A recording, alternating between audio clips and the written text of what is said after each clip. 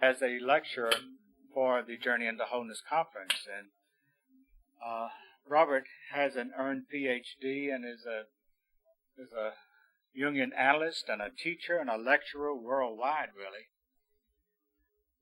I think the main thing that I would like to say about Robert is that he has been with us now in Journey into Wholeness a number of times.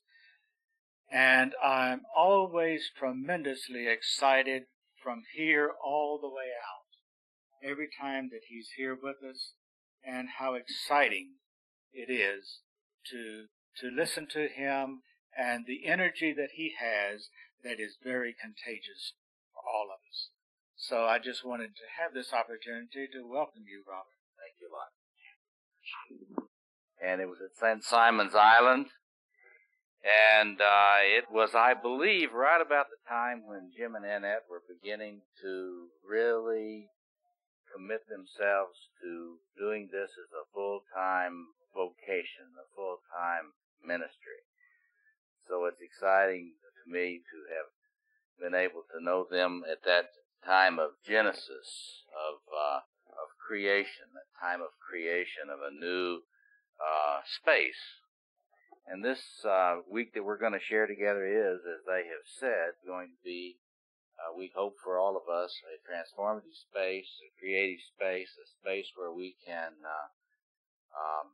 let the unconscious speak through our dreams and through our movement, as has been said.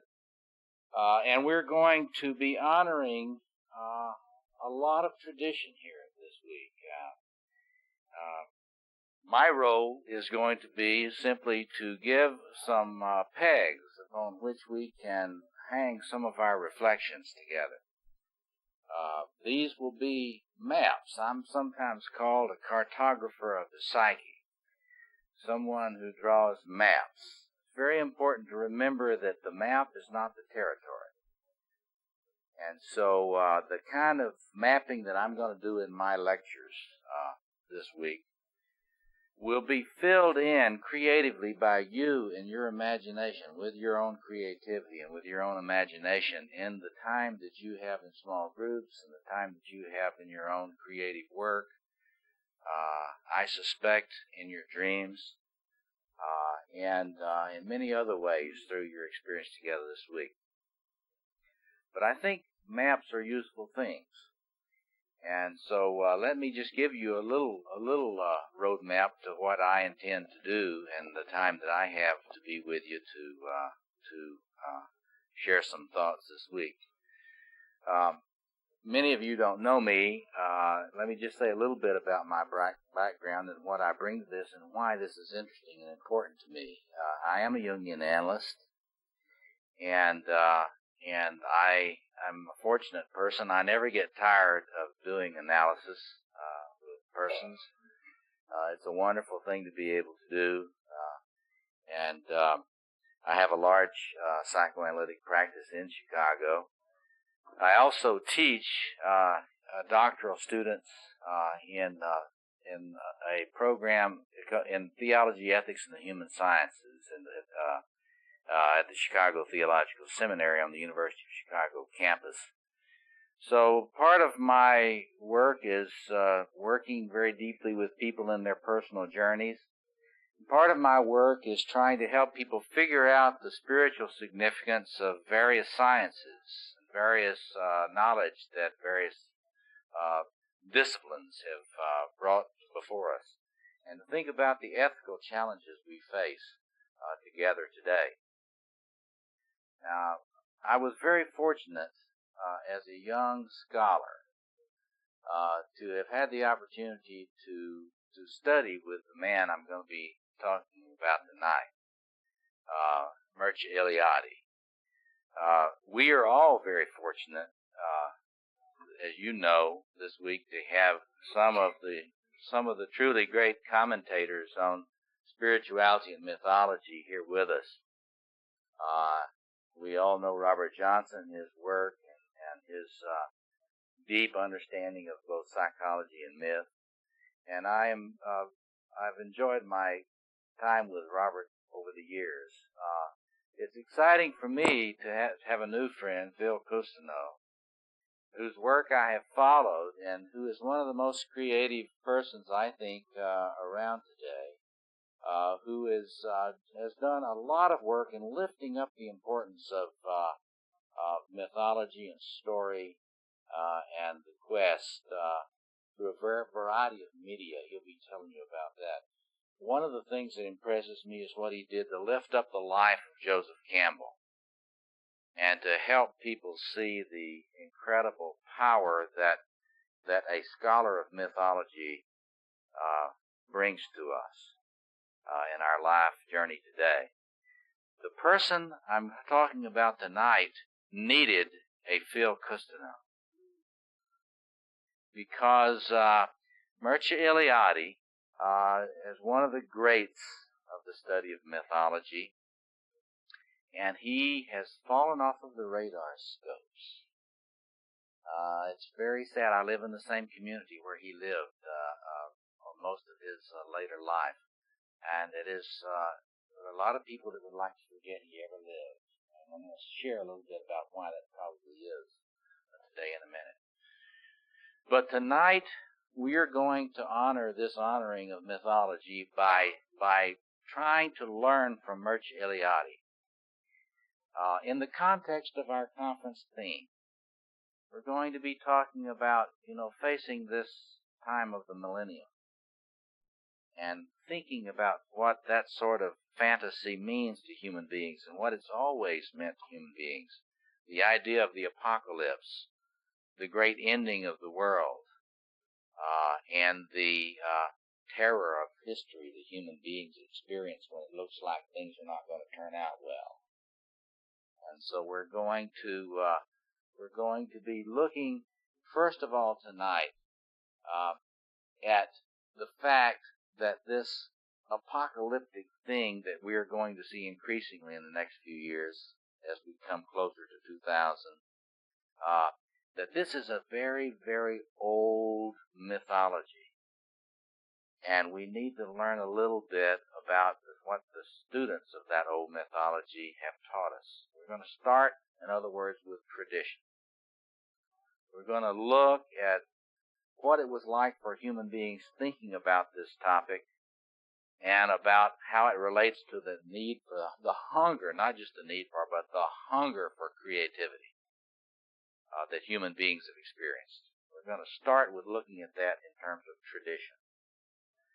In my second lecture, I'm going to lift up the work, also in relationship to the work of Jung, of the person is very likely the greatest theologian of the 20th century. There are some people that want to quibble with that, but if I put it this way, the greatest theologian of culture and religion in the 20th century, there is no competition. So I'm going to take as a jumping off place the thought of the great Paul Tillich and use Tillich to help us understand what happened to us in modernity. That is, we have experienced in the modern world a fall into a kind of depression and disorientation and a sense of meaninglessness that would have been totally unrecognizable to the archaic forebears on this earth. That is to say, they were not strangers to chaos. They understood about chaos. I'm going to talk about that in a minute. They understood about chaos. They understood about the threat of evil. But they always had a sense for the possibility of regeneration. And modern human beings have got serious doubts about whether there's any possibility that creativity may rescue us some way. So in the second lecture, we'll look at Tillich and his perspectives on this, and look at the way in which he illuminates Jung's work and the importance of Jung's work, and the way in which Jung, I think, can teach Tillich a thing or two. In my third lecture, I will try to update some of our reflection on psychological research into these issues of creativity and transformation. All of these lectures I have imagined under the general topic of the journey to the center. And so we'll be looking at the journey to the center in myth. We'll be looking at the attempt to make a journey to the center in the modern world. We'll look at the journey to the center in terms of reason, what I like to call Neo-Jungian psychoanalysis. That is, the things that I have discovered in my research about the structure of the self and how we might understand our challenge of moving to the center psychologically. And then in my final lecture, we will think together about the challenge of facing this new millennium that we face in a public sphere, in the public dimension. Because throughout history, human beings have understood that you can't just have individual transformation, that there is a sense in which any true individual transformation has got to be related to the world. And so, before we let you out of here, we're going to have us looking together at our challenge, all of us here as leaders in this planetary community. And we want to be thinking together about what kind, if we can find the creativity, or I like to say to people, when you find your creativity, where will you plug that in to be the biggest contributor that you can be to the great turning that is called for? So I'll share with you some prophecies about the time we live in. On that final day, we'll think apocalyptically together. Robert and I were spending time before dinner sharing apocalyptic thoughts about the state of the world. We'll invite you to share some of yours on that day. But anyway, so 4 lectures under that general theme, the journey to the center. This is just going to be mapping out territory. But I think as we go, you will recognize stuff in your own psyche bubbling up because, I'm a Jungian. We Jungians look at myth differently than other people. We do not see mythology as merely antique, interesting things. Jung pioneered in looking at mythology in a way that contexted mythology as a reflection of the collective unconscious.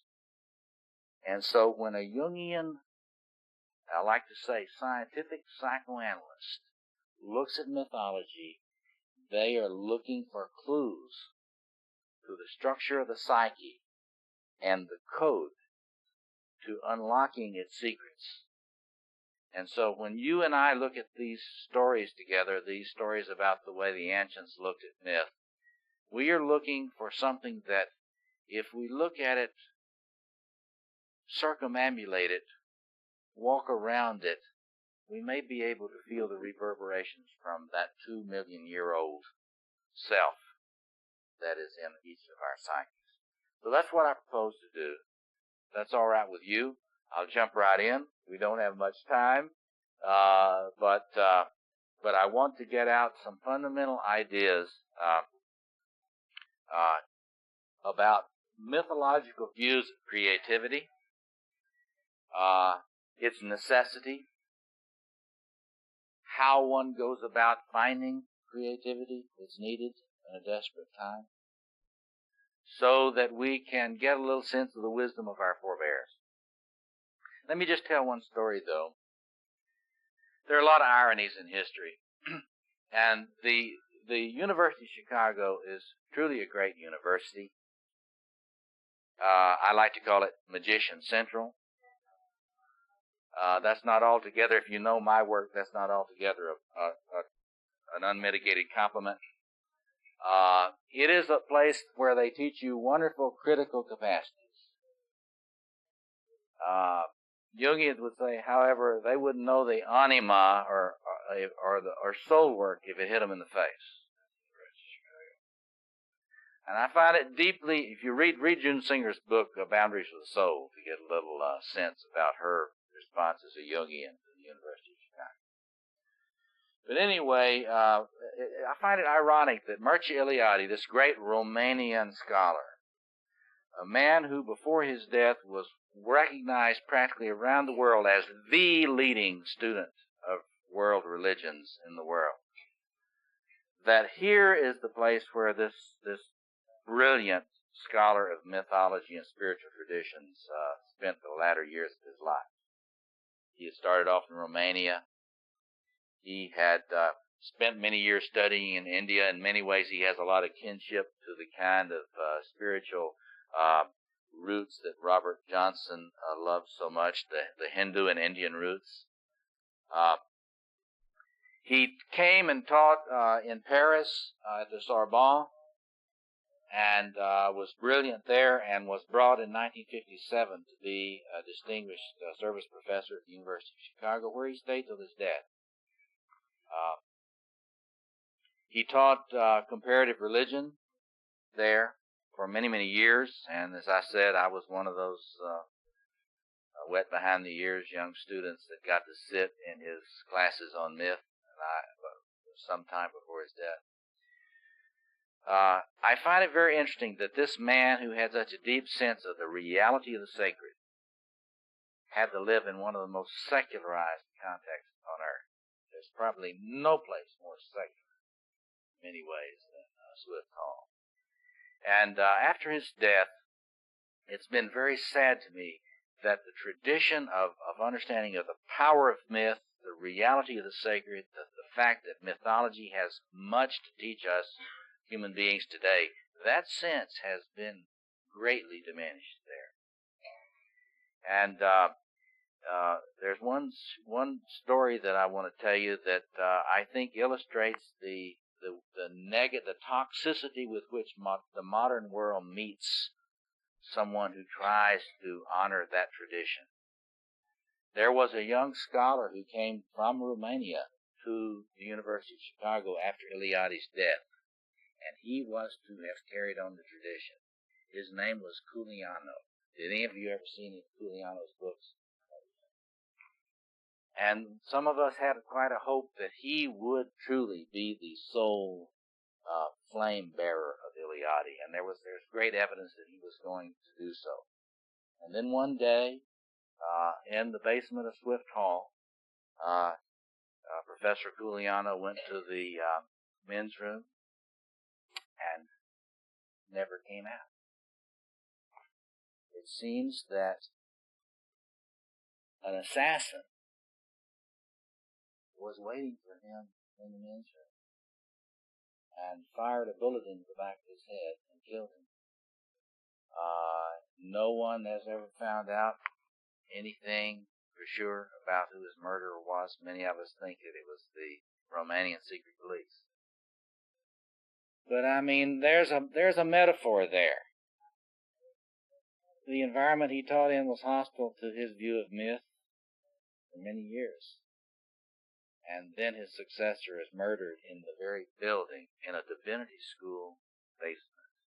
Now, I want you to just take that as a metaphor for what we're talking about tonight and tomorrow. Now, if you can't see this, you need to see if you can look at some of these diagrams. Archaic human beings would not have been surprised about murderous forces trying to destroy the bearer of soul. In fact, according to Eliade, if you really understand the fundamental structure of mythology, you will find that archaic human beings had a constant and present sense of how fragile right order in the world was. In other words, they had a sense that while there can be a habitable space created, we can talk about the quadrated world in mythology. I'll be doing quite a bit of talk about that in my third lecture, the mythology of the quadrated world. Jung was fascinated by the idea that human beings all around the world, these traditional cultures, had a sense of the creation of a world which was expressed in what Jung called the quaternio, the fourfold, the four-sided city, or the four-sided cosmos.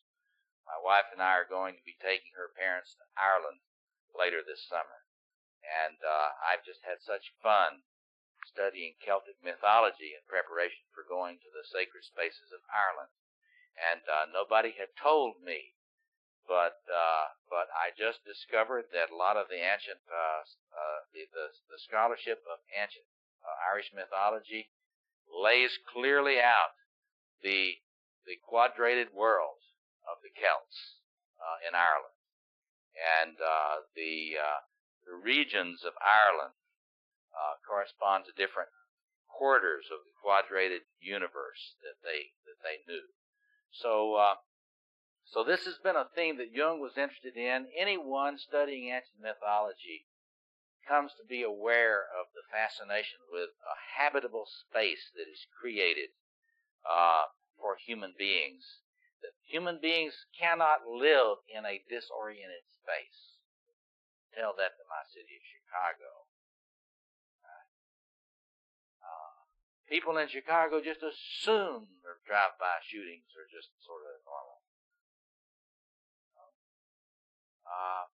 But you see, people in archaic settings did not assume that the space which humans inhabited was supposed to be chaotic. They assumed there was a right order that could be had. Now, how could that right order be found? We're going to talk first about how you find it, and then we'll talk about the threat to it. Then we'll talk about what do you do when it is severely threatened. So that's the first test tonight. So, well, according to Eliade, mythology is centered in a certain kind of myth. That is, there are a lot of different forms of mythology, but Eliade believed that one kind of mythology was really central. And it's the one related to creativity, which is one of our themes. He believed that cosmogonic myth was central. That is, the mythology of the creation of the world, the time when it was created right, when it was brought out of nothingness and formed in the exemplary way. That is, it was not fragmented at the beginning. That the creation myth tells the story of how the right form of world was created, including all of us members of it, from the animals, the fishes in the sea, and human beings. And it's one of the things that's fun to do if you study mythology, is just study comparative creation mythology. It's really a fascinating study. And Eliade tells us it's really important for us to realize that archaic human beings assumed that at the center point of creativity, that is where the creation occurred. Their version of the Big Bang. There was a Big Bang, all right, but where did it happen? Not out there somewhere. It happened right here at the navel of the universe. Right here at what Eliade calls the axis mundi, the center of the world. And what Eliade tries to show in his work is that wherever you look at creation stories, you will find in archaic views that there is a location of the center. The center begins to be the place from which the world proceeds. The world as it should be at first. It's before we mess it up. Humans mess it up. Or demonic forces, before the demonic forces mess it up. And then, as I've said, throughout the world, this is usually seen as a symmetrical thing. It's usually, not too many people pay much attention to sacred geometry today. Sacred images or sacred geometry. We were going to do a mandala a while ago and ran out of time. Probably do some of that later.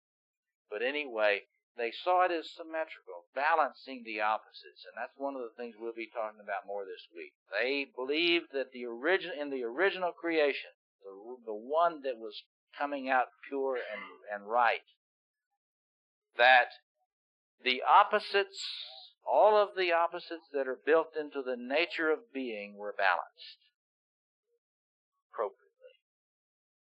And so you get a little sense about why there might be 4 cardinal directions. There's a balancing of energy there, seen in that image. So Eliade says that they always look back to this golden age. And, we say in the Jewish Christian tradition, in the beginning. But Eliade says that's only one. Throughout so many people's stories, there is this beginning of the creation story in the beginning. And this is pointing to that primordial, pristine, exemplary first appearance. Then the bad news comes. According to Eliade, archaic human beings always knew that the longer you live in historical time, that is, the longer you move away from that creative center of the origins, that there will be an increasing danger to this habitable world from forces from without. So here is the mythic foundation of all xenophobism, all racism, all malignant tribalism, all scapegoating. You can see the roots in a mythical apprehension that wherever we have a habitable universe where it's safe for me and my babies to play, where it's safe for us to live our lives, to build our house, according to Eliade, there's always a sense that you can't just take that for granted. That is at risk. And it is at risk of a number of things. There are many in different traditions. There are many, many different forms the forces of disorder, disorientation, and so on take. Very often there are a loss of energy. There's a sense of the loss of energy. We would say what today in our modern myth? What is the universe going to do? Give it time.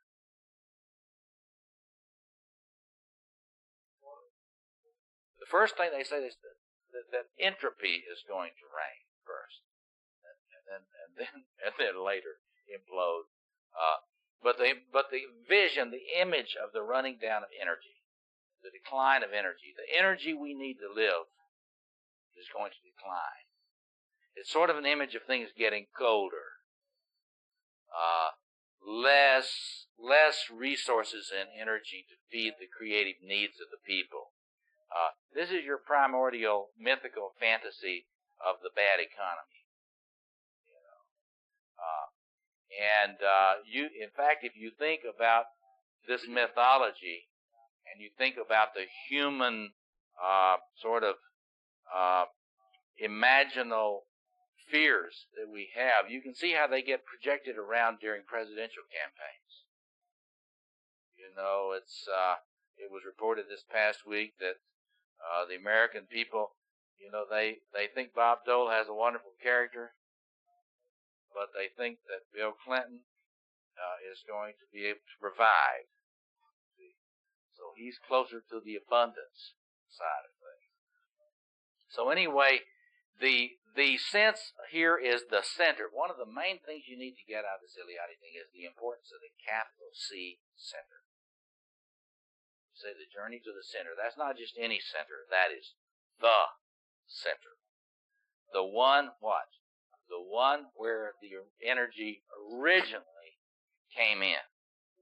That creative energy that originally provided the spark from which the the world could expand. So it's an expansion from the center outward.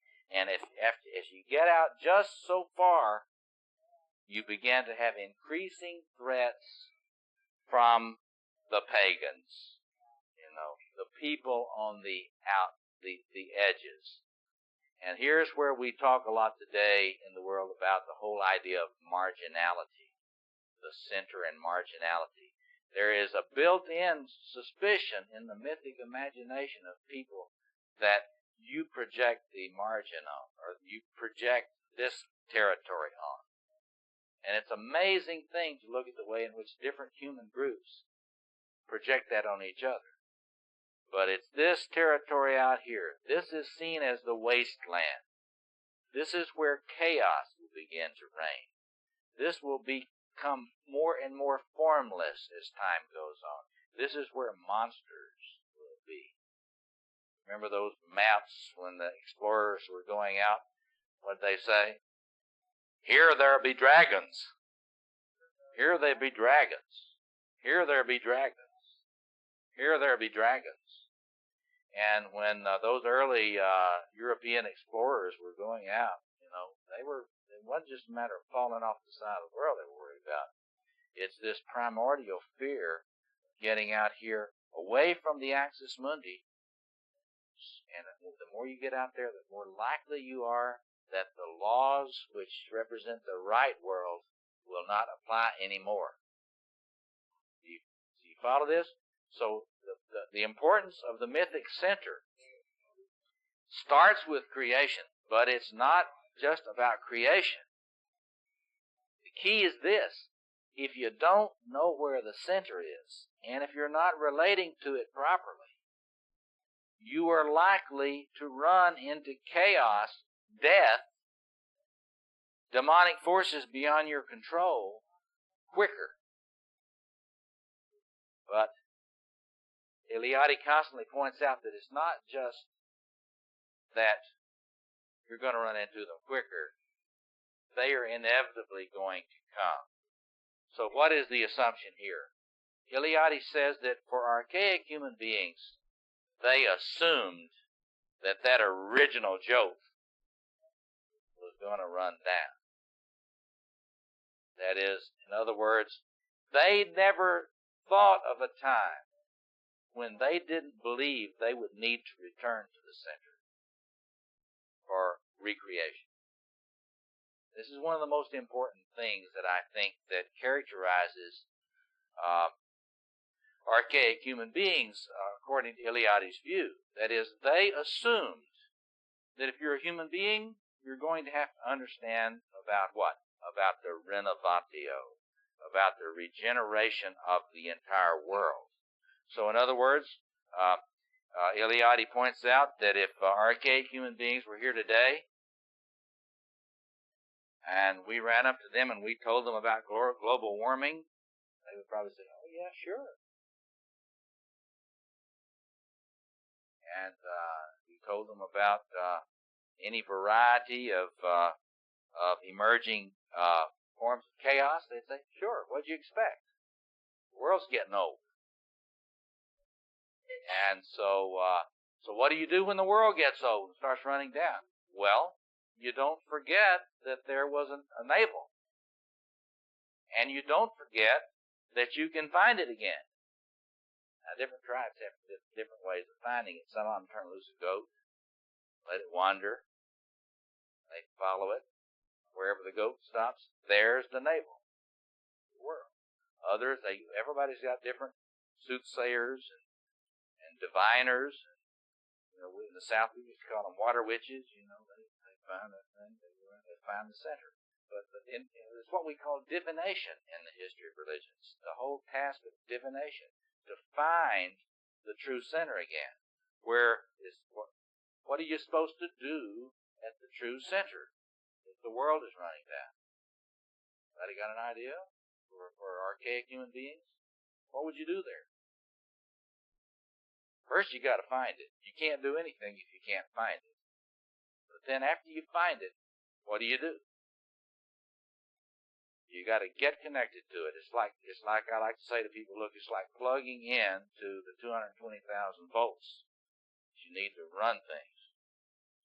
So when I'm trying to get people to understand this stuff here, the metaphors of that, you have to look at this as enormous sources of energy, tremendous power. So they are going to try to find it first, locate the radioactivity, and then to find, once they find it, they have their technicians of the sacred, the people that really understand this stuff. They, as I like to say, they really understand the plumbing of the sacred. They know how to go up there and hook up.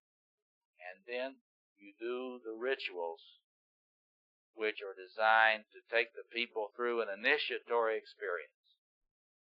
You take them through their spiritual death and the death of the world, spiritual death of the world, and then because of the reconnection and because of the willingness to submit to this death, to really understand that there's no safety, you have to submit to this death. You can't just have some behavioral therapy, right? Or a little TA, or imago relationship therapy. That what is involved here, not even good Freudian ego psychology will help. What you have to do is to submit to the renovatio, to the death and rebirth. Evangelical Christians call that conversion.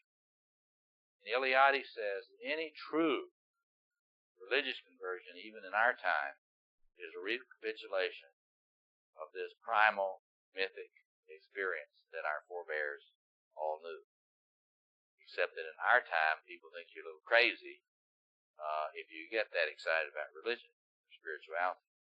But Eliade's pointing out that in the archaic world, the sacred canopy had not been torn and yanked down. And so they knew the sacred canopy was there. And they had confidence that that source, that fount of every blessing, they had confidence that that wasn't just a hymn, wasn't just a song. That there really was a fountain from which the world had issued, and if reconnected to properly and submitted to, would result in a total renovatio of the world.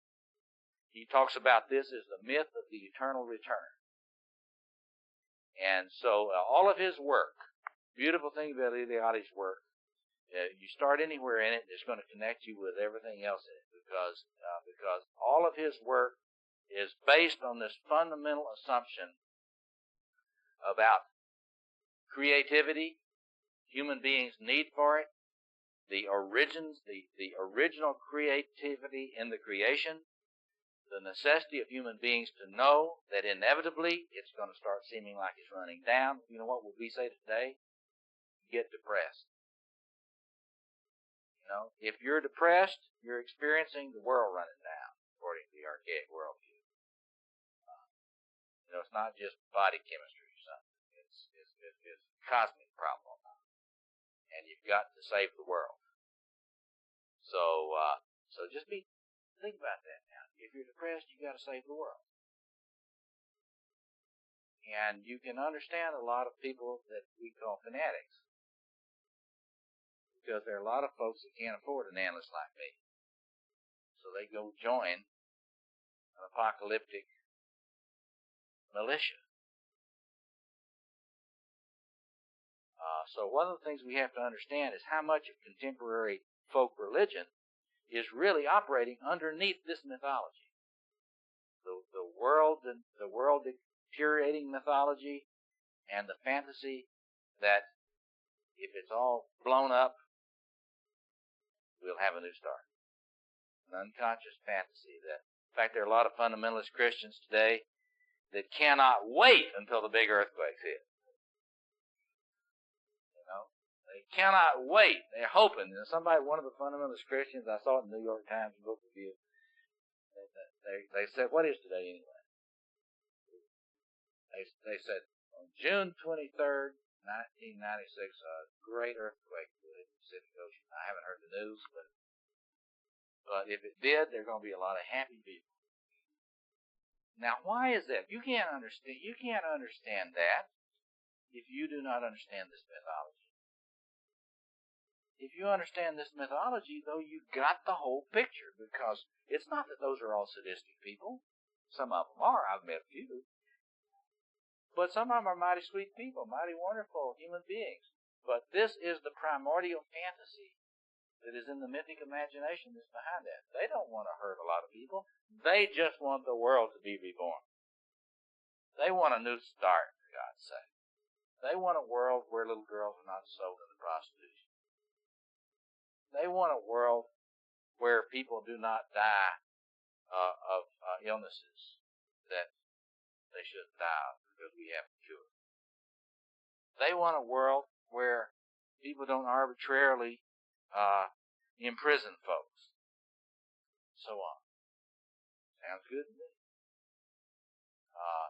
But they're into a mythic fantasy, and they don't believe in mythology. So this is one of the most important things I want us to look at here in terms of the mythic context of a time like ours. This is what makes our time that we're rapidly approaching in this turn of the millennium. This is what makes it so pregnant with meaning, potential meaning, and so dangerous. Because as long as this kind of mythology is unconscious, there will be probably more and more people who try to provoke the renovatio with terrorist acts or with desperate acts. You can name, we can in our discussion, you can name some of these, but we haven't seen the last of this. We're just powering up into this now. So this is the mythic context of the millennialism. Human beings hate it when the world starts to feel fragmented. They hate it when there doesn't seem to be enough energy. Human beings hate it when everything goes flat emotionally. You know, we're ecstasy junkies. You know? We'll talk about a lot about that tomorrow. Tillich understood that. We want, and once you've ever had any, you're never going to go back, you know. And the thing about human beings is, we had some. And according to Eliade, in our unconscious, even though in the modern world you repress it and repress it and repress it and repress it, he didn't talk about what happens when Jungians come along. But before Jungians come along, you repress it and you repress it and you repress it. But according to Eliade, you're not really totally successful anyway, because it's down in there cooking. And it's tugging at you. You know, we could really reconnect to that energy. We could really change this. We could have this transformed. And so there's a lot of folks that have walked the path of addiction for spiritual reasons. We need to understand that addiction's primarily spiritual malady, and based on longings that are very human and very much reflective of who we are. So anyway, the center, we know that it was here in the beginning, and everything was fresh and full of energy and pure. And we know that time causes what the literary people call sedimentation. You know, you're all turned on by your spouse when you first get engaged, and then you get married. Then you have to do the taxes. You know, pretty soon you have to pay the mortgage. Pretty soon you have to deal with the fact that both are working. Nobody has time to see how wonderful each other is. Pretty soon it settles down into sedimentation and ordinariness. So here we are, the mythology of ordinariness and extraordinariness. Human beings have always felt the way it ought to be is extraordinary. And when it starts getting too ordinary, we know it's time to burn it up and start from the scratch again. A lot of people live their lives that way, right? Okay.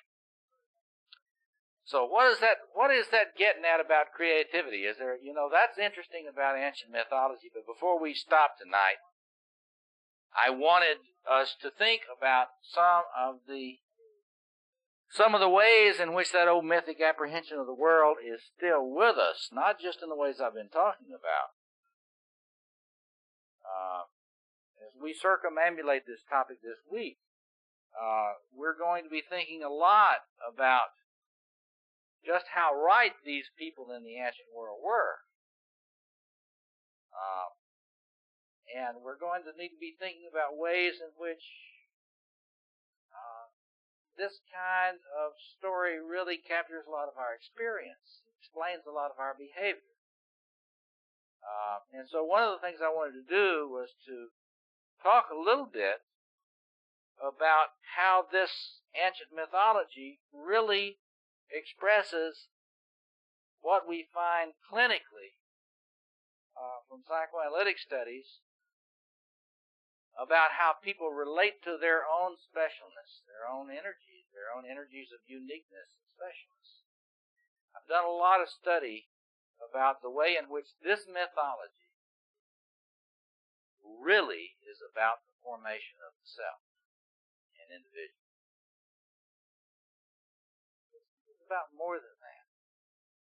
But if we are really going to understand the way in which human beings get from an archetypal self to a human individual self, Jung called that individuation,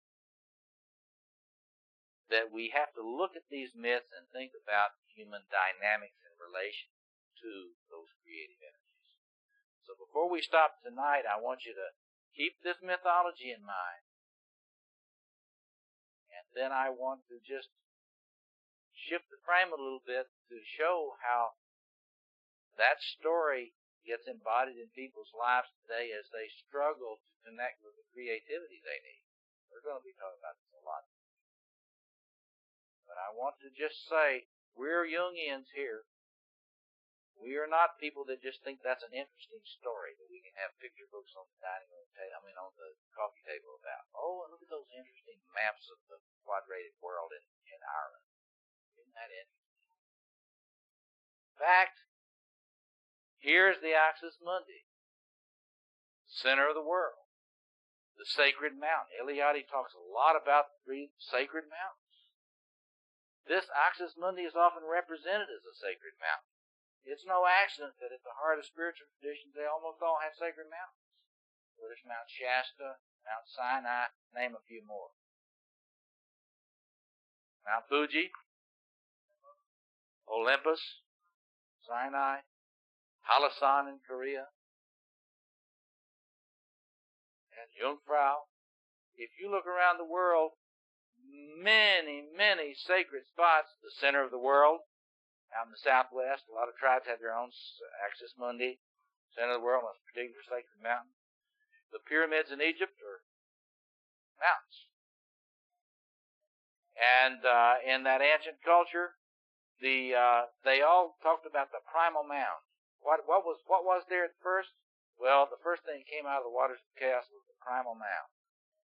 So you started having these representations of that place where order emerged this way, order emerged this way. And so we get all these representations in the spiritual journey of the seven-storied mountain. What I wanted to do was to talk a little bit about how this creation story relates to what we've learned in recent years, only in recent years, psychoanalysis, about the struggle to contact creativity and keep it from killing you. So I'm going to go through the seven-storied mountain, which is a way of finding the center, accessing the center, the task of accessing the center. This is a psychological parallel to what Eliade calls the initiatory task. It's no accident that Jungians have always been interested in initiation. Recent studies about these topics have, in my view, made it more and more clear that Eliade's vision of the archaic human is still in our unconscious and something we have to deal with a lot. So let me just go through this and just keep that on your mind. The wasteland out here. The wasteland is where human beings are when they've lost touch. Either they've lost touch or they have never been in touch. There are a lot of people today who never had the experience of connecting with the center. We had time we talked about how that relates to parenting. How certain kinds of parenting keep you from having an experience of the center, a primordial experience of the center. There are a lot of things that can keep you from it. But this experience of the wasteland, this is an experience a lot of people are living in now. A lot of people have never known anything but the wasteland. In fact, there are those that would say that modernity as a culture, that modern culture is a place where most people never experience a center. They never really, we would say today, that they never found meaning. We'll talk more about this tomorrow. They never found passion. Joe Campbell would say they never found their bliss. But this is related to that place, and you can look at that life in the wasteland. Think of the poem The Wasteland. This is a place where a lot of people live. This is not just a mythic fantasy of people that didn't know what they were talking about. A lot of people live in the wasteland today. What is the wasteland like? It's a place where you don't have enough energy. It's a place where you don't have any orientation. You don't know which way to go. You have not seen a star. You think that anybody that talks about seeing a star is deluded. You're in that. There are a lot of people today, Bill and I were talking about this last night. There are a lot of folks today, very, very outstanding scholars, who do not believe that any such thing as meaning exists. A lot of our college kids are being taught now that we're living in the so-called postmodern world where there is no real values. All values that you might espouse are simply ways that you try to impose your tyranny on the world. That's being taught a lot of our kids. So they're being taught that the wasteland is the way the world really is. That's all that there is. But Eliade talked about the manifestation of this center, and he had a name for it. He called it the hierophany, the manifestation of the sacred. Whenever the sacred erupts into the world, it is like it's coming from outer space. It's like Close Encounters of the Third Kind. You're sitting there with old Roy Neary in that movie, and you're in your pickup truck, and you're just doing your thing as a welder or whatever, and suddenly this UFO lands on your pickup truck. Now that movie, if you want a movie that communicates what I'm talking about tonight, just go home and get Close Encounters of the Third Kind.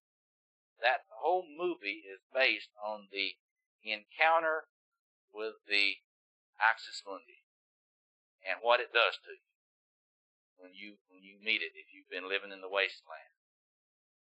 And so the first thing that happens in this experience of really connecting with creativity or with what the traditionalists call the sacred, or what I like to call in contemporary psychoanalytic terms, that they talk about it. It's amazing how the language is used today. They say, your grandiosity, your grandiose self. See, in psychoanalysis today, we're not as into shaming folks about their good feelings about themselves as we used to be.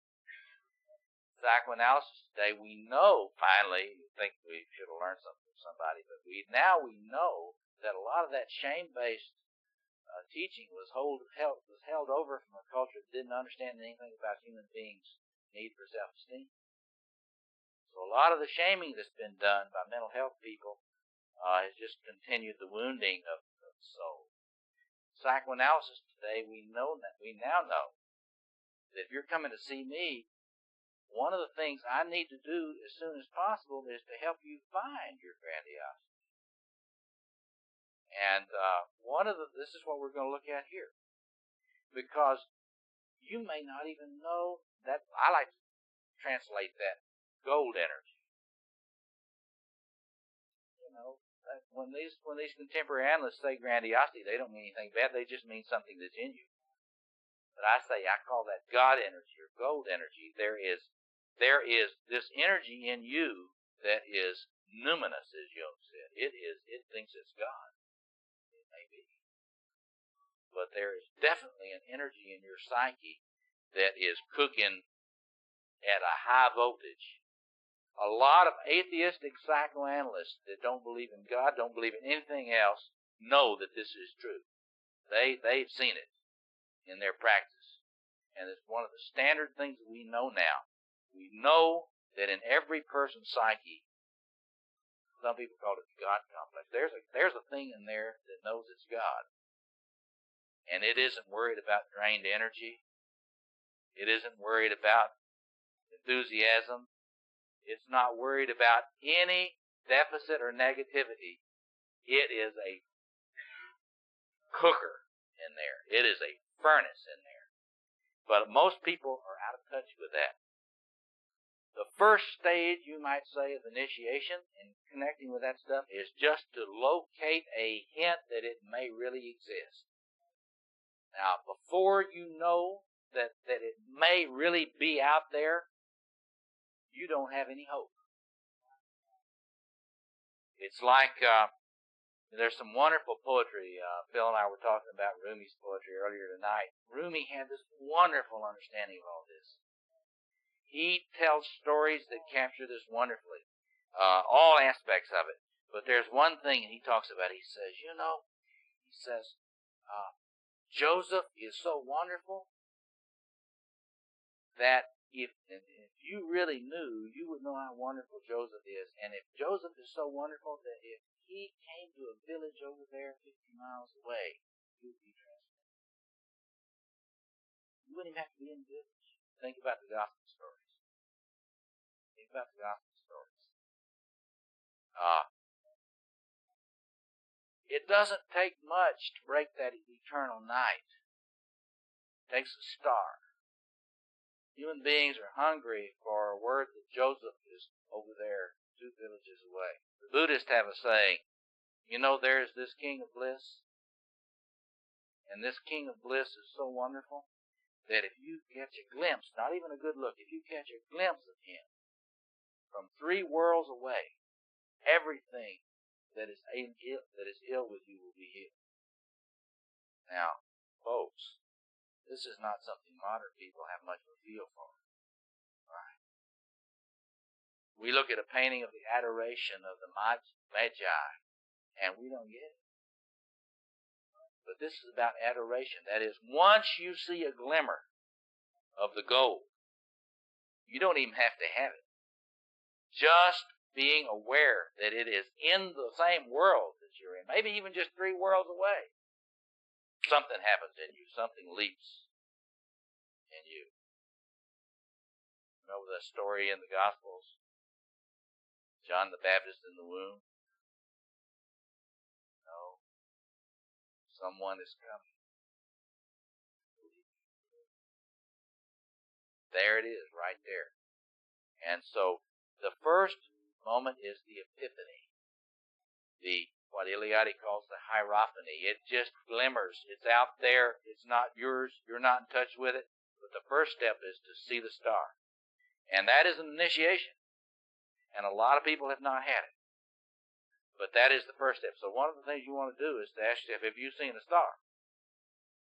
Are you still in the wasteland where there isn't any star? Or it's just a story? Okay. So, that's the beginning of hope. Well, that's the theology of hope. The beginning of hope. For we have seen his star.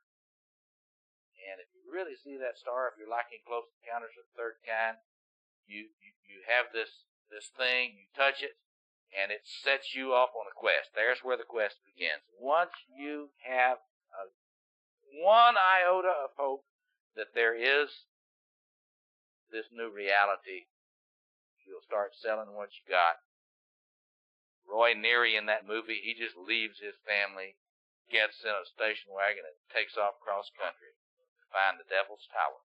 Well, what is Devil's Tower in that movie? Right there. Okay, so what's the second initiation? Well, you got to contact with the gold energy. Now, let me tell you some bad news here. With most of us, we don't find the gold energy inside first. It takes a long time to get finding it on the inside. All the old peoples of the world knew this. In psychoanalysis today, we talk about the dynamics of externalization and internalization. You've heard von Franz's talk about projection and recollection. A lot of that projection phenomena is about seeing it out there. If you read Anne Ulenov's book about Cinderella and her sisters, the book on envy, it's a great book. You got to look at it. For my purposes, I just want to say, when you envy someone, what's happening? You're seeing the gold out there. That's what's happening. When you envy them, you're seeing the gold out there.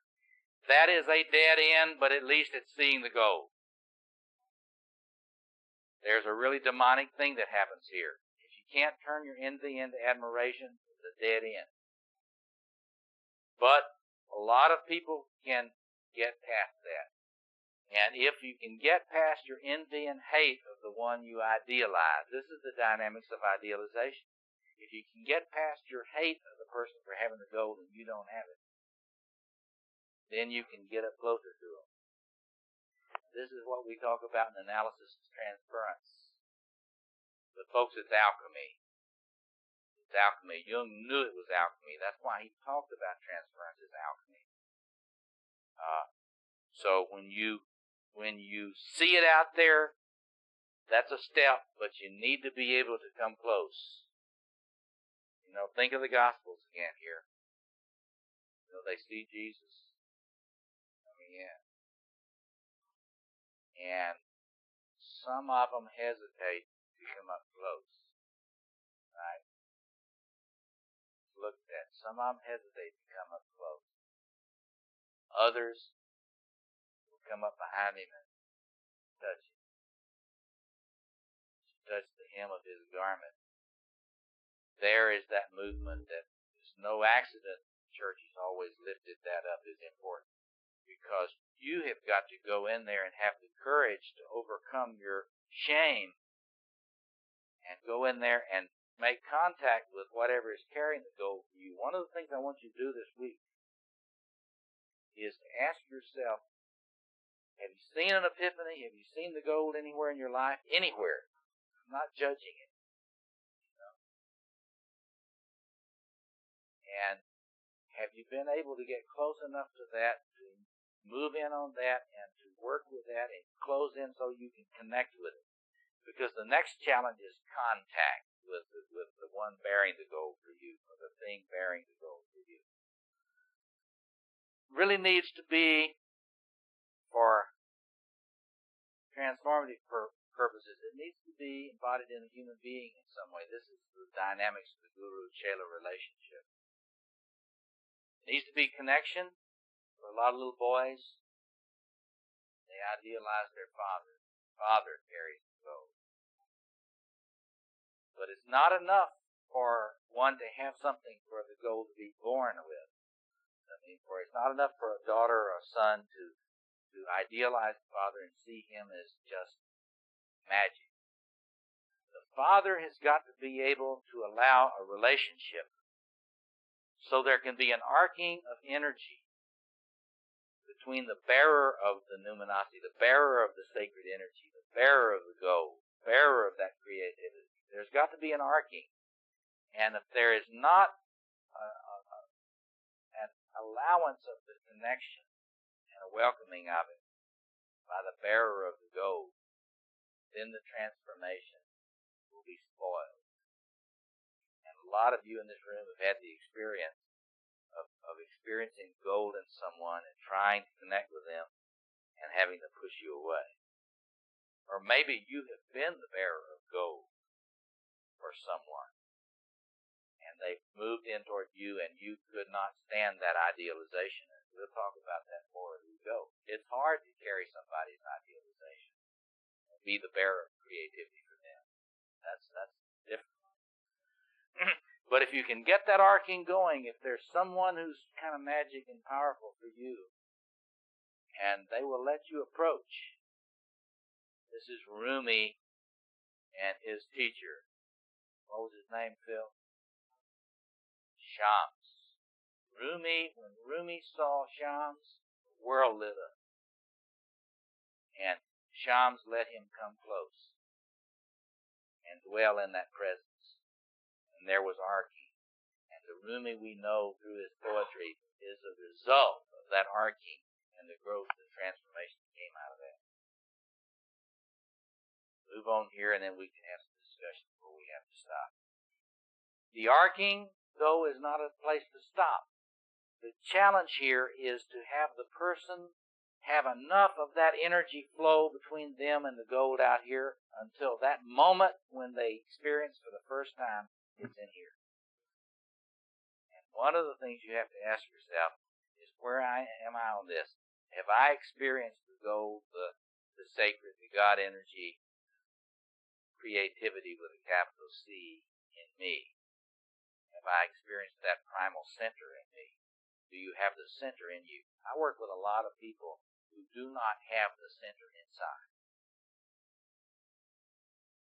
They walk into a room, they give their power away. I spend a lot of my time simply asking people, okay, where did it go?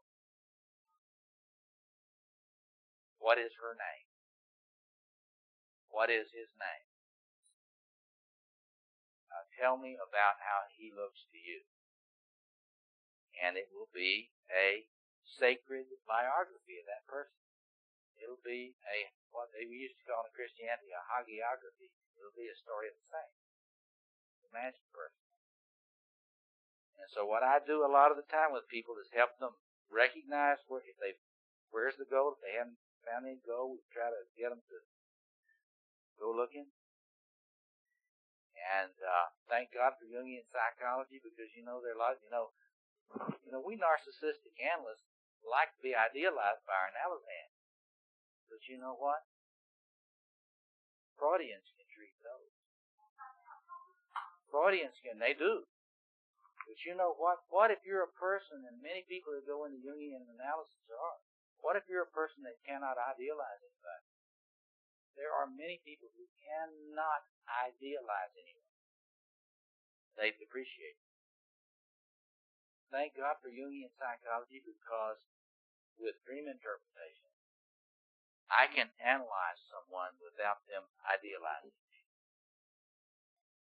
That is part of the radical possibility given in Jungian analysis that's not given in any other system of therapy.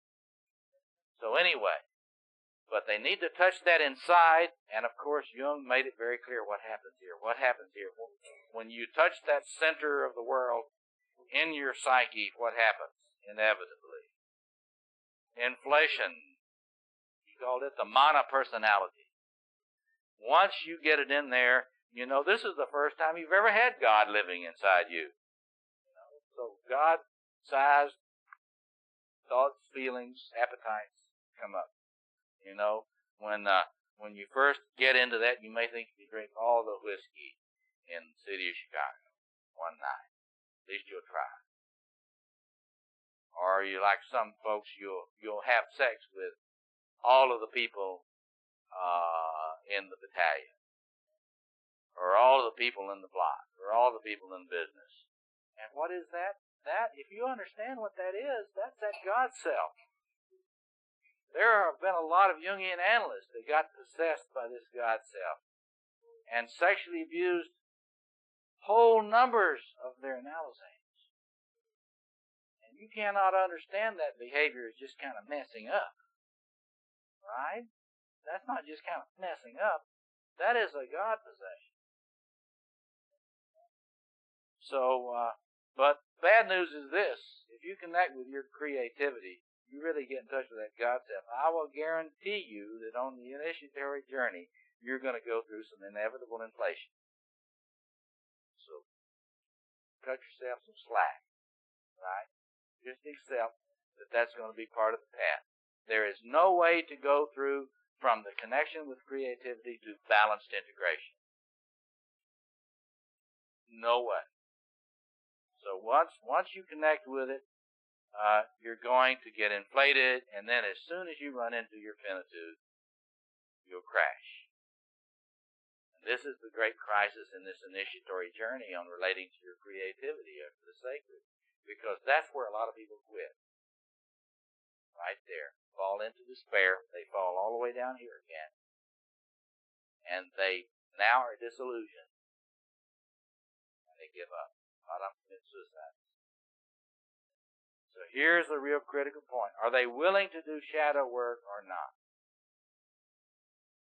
Now, as you know from your experience, it takes a lot to do shadow work. Robert Bly likes to talk about having to eat your ashes.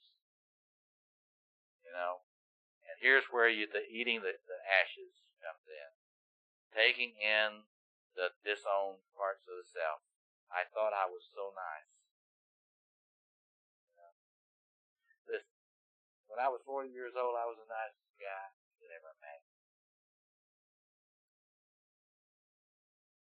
The time I was 43, my basic fantasy of myself was a B-17. You remember that old 12 o'clock high? Remember that B-17 that's coming back across the channel, shot all to hell? 2 engines out, another one smoking. So, and I wasn't near as nice as I was before. So, dealing with that shadow work.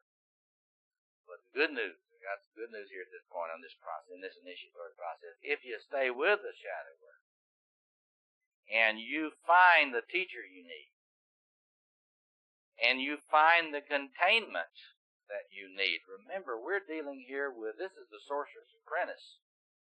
We've got to get beyond being the sorcerer's apprentice. We've got to get something, we've got to get a vessel, a temple within. We've got to have a cup that, well, okay, it's going to run over, but it shouldn't be cracked and leak all of our energy out. So we've got to do our spiritual ceramics here. We got to create that vessel inside. That's the inner temple. That's the building the temple that the traditions talk about. You got to get that thing so it'll contain more power.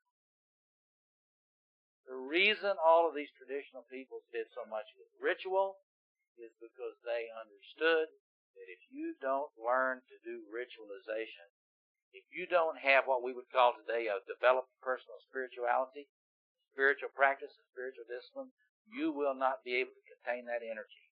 It will break you, and it will destroy you, and it may destroy those around you.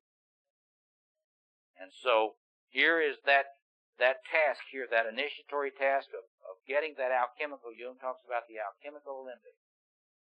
All about containment so it can cook. But once you have the discipline you need, keeping that containment going, then this is where the magic comes in. This is where the stuff happens that a lot of people do not believe happens. This is where you start powering up. This is what yoga is about. A lot of people think those yogas are just talking gibberish.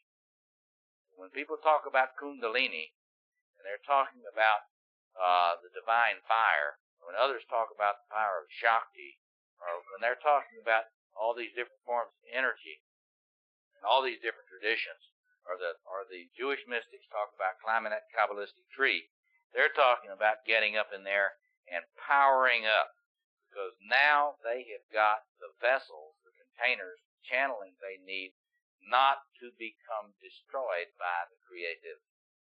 If you're a creative person, you got this problem. If you hadn't found your creativity yet, you haven't run into this one, but you will. Because when you get up here, you've got to build that vessel strong enough to contain that energy. The staying with that task of powering up and learning the dangers, the vicissitudes of having that creativity flow through you, that is the real challenge of becoming a master in this creative. And I put it in quotes, mastery in quotes. Because anybody worthy of the title master knows they are not a master of the energy. They've learned to treat it with respect with capital R and learn to relate to it. This is what Jungians, I love Edinger's book, Ego and Archetype.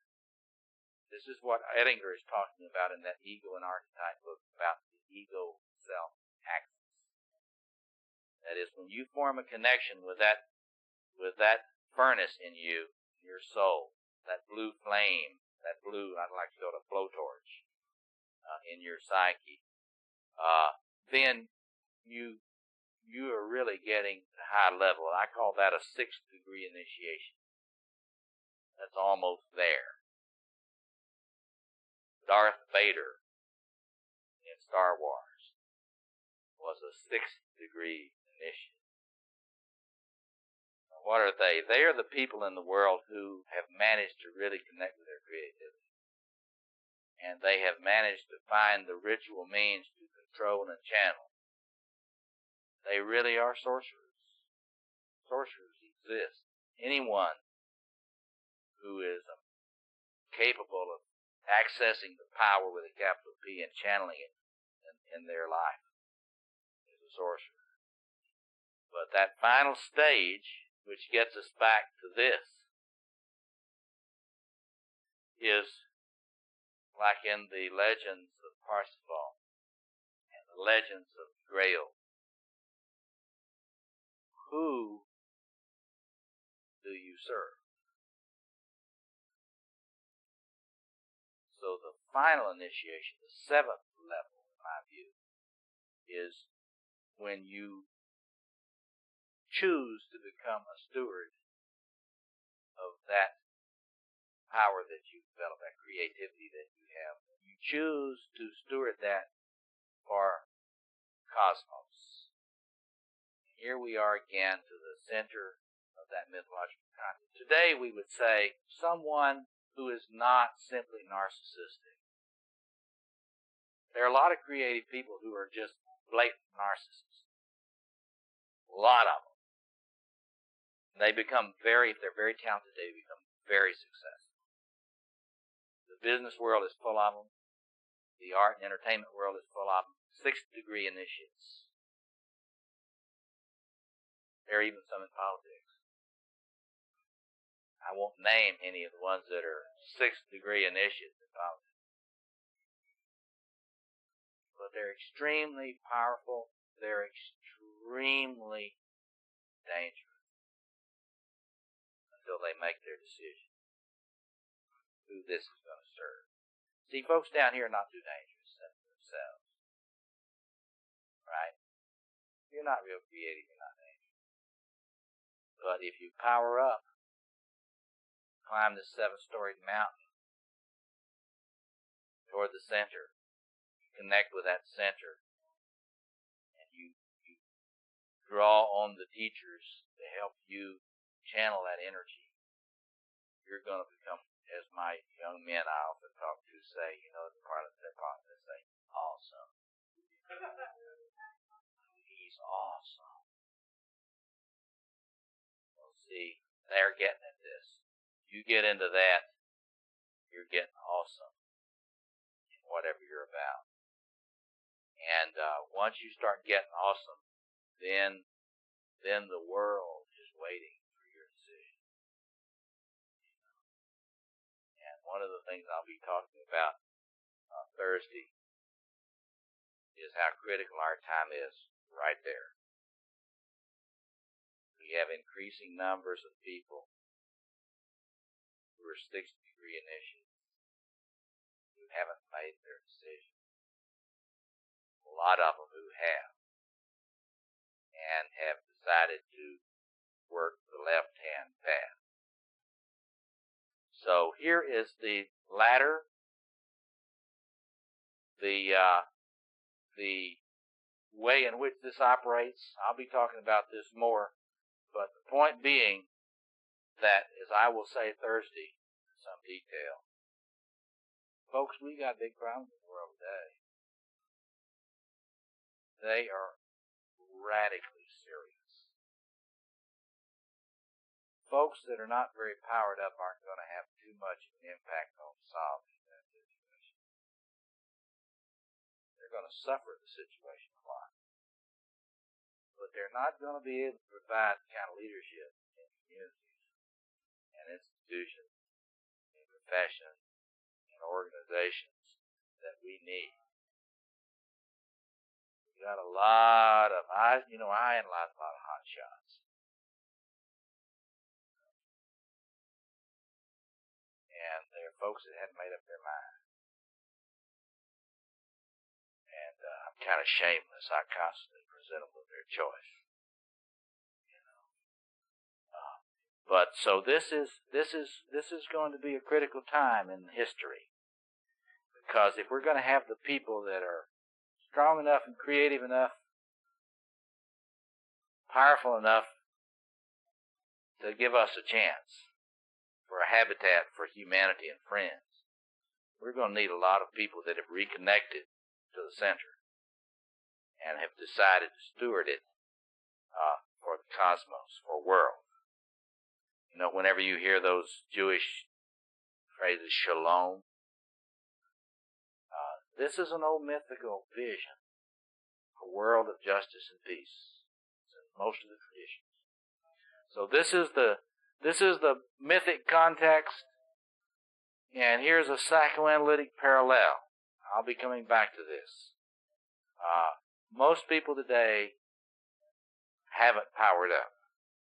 My question to you that I want you to think about over the evening is, where are you on that? Living in the wasteland? I doubt it. But you may be on the quest. Or you may be in a very, very hot, transformative relationship. Or you may have just connected with the gold in you and be vibrating. So be thinking about that. We'll talk about it. Let me open it up now for a few minutes. We got started late. We should be able to take, how about, Jim, what if we take about 10 minutes for questions? Okay. Go ahead, Don.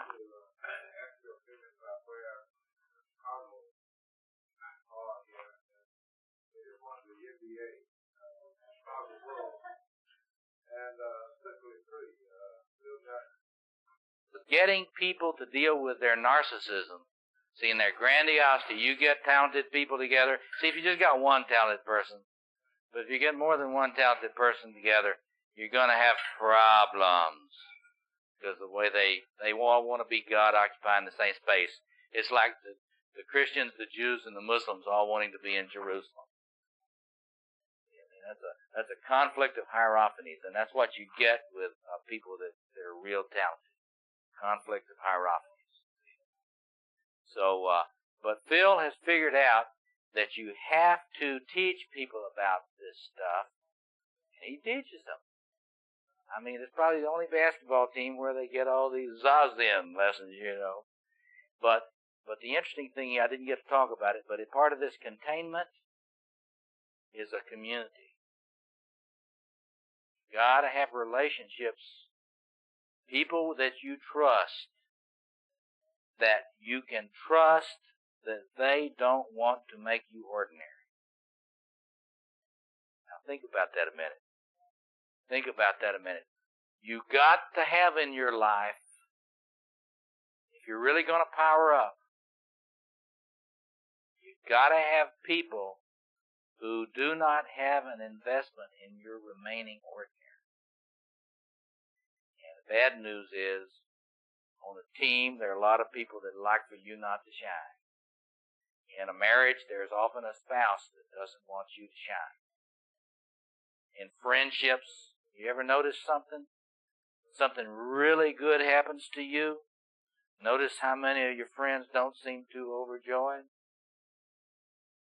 Problem. Phil, so far, has managed to deal with that. I'll give you a whole lecture on Rodman sometime. I'd love to be his analyst. I'm going to send him a letter. Hey, Dennis, come on down. I can help you some more, boy. Any other comments or questions? There's a lot of stuff here And we've got a few minutes. Any other things that you want me to respond to or clarify? Yes, sir. Adepthood. That comes from the old alchemical traditions. Renaissance magic. It's another word for the guru. It's another word for the spiritual master. It's someone who really understands energy and is respectful but not afraid of the energy. One of the things you want to do as you study in this stuff is, Jung was very influenced by Rudolf Otto, whose idea of the numinous, the powerful, magical, incredible energy that you meet when you meet the sacred. And Eliade just took that to a whole new key. Eliade's told us more about the numinous than Otto ever knew. Jung and Eliade were friends. When Eliade got to the University of Chicago, for political reasons, he had to disavow Jung. Political reasons. Still that way at the University of Chicago. If you're a Jungian, they think you're stupid. But if you read Eliade's work, you see that Jungian psychology all through it. Any other questions you got there? Definition that although for him, Hardy Peak in North Dakota was the Sacred Mountain center. I think that was a incredibly brilliant insight that most humans don't have. Most human beings want to control the center. And remind me to talk to you about what happens when you become the center for somebody and it's not really a very transformative relationship. To me, this is complicated material, and you've been wonderful and good audience. So I'll see you tomorrow night. Thank you. I'll see you tomorrow morning, but thank you very much for being patient.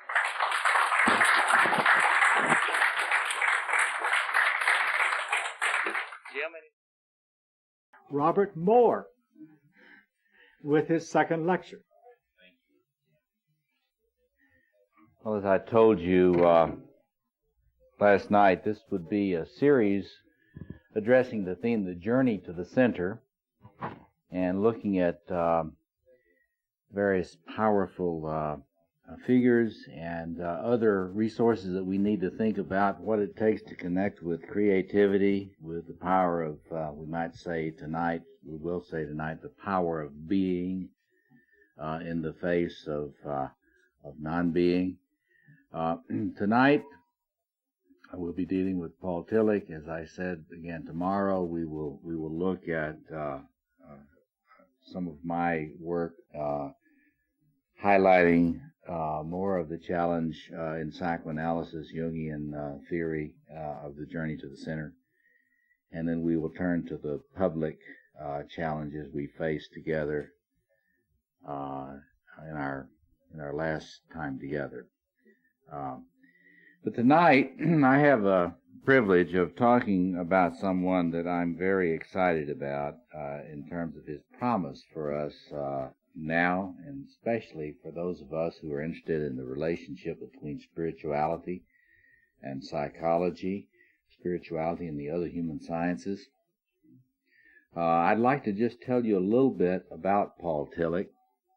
Some of you, I know, I've heard a number of you come up and told me that you have studied Tillich at some point in your college careers or in your seminary studies, and that some of you have even done quite a bit of in-depth thinking about the relationship between Tillich and Jung, even to the point of writing papers on this, and I find that very, very exciting and positive, and hope you will chime in. We're going to have, I just spent 2 quarters teaching Tillich on theology, ethics, and the human sciences for about 60 hours of intensive seminar work. So this is going to be Tillich made simple, right? In a very brief time. But I think you'll see why. I think you'll see how it relates to the concerns that we've been discussing in all of these sessions today. Tillich, without doubt, is one of the very greatest theologians of the 20th century. And as I said to you last night, there might be some folks that would want to argue, no, it's Barth is the greatest, Karl Barth is the greatest, or so. There are a few others that people would put up as candidates. But when you put in the question of the person that has thought most deeply about the relationship between theology and the life of the spirit in relationship to the human sciences and culture, there's no competition really in the 20th century for a person with this scope.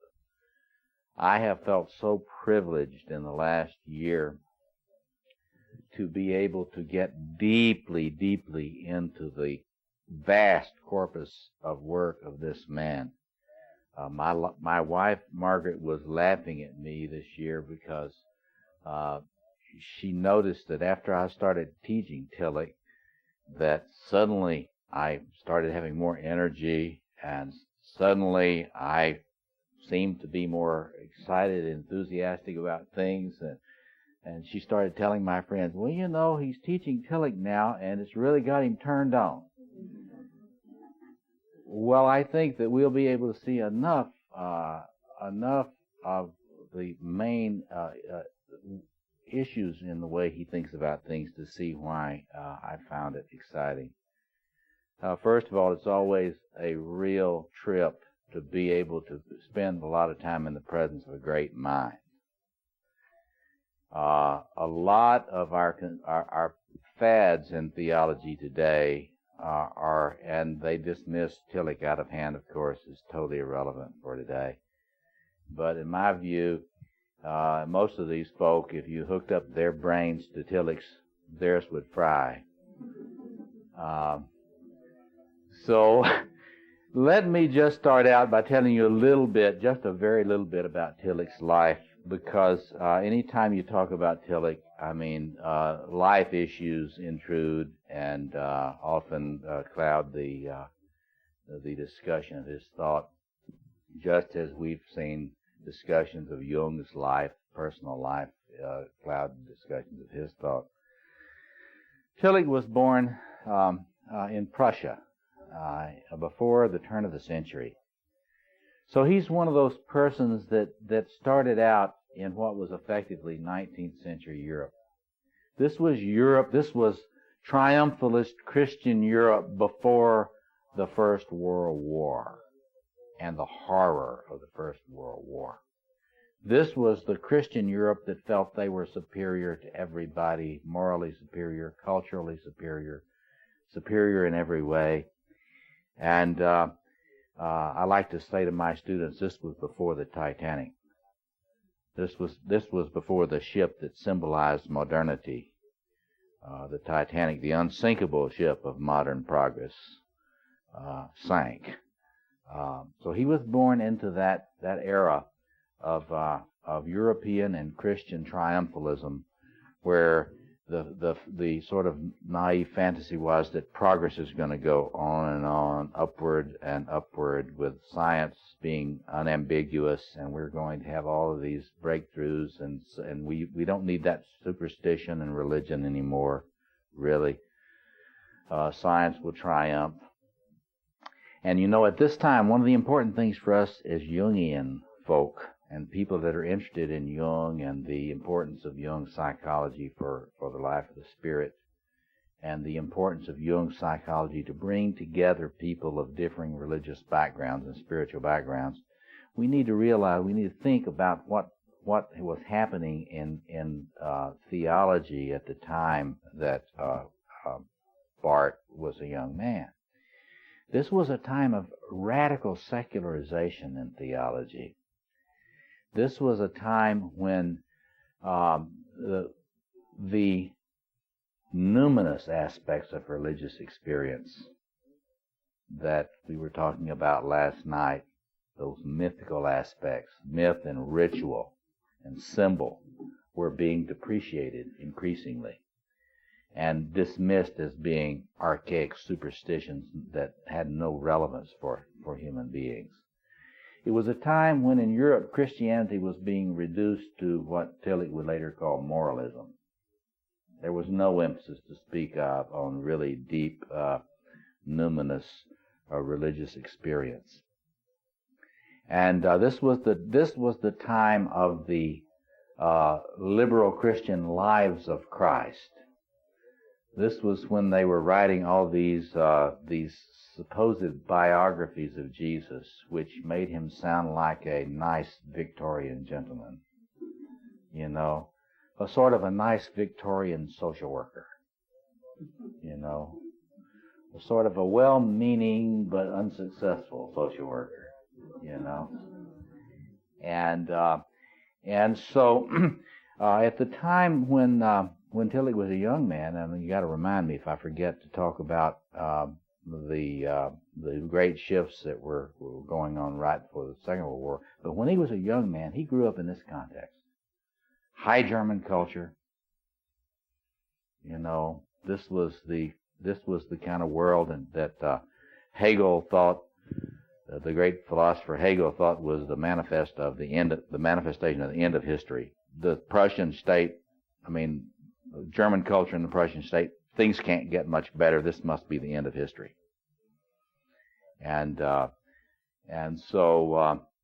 Tillich, as a young man, was raised in that and was a preacher's kid in that context. And then that great cloud, the first of many great clouds, were to gather over Christian Europe. Christian and scientific Europe, you know, in their triumphalist place. The First World War began. And soon young Tillich, who was a brilliant scholar even at that time, young Tillich found himself as a chaplain in the German army, in the trenches, in the trench warfare of Europe. And it was not long until he found himself in the middle of the horror of these battles, and he found himself burying friend after friend after friend after friend from gas attacks and all sorts of horror. And this is something that's not widely known. That they don't talk about this to seminary students, or they didn't when I was a young person studying Tillich for the first time many years ago. But he was hospitalized a number of times for shell shock,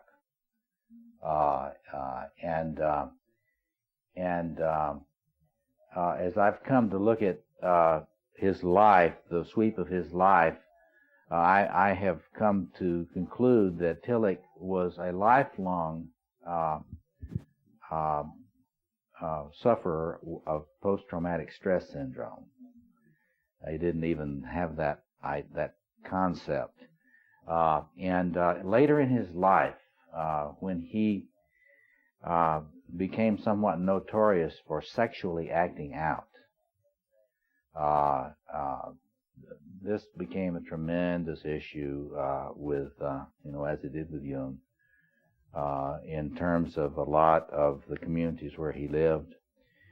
And if I had more time, I would talk to you about my sense of his personality. I think Tillich's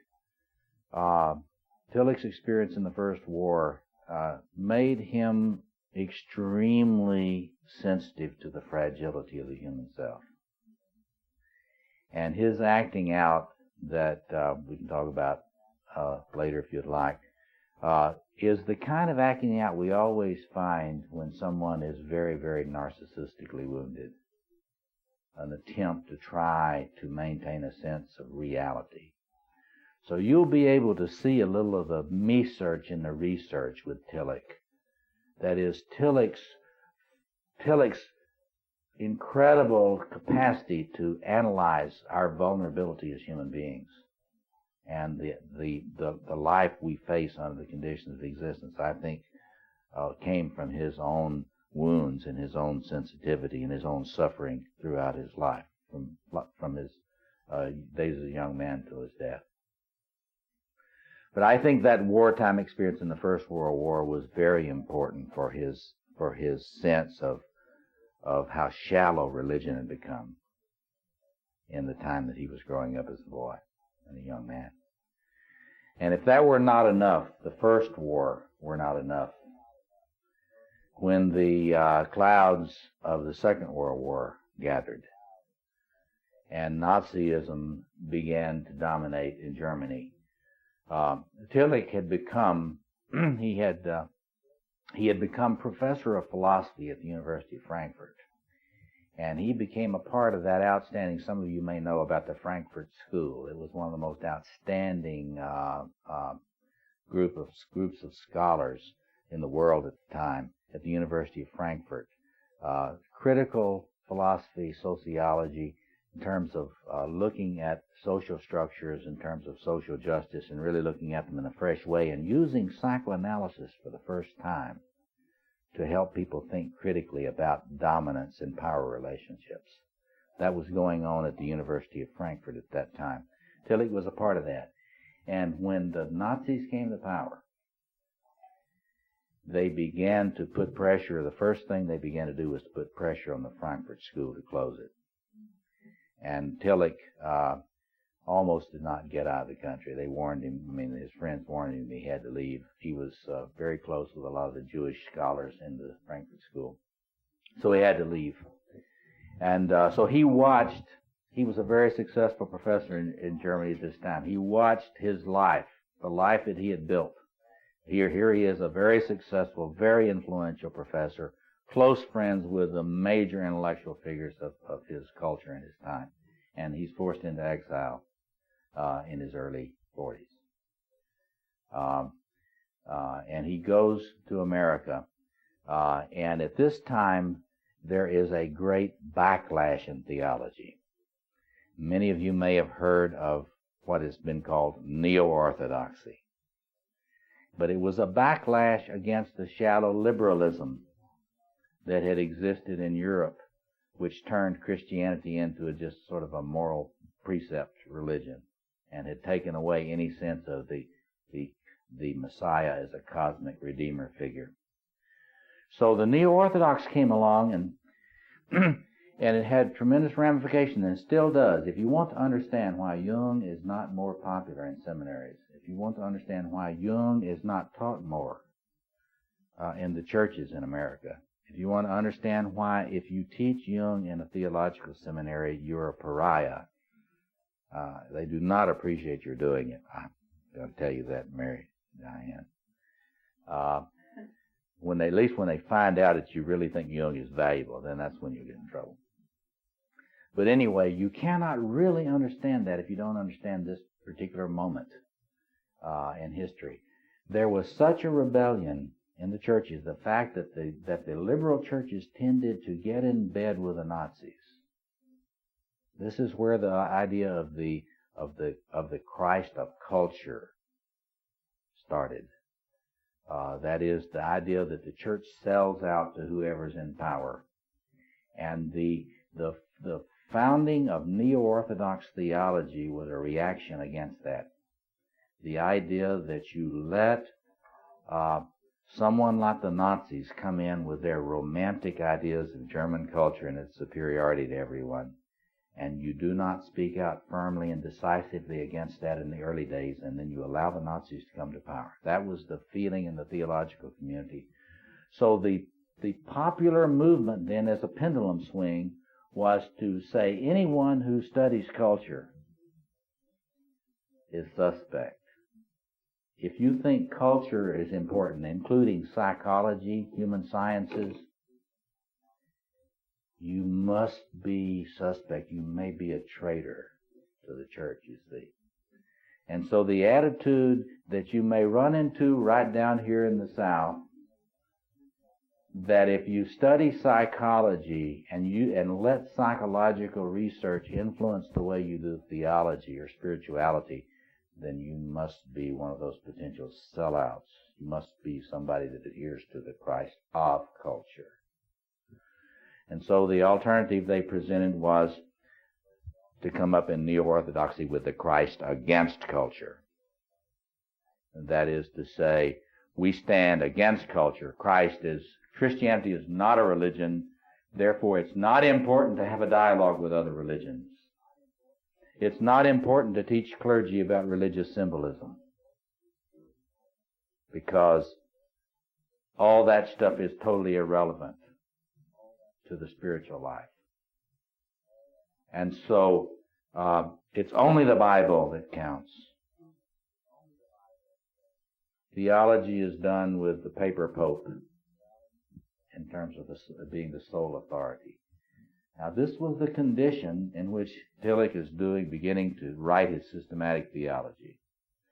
And so he, on the one hand, he's got the people, the totally secularized, moralizing liberals that didn't really have much to say to Hitler.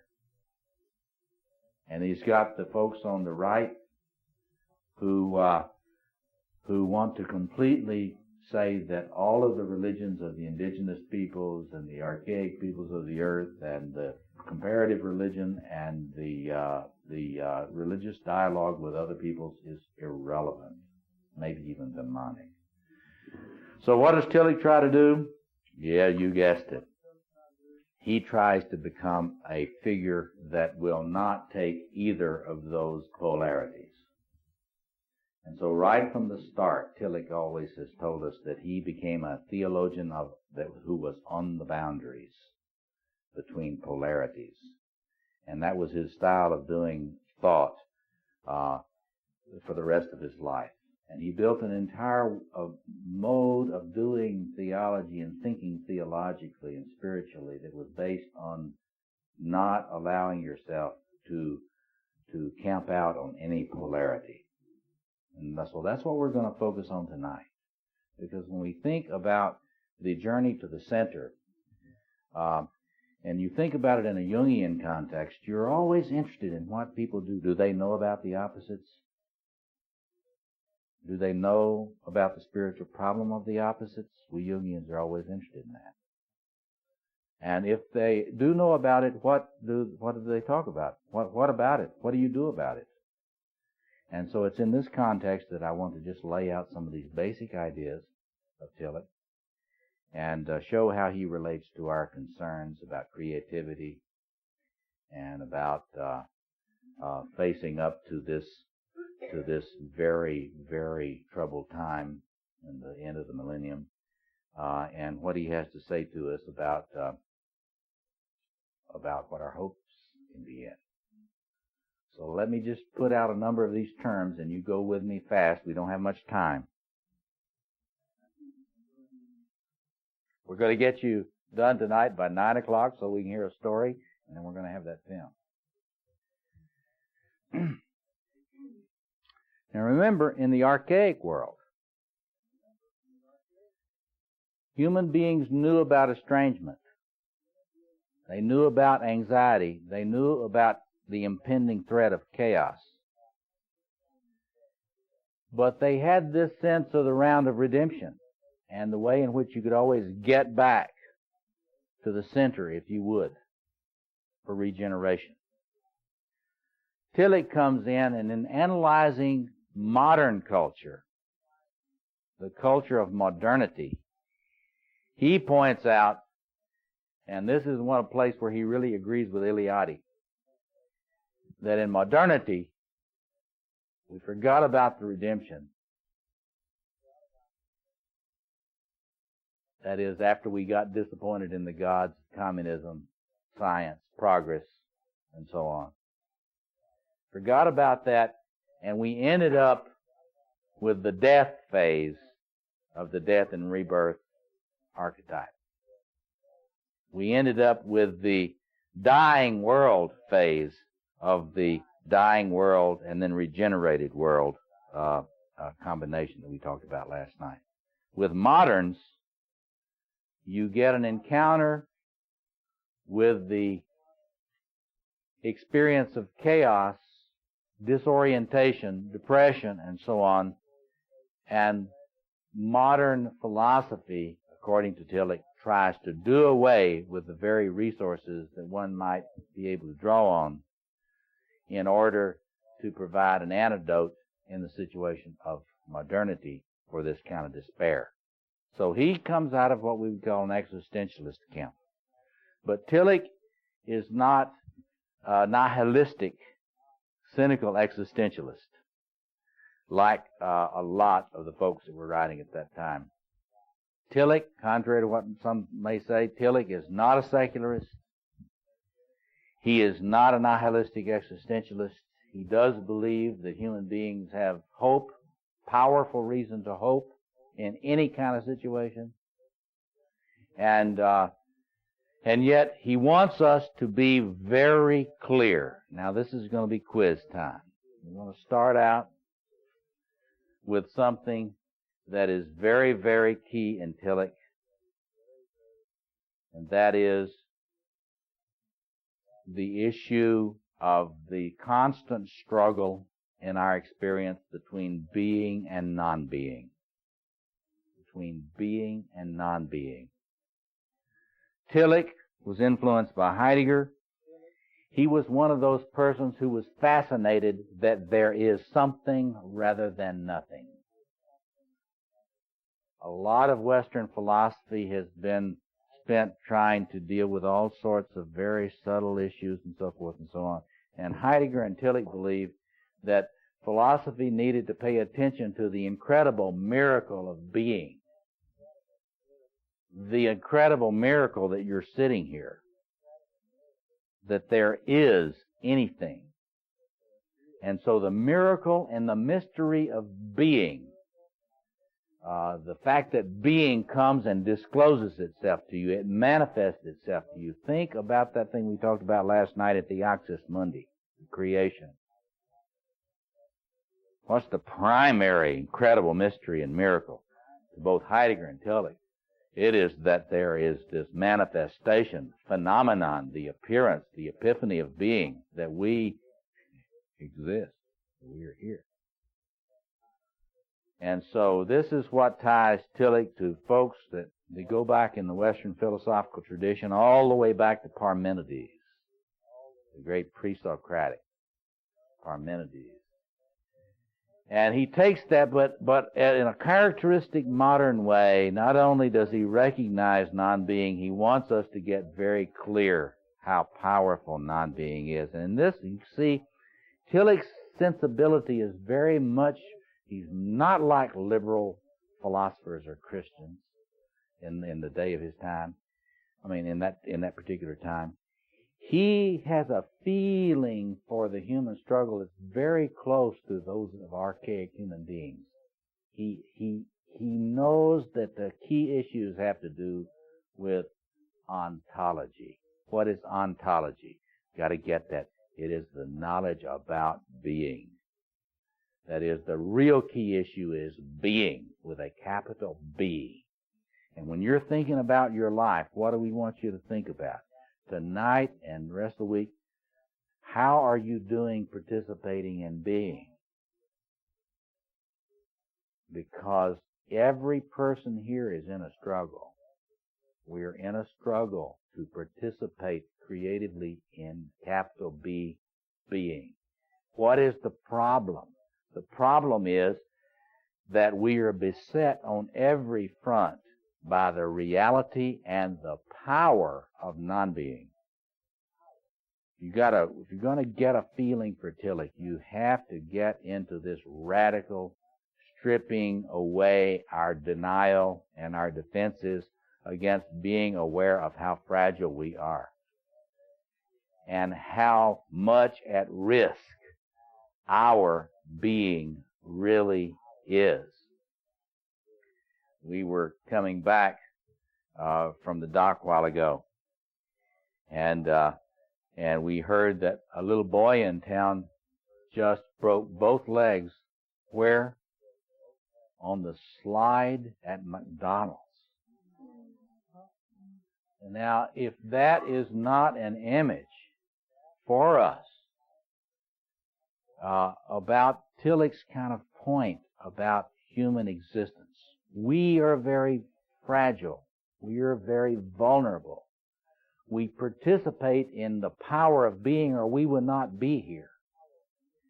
But all around us are all kinds of things which, if we are not into massive denial, we will be aware of how fragile this participation that we have in being with a capital B really is.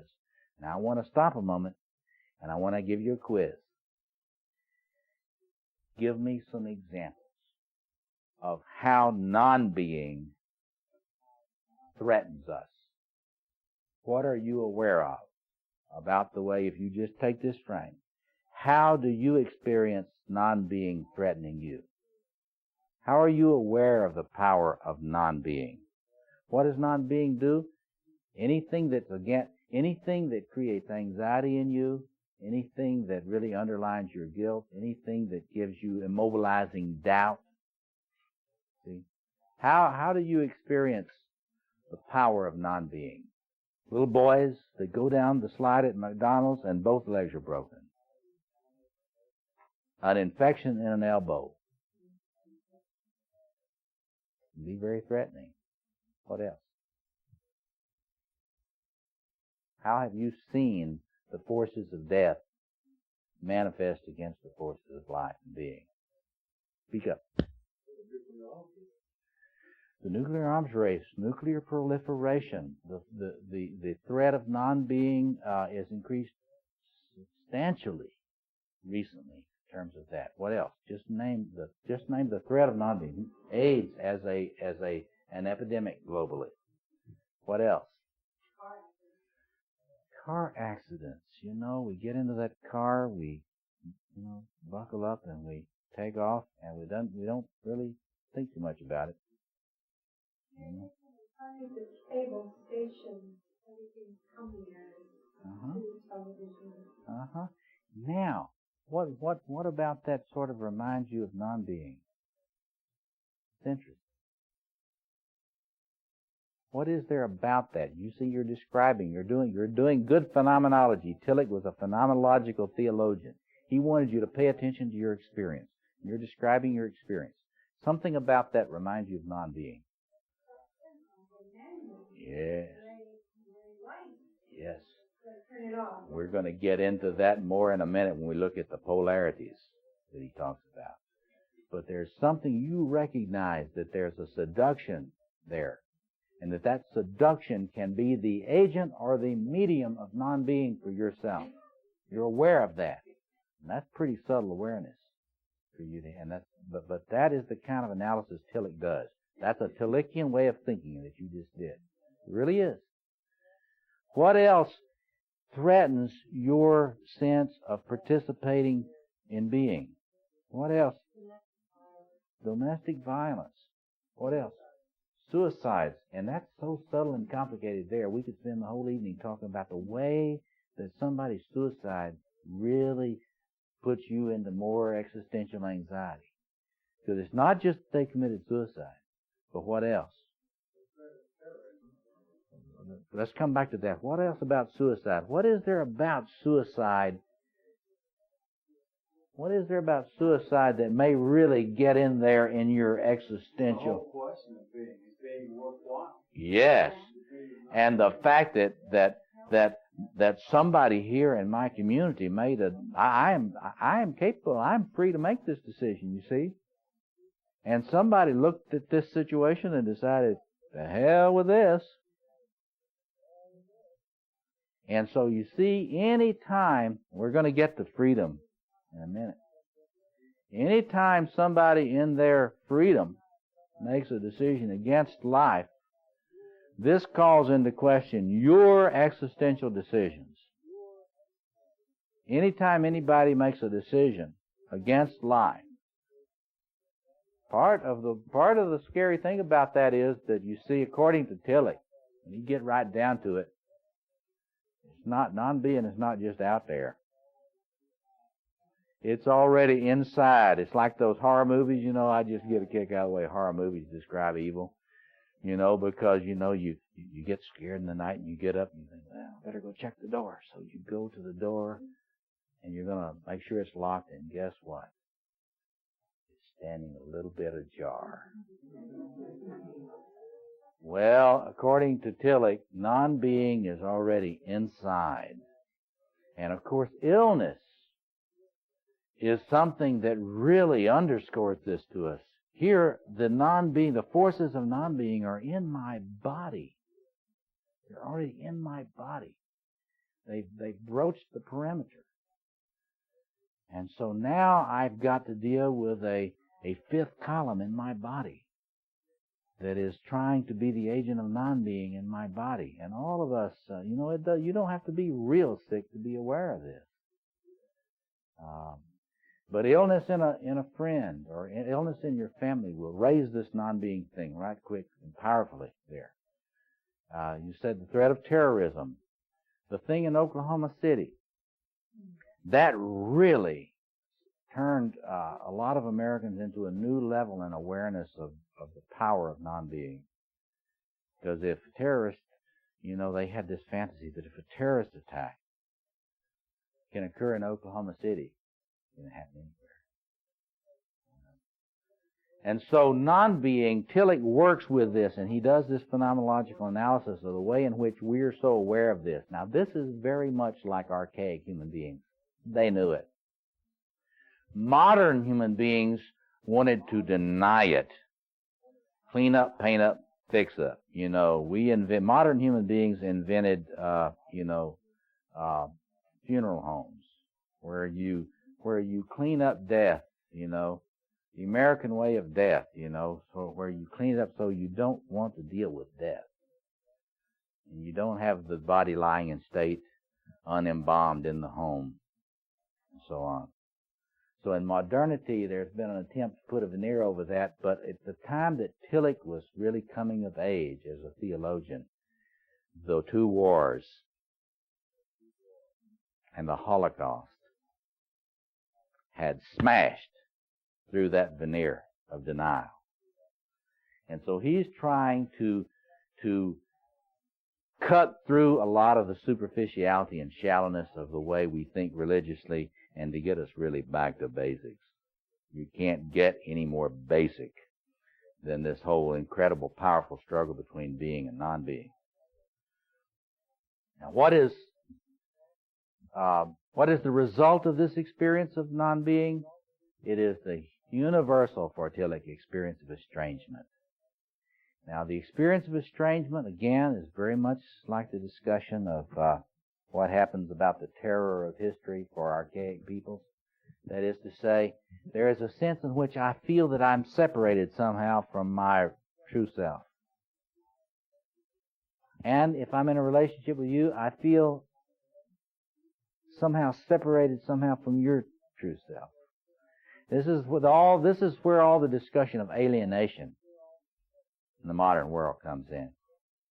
That is, estrangement is just another, is Tillich's word for all of this discussion of alienation that comes with modern philosophy, modern culture. And this estrangement is something that, according to Tillich, is very pervasive. And if you look at it, that this is that unease that we have. And this is Eliade felt that this was that nostalgia for paradise. We sense something is not quite right. Something is not quite right. Human beings, according to Tillich, after the fall.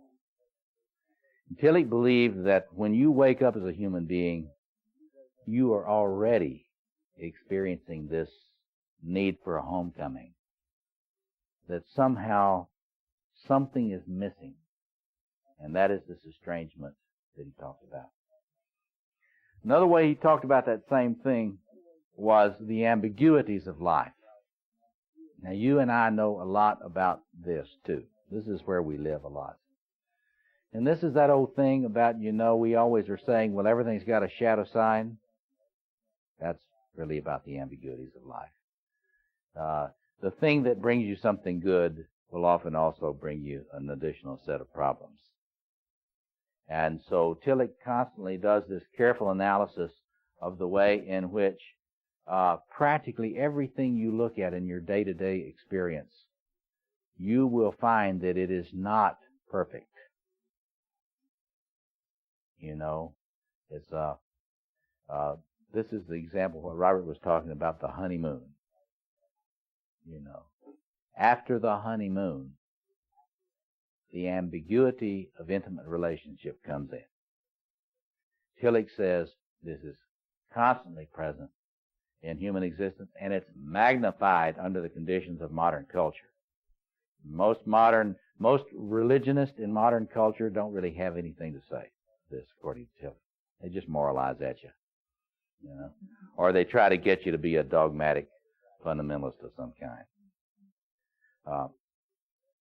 So what does he do? Well, he starts trying to get again back to basics. He gets back to basics in terms of what is wrong with life, the diagnostics, and he gets back to basics in terms of trying to get to something that we can stand on. So he talks about the nature of religion. What is religion? It is ultimate concern. Your religion is whatever ultimately concerns you, not what you say your religion is. In other words, for Tillich, talk is cheap here. Your real religion, your real spirituality is whatever you're ultimately concerned about. And this is where Tillich goes into a lot of discussion that if we had a lot more time tonight, we would spend some more time with. But he has an incredibly sophisticated understanding of idolatry. Because idolatry occurs in our lives, and according to Tillich, modern human beings are tremendously ridden with this.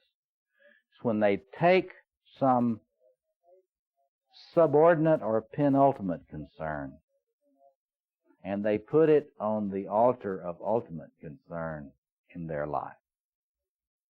So anytime we elevate, he says, as human beings, we always are in a quest to find a grounding in a real ultimate concern. We can't avoid that. You will always have an ultimate concern. That is something that's a part of your nature as a human. But we tend to put something finite, something on the altar of ultimate concern that is not truly ultimate. What is ultimate for Tillich? Here he gets into, he has a tremendous concern.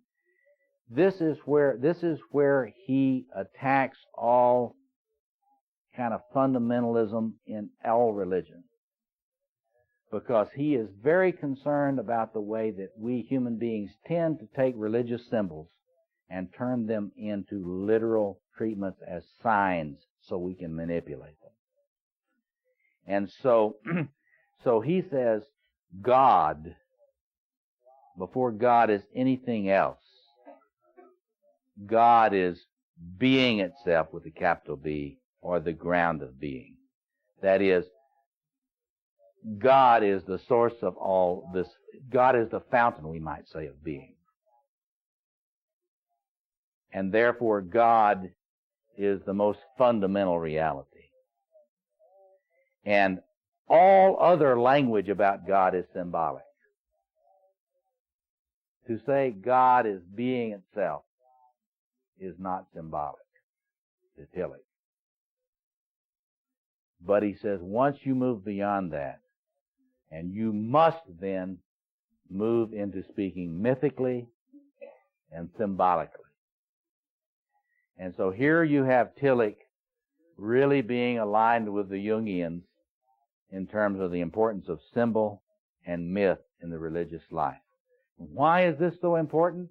It is important primarily because of our tendency toward idolatry.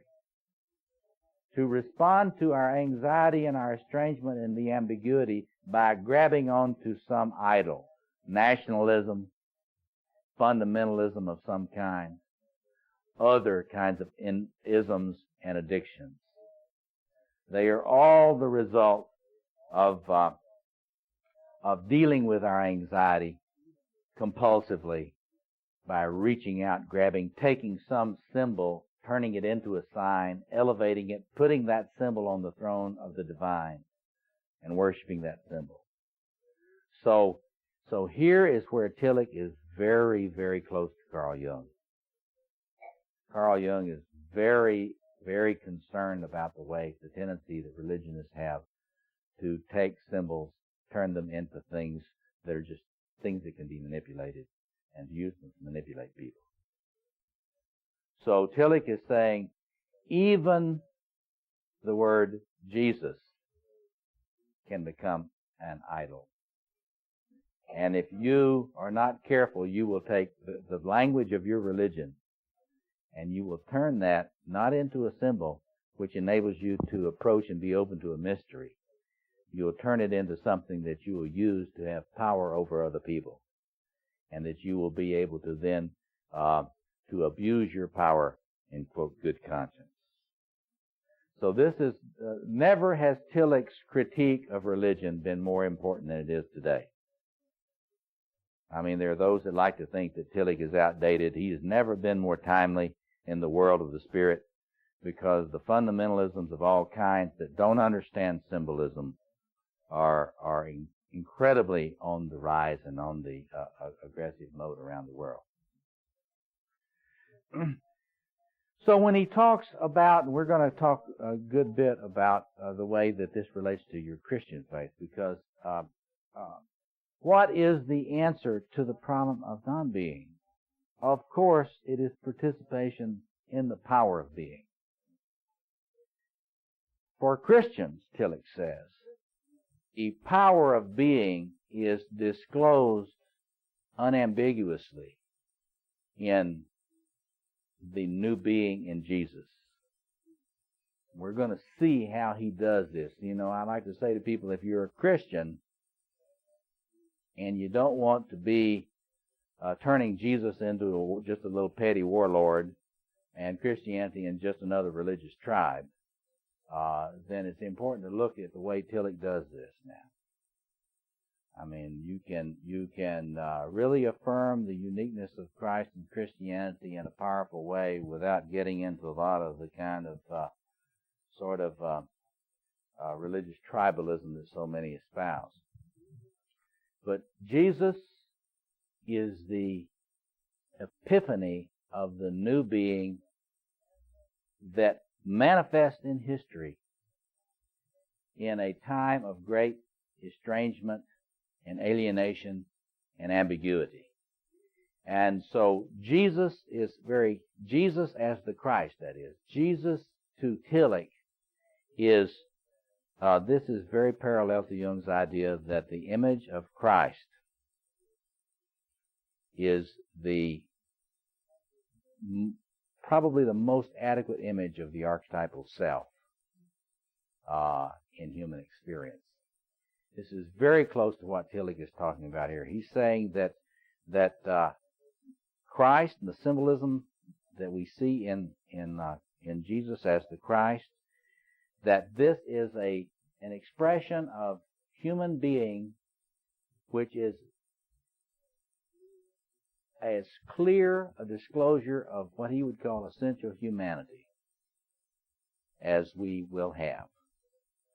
And we want to get into what that means in terms of the plumbing, because we need to get into what happens under the conditions of existence to us human beings in terms of what polarities.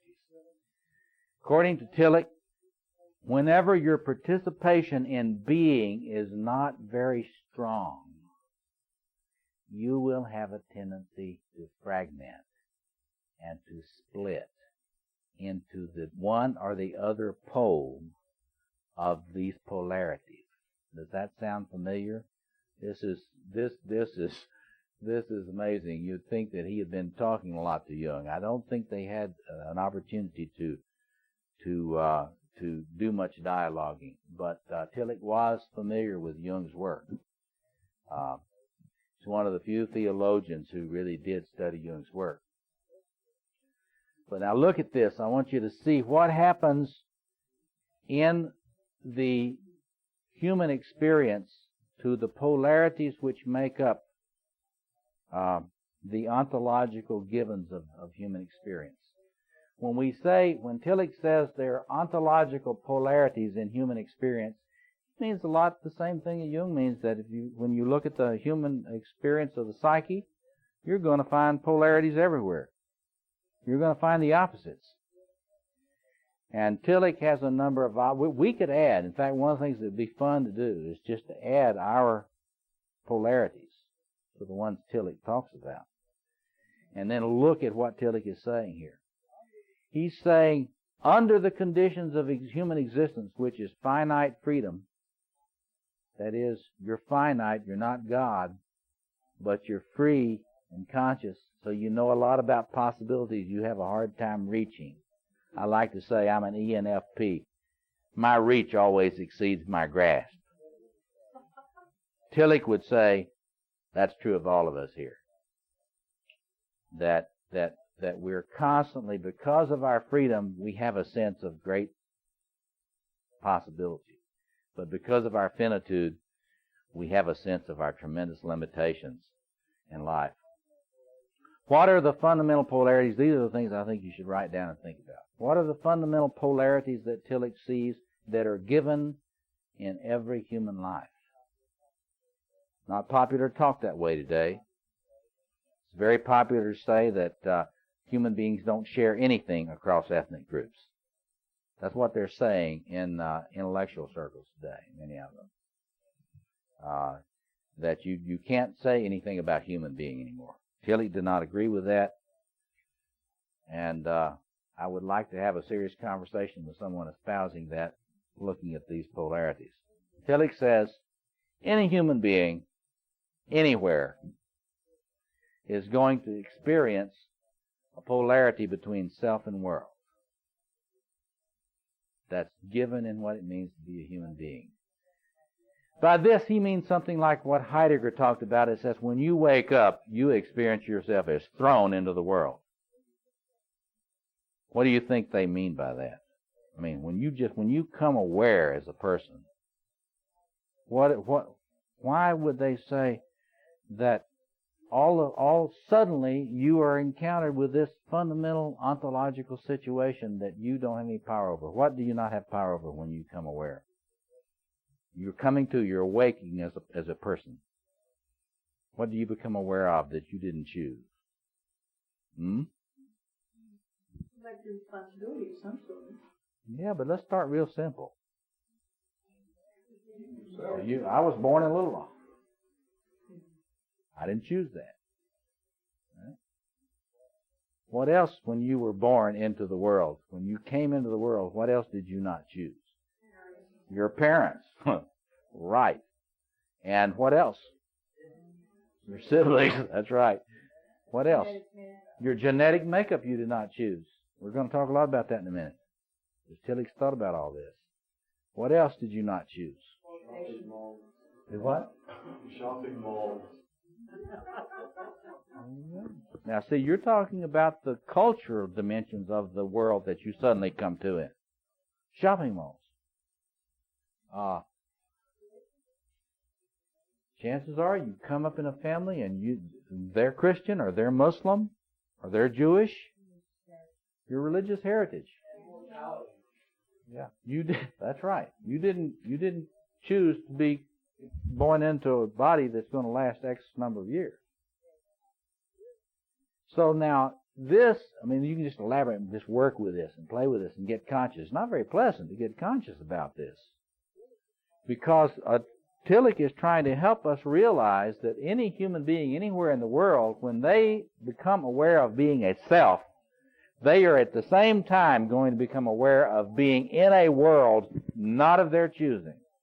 This is what Heidegger meant by thrownness into the world. We experience thrownness. Suddenly I wake up and here I am. And now I've got to figure out why to justify that Christians are superior to everybody else in the world. Because I'm born here. And so just stay with that. But there is also the experience of the self, the experience of the I, the consciousness of the self that's not solely world. And we can make distinctions between different cultural experiences, and so on and so forth. But phenomenologically speaking, even though the I in a tribe, the I of a tribal person or the I of a person in Asian culture would not be the same I as a Western I, the question of there being an experience of some sense of being here, gazing at a world, that's a primary experience according to Tillich. And it is always, he says, with you in some form. Second, ontological polarity, he says, is individuation and participation. And this is the one that Mary Diane was lifting up earlier in one of our discussions. That is to say that there is a movement in your life as a human being of individuation coming into who you are as a person, and there's also the potential for participation in your family, in your culture, and in your body, so on and so forth.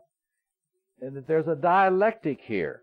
If you increase one of these to a certain point, you start having a fragmentation in the self-experience of the person, and you begin to lose participation.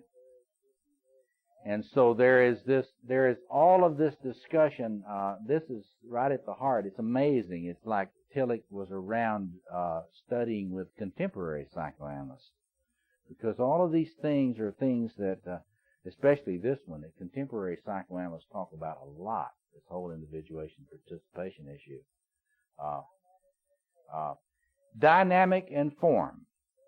That is to say, in any aspect of reality, not just human reality, there is the dialectic between dynamic and form. In some locations, in some personality, form predominates. What kind of personality is it in which form predominates over dynamics? Obsessive compulsive, like me. You know, boy, you got a compulsive defense structure, and you know, you're real concerned about that form. You get nervous about too much dynamic. You know, you get suspicious of these dynamic people who are always trying to kind of make things too fluid. Can't predict. You know. Okay, but the dynamic side in personality, what kind of a personality would you say would reflect an ascendancy of the dynamic as opposed to form? Creative personalities, well, in a way you could say that, but Tillich would want you to think deeply about that, because Tillich would probably say they tend to balance dynamic and form quite a bit. But there is a certain kind of personality you probably all know about that does have a whole lot of dynamic. What? Hysterical personalities, that is what's known as histrionic personalities. They tend to have a lot of dynamic energy. They tend to move around a lot. They tend to move around a lot in relationships. They tend to, at a cocktail party, if you're at a cocktail party with a histrionic personality, you know, they will talk to you until their eyes catch someone else with more status. And then they'll go to that person, see? So anyway, you can think a lot about different personality types in terms of dynamic and form, but according to Tillich, this is built into the structure of being, and everything, even an atom or an electron, deals with these issues. Freedom and destiny. He says this is a very, very powerful one. Tell me about, Ella, we've gotten at some of this already, but what are the destiny elements in your life? You mentioned some of them. What are destiny elements? Death is one. Death is one. You're a finite being. You're not an infinite creature. I mean, infinite person. You're a creature with finite. All of those things you were talking about inheritance, genetic inheritance, biological inheritance, all of those things, cultural, and a lot of these things are part of your destiny.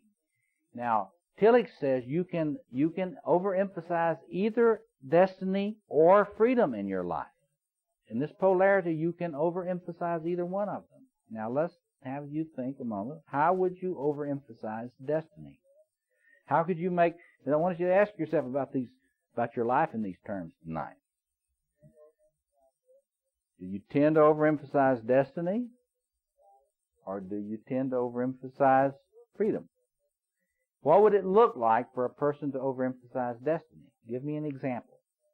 I used to have this friend named Willie, and he always said, it's just my nature. Every time we got through with each other. There you go. There we go. Just my nature. Hank Williams Jr., it's a family tradition. That's right. What else? Give me some more examples. How would it be possible to demonically emphasize destiny in your life as a human?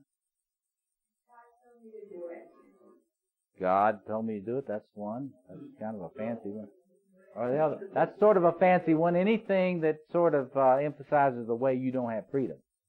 Anything that appreciates that. But give me some. Yeah. Okay, so that would be a one. Give me some more garden variety. The ones we do more. Give me some. Okay, now describe how that might be a. No matter what I try, it's going to fail. No matter what I try, it's going to fail.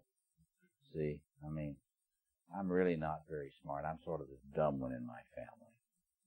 You know, a lot of people that do that, you know, they're cursed in their mind, and so then they will take refuge in a claim to destiny.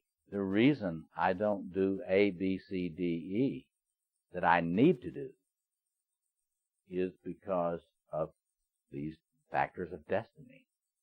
And Tillich says that human beings are really, really prone, on the one hand, to split into that polarity. But they also split into the hyper-emphasis on freedom as a polarity. And give me some examples of that. How could a person overemphasize freedom in their life in such a way that would be pathological or demonic?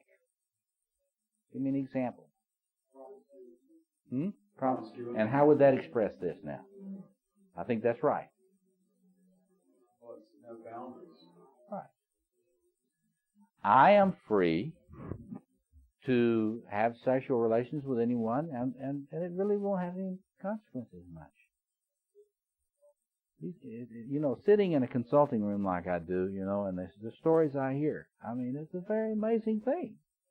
The way in which people think they have freedoms they don't in fact have. Okay, now say more. She said hanging on to heavy-duty addictions. Say more. Now, how is that? Wait, are you saying that's an... Well, the addictive personality is going to say, well, I do what I do, but it doesn't hurt anybody else. Uh-huh. That's right. Very often. Another thing that you'll find in this overemphasis on freedom is it's always like you're not going to look carefully at consequences of action. So I am free to act in certain ways without having the consequences come with them. See, you know, the word for prudence, the cardinal virtue of prudence, it doesn't mean being a prude, like folks like to think. It has to do with being able to consider a chain of actions and think about the consequences of a potential chain of actions in advance. So the consequences of my freedom. So if you'll think about it, there are a lot of these things in which people get into a heightened sense of their own freedom. One thing that you see a lot is people who are always late. Because you see, it's like I am free to get from here, you know, if I'm in Chicago on the south side, I am free to get from here to Evanston in 30 minutes. Of course, I never make it to Evanston in 30 minutes, but I always say, well, I. Just this group called the Freemen that caused some trouble. All right. There you go. I'm free to do whatever I please without consequences in terms of political life. That's right. And there's so many of these. But if you look at these, Tillich says these things are built into the structure of life, and human life particularly. I can see it clearly. Now, under the conditions of existence, estrangement, alienation, and so forth, we tend to wake up and find ourselves in this. According to Tillich, though, he says, you can never get it to a situation where you don't have to contend with this. And so he wants us not to be Pollyannish. He wants us to be aware of these polarities that are built into the structures of being.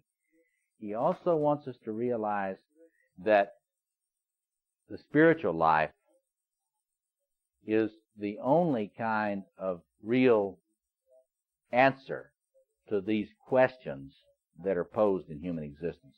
The question of how can I live in the midst of this? You know, this is a broken existence. Is this all there is? You know, so this is where Tillich brings in his whole concept of the spirit. Yes. Just looking at that freedom and destiny. Yes. It just dawned on me that that's probably the polarities that have to do with the whole abortion issue in the extremes of the polarities.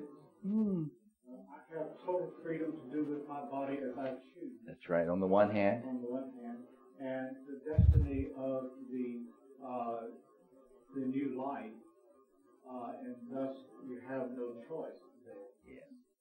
The destiny of the child, the fetus. Right. I see. Yeah. In the extremes, it would be that polarity. There, that's right. And see, if you spend some time reflecting on this, and especially if you spend time reflecting on about your life, I think you'll find that this is not just academic ivory tower claptrap. This is existential. This is where we live. If you think about this, you can actually ask yourself the question, what am I doing right now in my life? Am I putting too much emphasis on destiny elements in my life and using them as an excuse to not make some decision, not to take some action that I should take? Or am I like the young person that came in to talk to me? He hadn't taken any math courses, he hadn't taken any science courses and everything, but he wants to be a brain surgeon. You know. And, you know, I'm free to do that. You know, that's the attitude. Not looking at the kind of preparation that it takes to do that kind of work. So if you'll think carefully about your life now and think about these different, are you giving the world too much dominance? Extroverts often tend to let the world be far too dominant in their experiencing. Introverts, if they're terribly introverted, will often put too little emphasis on the value of the world and relatedness and relationships and so forth. It's very similar to this one. You can see the more specific expression of that. So think about, do you tend to be a person that tends to merge at the drop of a hat with other people? That is, to be too dominated by participation? Or do you tend to be a person who will tend to get into the being the person you are and to heck with all these relationships? I mean, we're all over the place on this, and we're not at the same places at different times in our lives. I'll be talking about the asymmetry between men and women through the life cycle tomorrow. And women, statistically speaking, tend to put a great deal too much emphasis on participation first half of life. It's a very great temptation of being feminine. Males will tend to put too much on individuation first half of life. And at midlife, they will tend to switch that. And suddenly you will have a switch in which ontological polarity the person will tend to overdo. It's like Phil was saying yesterday, tendency is not destiny. But if you don't watch it, tendency will become destiny. Yes? Did Tillich use the word individuation? Yes, he did. No, he used the word individuation. Individuation, how about that? Individuation, just like Jung used it. And you can think about Jung in terms of these ontological polarities. You know, I mean, it'd be a very interesting discussion to think about Jung in terms of this. But anyway, so, question. what does the spiritual life bring? And I would also then add to this the Jungian idea of living the conscious life, working on the ego-self axis. That would be a psychological correlate. Because whereas Tillich here believes that it is the spirit with a capital S that can come into your life and help you lift these polarities into a much more fulfilling, whole, transcendent unity than is usually possible in life. And so Tillich would say, what is it that we're longing for, really? He would say we're really longing for the kind of integrative experience of the self which can come when the spirit, with a capital S, touches our lives. What does the spirit do? It lifts you up out of this sort of antinomy. This is sort of the way these things are related in ego.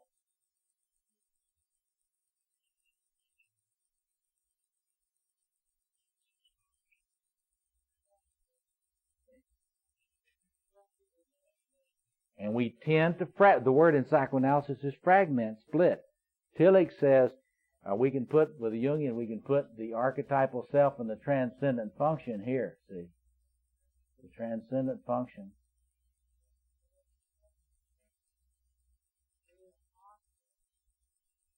It is possible for something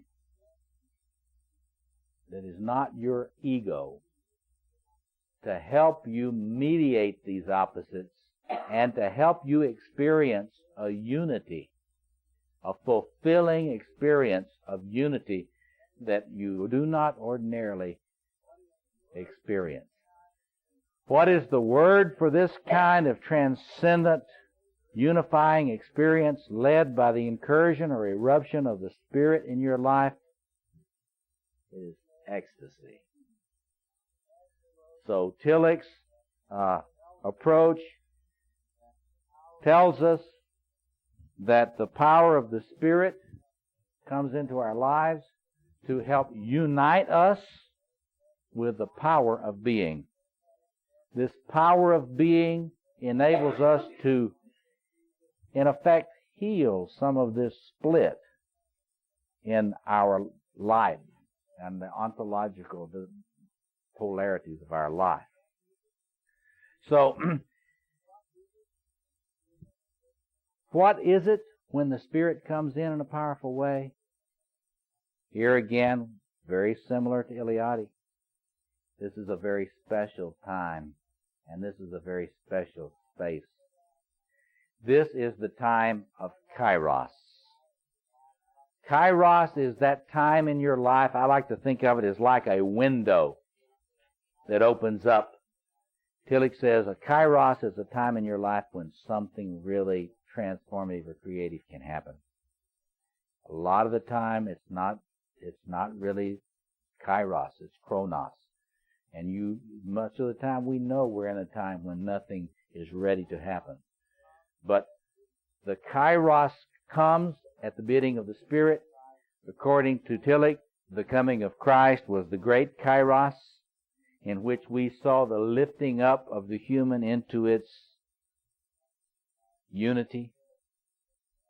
And for Tillich, the Christ event is the center of all history. And it's not that Kairoi will not exist, that other disclosures of the Spirit will not come, but in Tillich's feeling, in his belief, there will never again be the time when it was so fully disclosed. Once it's fully disclosed, it's fully disclosed.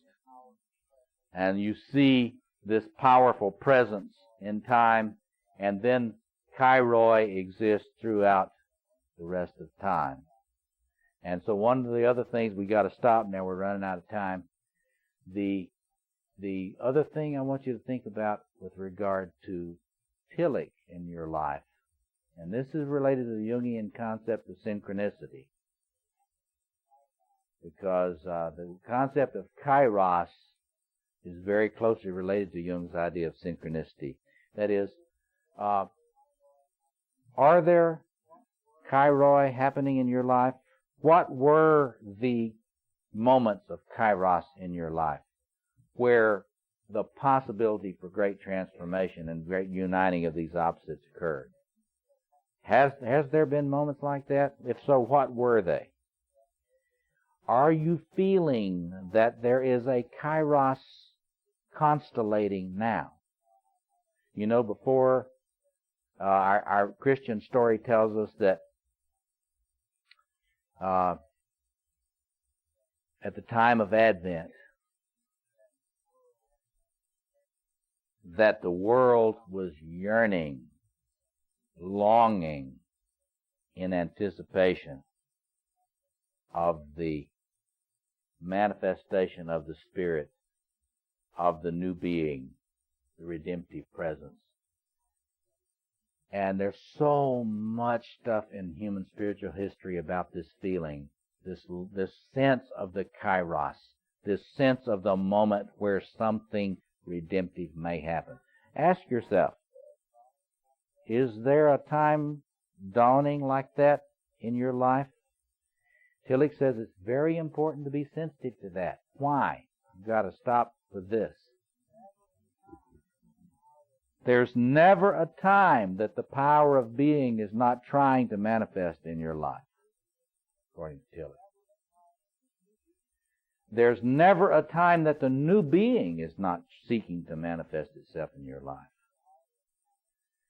But there are a lot of times in which we are not aware or sensitive to or expectant or welcoming of its presence. And Tillich believed that it is very, very easy to miss the subtlety of the approach of the new being in our lives. We might say it in Jungian terms. If you're not alert and you're not vigilant, when the self, the archetypal self, constellates and starts trying to show you a third way out of the dilemma you're in, you may miss it. It's not guaranteed that you will see it. And so this is about the story, keep your candles trimmed and keep your lamps full of oil, because you never know the day nor the hour when the Kairos is going to come. And so I want you to be thinking about that. Think about these polarities, because the journey to the center, for Jungians, the journey to the center is grounded in that experience of the transcendent function of the archetypal self, not of the ego. And for Tillich, the possibility that's yours, the glorious, ecstatic possibility that is yours as a human being to experience love and to experience power and to experience the capacity for justice in human relationships, is not given with your ordinary human experience. It is a gift of the Spirit, which comes, and when it comes, it's our task to be ready and welcome it and take advantage of that window of opportunity for uniting the opposites. We're out of time. We can answer questions tomorrow. Thank you very much. Thank you very much. Well, here we are, gathered again this evening.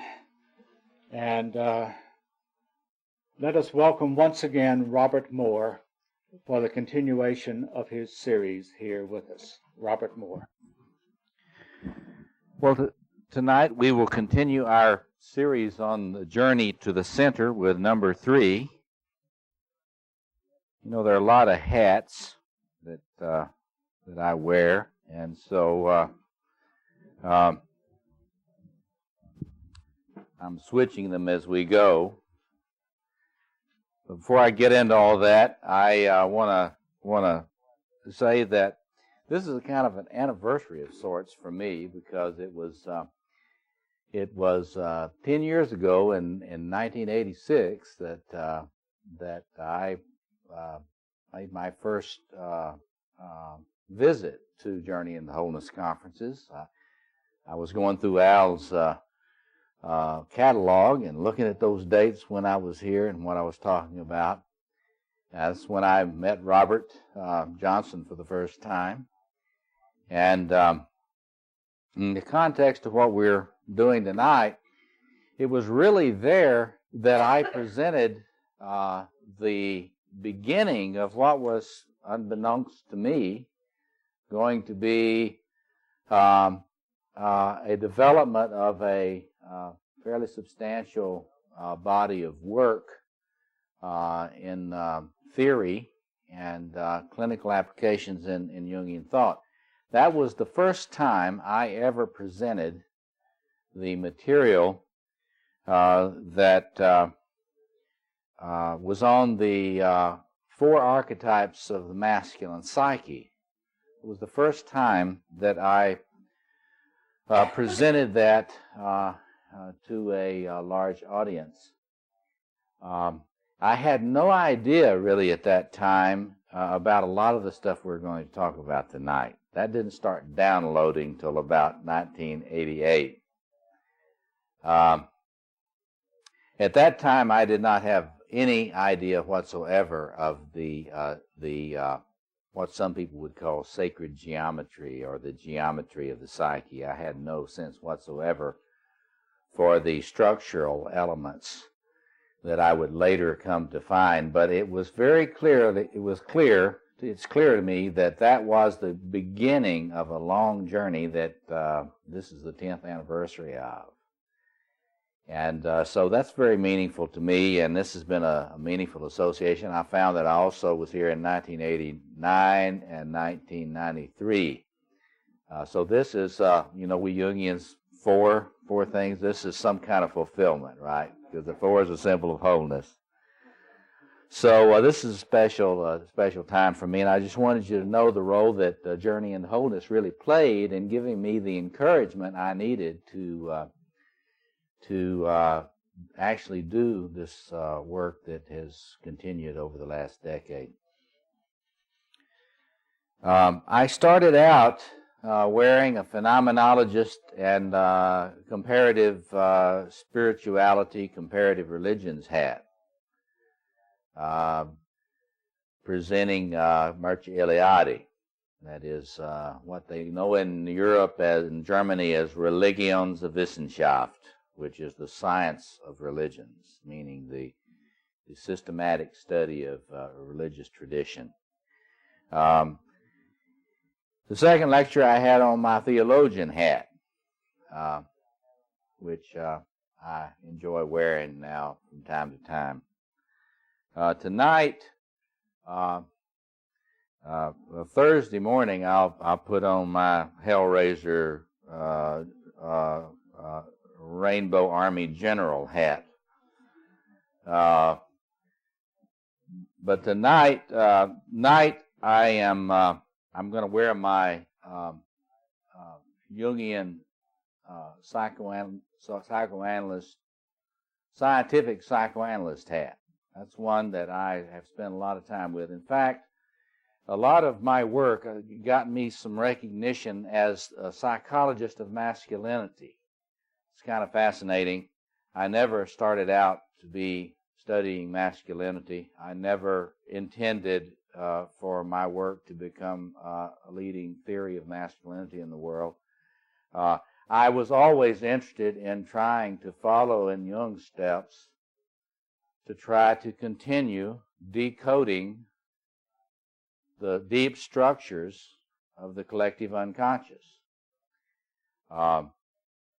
So the field studies that first led to my beginning understanding of the magician archetype were simply field studies intended to try to find out how these different deep structures function in the psyche. I decided later on to start publishing this material on masculinity first, but for political and ethical reasons, because as I will say to you Thursday, among other things, I really do believe that immature masculinity is the fundamental chief engine that is driving this planet toward terminal phases. And so I published those books in a popular form on masculinity because I thought it was important for me not to wait until I'd get all this scientific work finished to get that stuff out. But it's all along been a project trying to continue in Dr. Jung's steps, not as some kind of disciple who makes him into a guru and me into a chela who can have no thoughts of my own, but to honor his claim to be the representative of the psychoanalytic tradition who really was serious about doing science. Many years later, Victor Turner, in a conference that we planned in Chicago in 1980, I think it was late 82 or early 83, Victor Turner, the great anthropologist, right there in the heart of the University of Chicago campus at the Oriental Institute, the least favorable place to Jungian psychology probably in the world. Victor Turner, the greatest living anthropologist at that time, stood at the podium in the Oriental Institute and declared that Jung's psychology is clearly the heir to scientific psychoanalysis, and it actually is, in fact, the key to uniting the studies of cultural anthropology and physical anthropology. That is to say, he saw Jung's project not only as something irrelevant for science or really too soft and squishy for real scientific interest, but he saw it as a key bridge between neurophysiology, the sciences of the brain, and the culture, the studies of culture, which to that point no one really was trying, and even at this point, no one really is coming up with a substantial suggestion that Jungian that any way can be found to bridge physical anthropology and cultural anthropology. That is, human beings' body with their cultural and spiritual creations. You know, and I know as Jungians that was always much on Jung's mind. He felt deeply in the tradition of Adolf Bastian, the great German anthropologist, who also was one of the inspirations for the work of Joseph Campbell. He felt that there was a fundamental deep unity to the human species, and that unity was grounded in the 2-million-year-old self, grounded in evolutionary process, and that this deep 2-million-year-old self, while it had enormous significance for spirituality and for art and for literature and literary criticism and so on and so forth, that this is grounded in the collective unconscious, which is something that is foundational part of our species. And without understanding the collective unconscious, there is no way to understand the species that we are. So that was Jung's fundamental originative vision. I wanted to say to you tonight, just to preface what I'm going to be speaking to you about in my work, I'm very troubled about the state of affairs in Jungian psychology around the world today because of what I believe to be confusions about what sorts of concerns really separate Jungians from non-Jungians, what separates Jungians from Freudians, from Adlerians, and so on. And you may think that theory is really not important and it's really just for a few theoreticians, but actually theory is radically important, because what you think about human beings will have a lot of influence on how you treat them and what you think about their potential, and what you think you can do with them in education, or what it takes to heal them. And so theory is very important. And you have to understand, I'm an ecumenical person spiritually. I do a lot of interfaith work. And I try to be an interfaith person psychoanalytically, too, an ecumenical person. My first book was a Freudian book. My first psychoanalytic diploma was an Adlerian psychoanalytic diploma. Next week, I'm going with my wife, Margaret, and we're going to go to Quebec to study for a week the French Freudian school called the School of Lacanian Psychoanalysis. I try to be ecumenical about this. And so when I say some of the things I want to say to you, if I say that somebody's an Adlerian, understand I don't consider that the equivalent of a naughty word or something about them. It's just to be clear about assumptions that matter in interpreting. All interpretation is grounded on fundamental assumptions. And if anybody tries to tell you that they have a theory of the imagination that has no plumbing, they're just trying to put one over on you. Either they don't know better, or they know better and they're manipulating you. So, so this is all to say that when we try, as I think it's important for us to do now, to talk about what it means to stand in the tradition of Jung, we have to understand that there's a lot of confusion about that now. We have one wing of people, the so-called archetypalists, who are in the tradition that's best known by the person of Jim Hillman, who've essentially thrown out the idea of the archetypal self as being somehow monotheistic, as if that's a curse, you know. But they have essentially taken away the fundamental vision of Jung in terms of the underpinning of the imagination. And in my view, Hillman's work and the work of the whole archetypalist wing is not Jungian. It is fundamentally Adlerian in its assumptions. You can see that a little bit overtly in his book Healing Fictions, where he acknowledges his study of Adler. But Adler did not believe that there were any deep structures in the psyche. And he believed that all of our symbolic productions are fictions. Interesting fictions, very important fictions, but fictions nonetheless. And not really related to any plumbing, any kind of deep structure. So that's one wing. And there's a lot of turmoil in Jungian institutes around the country that's related to folks not understanding that when you get a person that doesn't believe in the archetypal self on an exam of a person that would like to be an analyst, and then you get somebody that does believe in the archetypal self on the exam, you have a problem in terms of treating that student fairly. So that's one issue. The only other wing is the folks that are, that I consider those folks crypto-Adlerians. On the other wing, you've got the crypto-Freudians. Not too long ago, I went to an international Jungian Congress. And I went through the program, and I attended many of the sessions. It was very difficult to tell that Congress from a meeting of the Freudian psychoanalysts that I go to.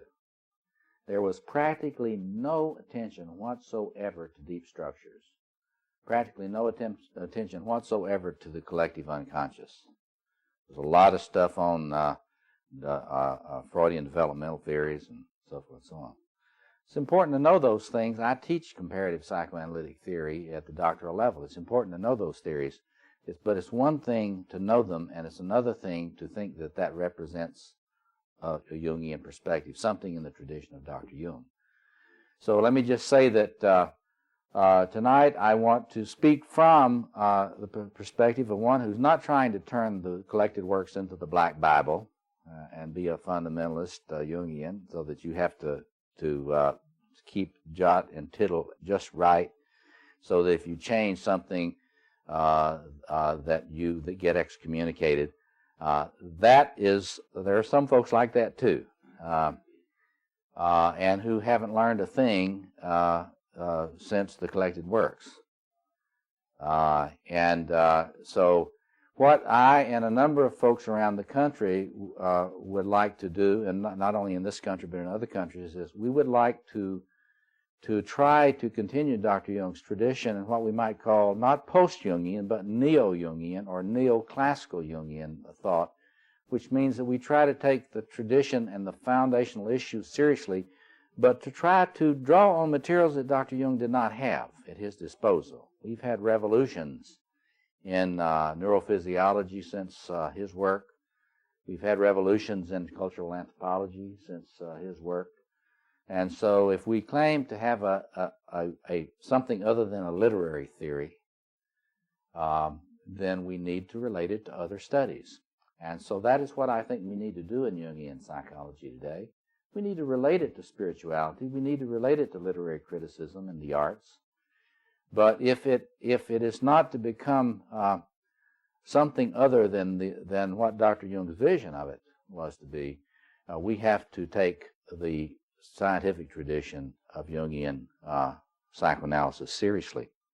So what I'm speaking of tonight, will be coming out of that kind of concern. And what I'm going to share with you is simply the distillation. This will go very fast. I've passed out these diagrams for you. We'll go through that. Hopefully I'll get through this quickly so that we can have a chance to discuss it in dialogue. But what I'm going to do is to present to you the current distillation of my own work in trying to continue Dr. Jung's project in our present context. And I'd just like to start out to say that, we've been talking a lot about the images of the world regeneration, world death, world regeneration, and so on. One of the things that I may have said to you before that Dr. Jung was very interested in was the way in which human beings tended to, all over the world, be very, very fascinated by mandalas, images of a journey to the center, and also quaternio, the fourfold division of the space of the world. I mentioned to you about the Celts and the Irish. If we had time, we could go around the world and talk about this quadrated image of the world. I was very excited recently to find out about an academic society I did not even know existed. There's actually an academic society based in Edinburgh, Scotland, which is called the Archaic Cosmology Society. And I've got a scout over there right now at their conference that's going to bring me back what they know. So, but see, the thing that's different between a Jungian researcher, Dr. Jung, and anybody trying to be in his tradition, those people just find that stuff so fascinating. They love to get together and compare the archaic worldview of the Hebrews with the archaic worldview of the Chinese, with the archaic worldview of the Celts, the archaic worldview of the Hittites, and so forth. They love that. They just really get off on that. But when a Jung or a Jungian comes at that, when a Jungian trying to do scientific work comes at a mythic image, there is always a question. Jung said that a mythic image is the face an instinct puts to the world. So if you are trying to understand what deep structures are in a way that's parallel to Noam Chomsky's linguistics and the folks that have built on Noam Chomsky's linguistics, if you're trying to figure out what the great code is for the way the human unconscious is structured, then you start asking the question, well, what does this quadration of the world image in mythology have to do with the way the self is? In the series of books that have been published, the 5-volume series on masculine psychology, in the appendices of those books are the germ of the work that I'm continuing to do now, and these diagrams that you have are the latest development of that. It comes out of a book edited by George Cairns called Healing and the Healer. It's an essay that I recently wrote called The Self and the Shadow of the Healer. It's just an update of the material in those appendices, which need to be a series of technical monographs that are waiting for me to sit down at my word processor and write them. But I'm just going to summarize my findings, and then we can discuss whatever you're interested in about that. Suffice it to say that when I gave those 1986 lectures at Journey into Wholeness at St. Simon's Island, I saw myself as just teaching about these 4 archetypes of the masculine that I had no sense of them being a quaternio in any kind of fundamental deep way. I knew that they were very key and important in the male psyche. Later on, as I began to look at the structural dimensions of this and ask questions, I remember when I first taught this material at the Jung Institute in Chicago under a series of lectures entitled Rediscovering Masculine Potentials. I'm musing to the class of people, well, I'm sure there must be some geometric form that this, the psyche is structured. There's bound to be some structure to this. A young man pipes up back there and he says, Robert, it's a pyramidal structure. And I thought about it a second. I said, no, it can't be a pyramidal structure. And what I was thinking about was that, a lot of folks, they think they like to put royal things on top of a pyramid, capstone, having to do with kingship. I thought that's what he meant, and I knew that according to my study, none of these aspects of the quadration of the psyche can be privileged over any of the others. There's a question of balance in the psyche. In other words, when we speak of journey to the center in the psyche, we're talking again about the same thing that a lot of the ancient healers knew. Look at this book by Larry Sullivan called Healing and Restoring. In there, it's a discussion of healing around the world. Dr. Sullivan, who now runs the Harvard Center for the Study of World Religions, makes it very clear in that book that healers through the ages have known that healing is the balancing of the opposites through tradition after tradition after tradition. And, of course, that was one of the fundamental tenets of Jung's seminal work, that the human psyche is characterized by opposites. The individuation process means that you've got to become sensitive to a center point outside of the ego so that you can access and make use of what is known in Jungian psychology as the transcendent function, so that you can find a way between the clash that we were talking about last night, the clash of those opposites, whether they be ontological or what. Practically speaking, human beings are finding themselves constantly between a clash of opposites. So looking at this material, I had by that time even still at that early, I had begun to realize, no, these things, they cannot be privileged. One cannot be privileged over the other. There's got to be some kind of balancing of these issues. Later on, however, I was sitting in a restaurant. I'll speak of that stuff downloading, you know. I was sitting in a restaurant, and I had been constantly asking myself, well, how could this material be shaped? By that time, I had realized that, as a good Jungian, that if there are four forms in the masculine, there probably are four forms in the feminine.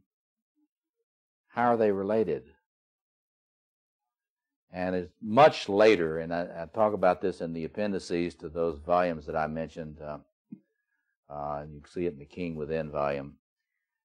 We say that we later discovered that Toni Wolff had discovered in her work on the feminine, the lecture she gave to the Analytical Psychology Club of Zurich, there are four structural forms to the feminine. And I'll talk about how that's related to my work in just a few minutes. Don't let me forget to do that. It's laid out in the appendix. But anyway, I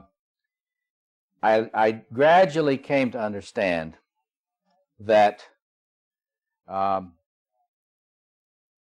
my real forerunner in Jungian psychology was not really those people that went with Jung's final decision. You know, Jung decided that the quadration was finally the four functions that led to typology: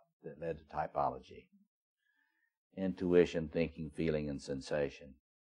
And a great many people, to the extent that they pay any attention to quadration in the psyche at all, they do it through typology. And if they use the Myers-Briggs, you don't get the full sense of quadration there at all in that approach to typology. You do in terms of the Singer-Loomis and some other typology test, but not in the Myers-Briggs. But anyway, I realized that my person is really Toni Wolff. My grandmother in Jungian psychology, so to speak, is Toni Wolff. And I have a fantasy that one day they're going to be going through archives over there in Zurich, and they're going to find a manuscript that Toni Wolff wrote, which elaborated before Whitmont did, that there's also a masculine fourfold structure, and that they operate together in the psyche. I don't have time tonight to go into all of that history and so forth, but suffice it to say that in my point of view now, I believe Toni Wolff was right about there being quadrated structural forms that are not typology. They're related to typology. John Giannini, whom some of you may know, and if you haven't gotten to know John, one of our analysts in Chicago, you should. He's a delightful human being, and probably need to bring him down the journey sometime soon.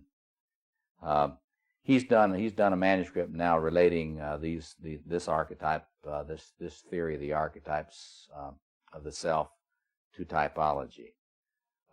He's going to be sending that to me this week, I believe. So I tell people, well, John Giannini can tell you how this relates to typology. But anyway, so I believe she was right about that. And so what I want to do now is to just take, some of you could give this lecture because you've studied this material, and bear with me if you're one of those. Some of you have not worked with this material, so let me just go through it very rapidly. In my view, based on my research to date, that quaternio that Jung said was so prominent in the human psyche really does relate to four distinct quadrants of the psyche, and in my view, in contemporary psychoanalytic parlance, they represent four distinct lines of development in the foundational structures of the self.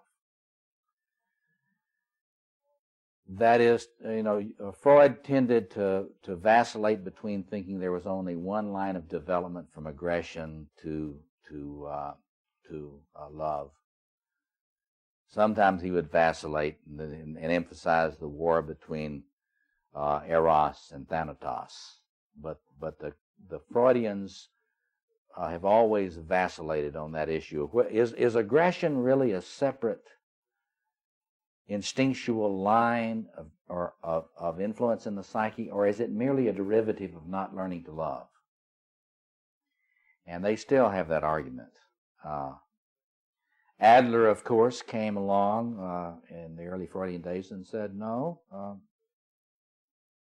really aggression is a very central thing. And got talked about as a power drive. And of late, it's the self-psychologists in the Freudian tradition have come along and said there's not just one line of development. There are two lines of development. One is the line of development that has to do with your learning to relate to other people, called the line of object relations. You know, if you can't really form a relationship, they would say you have not adequately developed your line of development into object relations. And now the contemporary self-psychologists say there's a separate line. So there's two lines of development of psychic energy, two different kinds of libido. There's object libido, having to do with my relationship to you. And there is narcissistic libido, having to do with my relationship to myself. And that the two must grow. Those have to be developed together, they say. In other words, when you start relating to other people, that should not make you relate to yourself in a worse way. So they emphasize two lines of development. I'm simply saying, well, they're partially right. They've got right. Aggression is a line of development, like Adler thought, R.W. White, other people in the early days. Freud was right. Libidinal development in terms of sexuality and relatedness is a line of development. Absolutely right.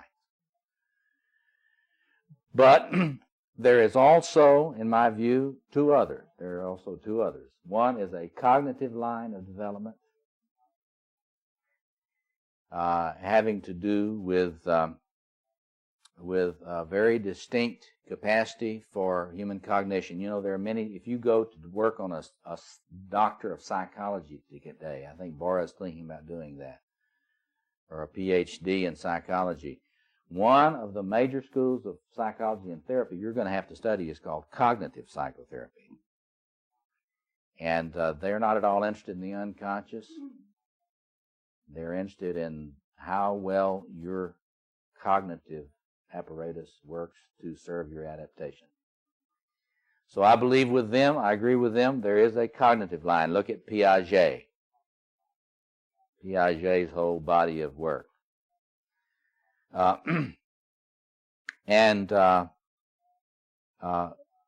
Last, I believe that there is a separate line of development having to do with nurture. That is to say, there are four lines. The four quadrants of the ancient world, they were projecting, as Maria Louise von Franz's book, Projection and Recollection. One of the fundamental assumptions in psychoanalysis of different schools is first we will externalize before we can internalize. And so what we are seeing when we see all these quadrated images of the world, from the holy city of Shambhala to the New Jerusalem, to the Emperor's Palace in China, which was a microcosm of the universe. What you're seeing in all those images and all of those 50 or more cultures that built pyramids, 4 quadrated pyramids, what you're seeing is an externalization of the image of what is inside. An image, in my view, a great code for the task that you are called to meet as a human person. That is, in those pyramidal images, it's no accident that everybody, in the occult has got a fascination with pyramid power. And you know, once you understand this stuff, you will understand that in the most odd occult projections, you will find some sort of manifestation of the collective unconscious, and with importance for understanding deep structures. But anyway, so there are 4 of these. Each of these lines are cornerstones in the development of a functioning, mature human self, male or female. And so in men or women, you have a fundamental task of balancing these powerful instinctual energies, but not only balancing them, bringing them into the life of the individual in such a way that they work together, not simply as an end in themselves, but that they work together to form a dynamic vessel, an inner temple, which then can receive and hold and channel a lot of other archetypal energy and powerful creativity and experience. In other words, these energies in themselves are important, and their balancing is important for a structural formation of what is known in psychoanalysis and other schools today as a cohesive self. Read that. You're at least not too borderline in your life if you've got a cohesive self. So anyway, the idea of balancing these energies is key, but what we need to be clear about in this conference is that it's not just an end in itself. It is a way in which our species, in the incredible complexity and beauty and majesty of our evolution, the way we have managed to get to the point where there can be a vessel, a cup, which makes it possible for us to move on into what Abraham Maslow called the farther reaches of human nature, and what we in this conference might speak of as a kind of a mystical experience that is not psychosis, or as what Tillich might call true ecstasy. For Tillich, you know, true ecstasy was not a manifestation of mental illness, and that when the spirit with a capital S really manifested, it did not break your structures down into fragmentation. It is a phenomenon which enhances structure. It does not destroy structure. And I think if you will work with me on this tonight, you'll be able to get a sense of the plumbing of the way the structures that allow this to work, and that can give us a sense of what Tillich really was intuiting, what he was seeing. So one of the things you want to think about is, you see, in your DNA is you are wired for incredibly powerful instinctual experiences and encounters with instinctual energy. And there are a lot of folks in our world that have not done any balancing of these lines of development. And they have got their fingers in the sockets. And they're in effect shooting up with untransformed, untransmuted, and internalized archetypal energy. Read that archaic energy. Read that dangerous, fragmenting energy. But what we're talking about tonight is that if we take seriously the concept that Jung had, that there is a center in the psyche that is not the ego, and that contains within it a vision of wholeness, that it is possible for you to attain. I like to say to people, not perfectly, but optimally. There's a lot of difference between perfection and optimum. And so this is the fundamental assumptions that I have, and it is an elaboration of Jung's theory. And as we have a little time to discuss tonight, I don't have time to lay out all the stuff, but I'll try to show you how it is related to, on that second page there, how it's related to some of the most outstanding research, scientific research in psychopathology, that of Theodore Milan. But the important thing to start with is very simply, there are four, the Navajo were right. They said there are four winds. We'd probably translate that libido today, winds. In the personality, if you're going to become a whole person, you're going to have to balance those four winds. And the Navajo, one of the things Campbell did, and that beautiful thing he did where he was showing the images of initiation of the Navajo. The images of initiation of the Navajo, the completion of it is indicated by four people standing at the peak of four mountains. And so I take it that what we've got here is a very clear understanding by Navajo, the founders of Navajo mythology, that there are four very clear and distinct energies. They're not the same. And if you look at the imagery and the iconography representing full initiation in the Navajo tradition, it's quite clear that these are four different mountains, not the same mountain. And yet they must all be climbed if you are to realize your birthright as one of our species. So I'm going to go around and just briefly say what those four energies are. I've got that on the second page. If you'll look at the second page, we'll get back to the octahedral shape in a minute.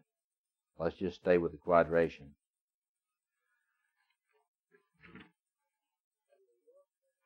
If you'll look at those lines of development, look at the arrows. The arrows simply indicate the direction of development of that line of development. It simply represents that this is to be integrated. If you will look and consider yourself to be looking down at the top of Chichen Itza here, you're looking down at the top of Mayan pyramids, and you think that down at the base of the pyramids is that energy in its raw, instinctual nature before it's really transformed, or as the contemporary self-psychologists say, transmuted and internalized. And those are not Jungians. They're intuiting this process. Kohut, the great Kohut, he was not, in my view, a genius the size of Jung, but he was clearly a genius in terms of understanding some of these processes Jung described in even more micro-level clarity. I've been heavily influenced by Heinz Kohut and the school of self-psychology, psychoanalytic Freudian self-psychology. But if you start with the king and the queen, there is the line of nurturance in the psyche. At its base, raw, instinctual form is mere power.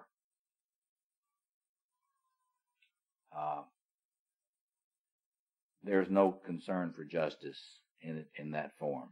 Does that sound familiar to anybody? We see this archetype running around a lot, and that thing thinks it's people. You know, there are a lot of very, very powerful folks running around who have not attained selfhood. in this kind of sense. They come out of that raw power that's at the base of that line of development. It has not been integrated. It has not been balanced with any of these other four. But notice as you work your way up that face of this pyramid in the psyche, ordering and provision comes with that territory. Sense of being a provider. And as that thing integrates in the personality, this is the source in the psyche for centering. In other words, the source for centering in the psyche is not in the center of the psyche. Get it? The program for centering in the psyche is not in the center of the psyche. And we've got to understand why that has to be. If you're not going to have an absence of freedom in the psyche and in the world.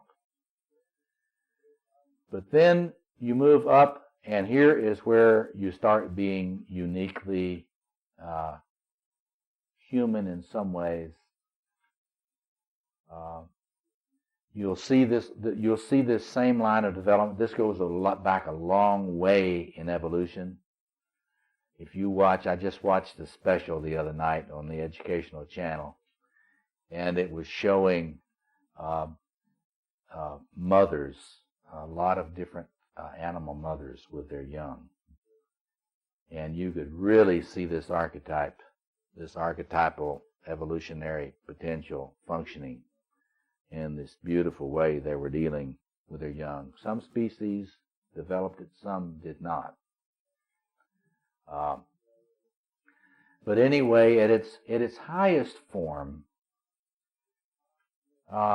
it's not merely caring for its own young. This is why I quarrel with those Jungians who prefer to refer to this sector of the psyche and this archetype as the mother archetype or the father archetype. This makes the typical modern Western mistake of privatizing this archetype, making it have to do with a nuclear family. This thing has to do with an inclusive caring that is cosmic. It's worldwide.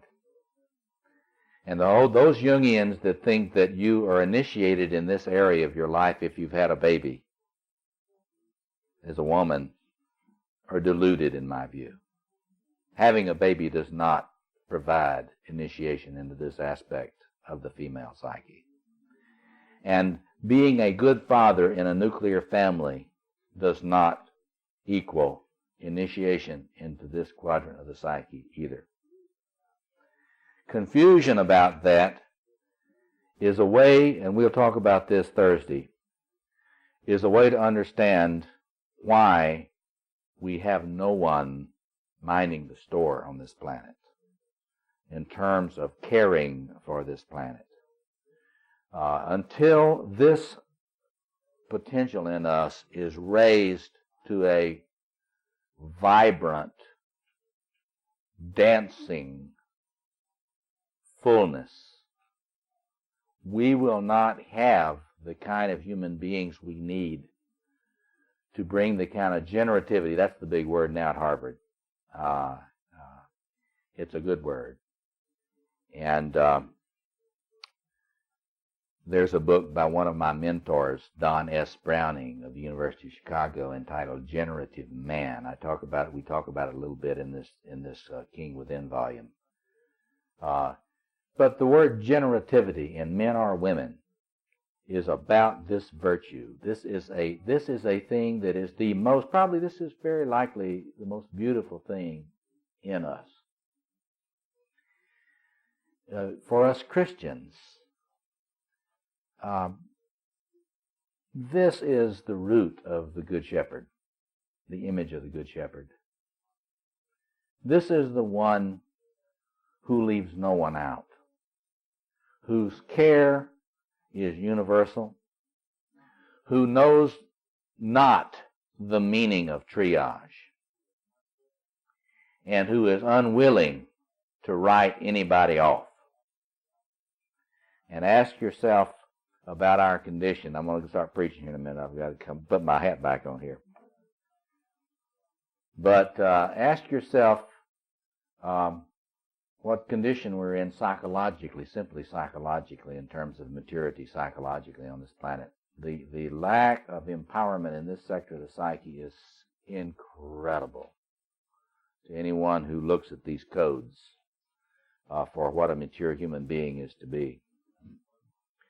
Okay, so that's one line. Let's look at the line imaged with the archetypal image of the lover. This begins in embodiment. At the deepest base, it's merely instinctuality. It's merely the life of the body. Body work is important, and I've expressed myself in print about the importance of body work. It's very, very key. I have never gotten enough of it myself. I look forward to getting more in the next 10 years. But we have to understand that if we're down at the bottom of that Chichen Itza pyramid there on that step of development, we're with all those people who are lost in the body and its appetites. Every addict is lost in embodiment. They are at the mercy of the body's appetites. And folks, this is not good. Not good. Not good for your health. Not good for the community's health, for the world's health. There are a lot of people spending enormous fortunes to get you to lose yourself in the body. There are folks that are very, very brilliant magicians, not initiated magicians, but they're brilliant magicians in the advertising industry. And they are trying to get people in the poor sectors of our cities to buy more liquor and more drugs. And they just turned up the heat again. We're going to be able to massively beam advertisements for hard liquor into our ghetto communities now. And so on. So anyway, at that deep, that bottom level, you have to understand all these instinctual energies are good. It's like, this is where Matt Fox, they're created. This is here for a purpose. This is the source of our joy. And without this embodiment, we are sort of automatons. We think we live in a Cartesian universe. We think the world's like the Cartesians think. And even if we are very, very successful persons without this kind of energy being developed at a high level, we live our life as if we're flying by instruments. It's a very robotic kind of approach to life if you don't have this thing developed. But as it gets out of addiction, as it comes up out into usable energy at even a low level, it's the source of your erotic sensuality. And we human beings love this. We love it. We may not be able to admit it, but we love it. I may be Jimmy Swaggart and pretend that it's not too important to me, but then certain things catch up with me. This is numinous. This is numinous energy, and it's related to that thing that Phil and Robert were getting at in their dialogue, the incredible significance of beauty. This is the part of you that can sense beauty, and that capacity for appreciation of beauty is grounded in your erotic capacities, your erotic life. And it grows as it becomes more integrated into the functioning centered self by making another step into the capacity for intimacy. And all of our studies show that just because you are good at being erotic does not mean you have a ability at all in intimacy. In fact, erotic capacities can be used to escape intimacy. A lot of the major theories of promiscuity have to do with trying to understand the way in which promiscuity is a flight from intimacy.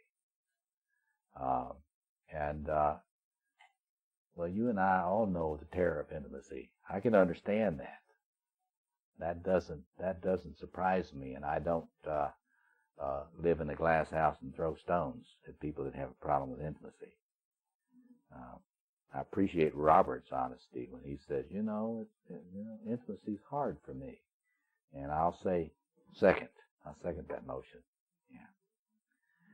But you notice then the step beyond personal intimacy, there is community. People are always talking about community.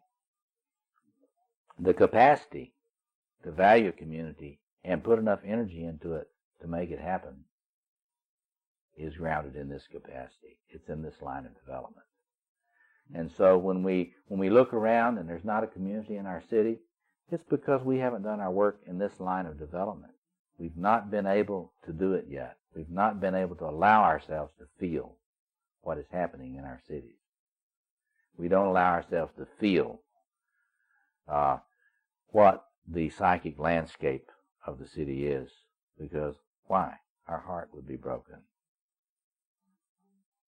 This is what Robert Bly, Michael Meade, and the many wonderful people I've met through them have helped me understand. Before I'll never forget the first conference Robert Bly invited me to. We got in there, and I was very nervous, I didn't know what to expect here, all these crazy men out in the woods drumming. I'd heard about that. And we get into the kitchen. We're getting ready to go into the conference room, and we're sitting in there, and Doug von Kost, this very beautiful, wonderful man who looks like Moses, about 6, except big. He's sitting in there. He's the man that works with the San Francisco Opera. Does a lot of the sets for the San Francisco Opera. And Robert Bly said, Doug, give Robert a point. I didn't know what in the world this meant. So Doug von Kost he gets up and he looks deeply into my eyes and he starts to quote D.H. Lawrence poetry. Nearly scared me to death. Had something to do with whales having sex.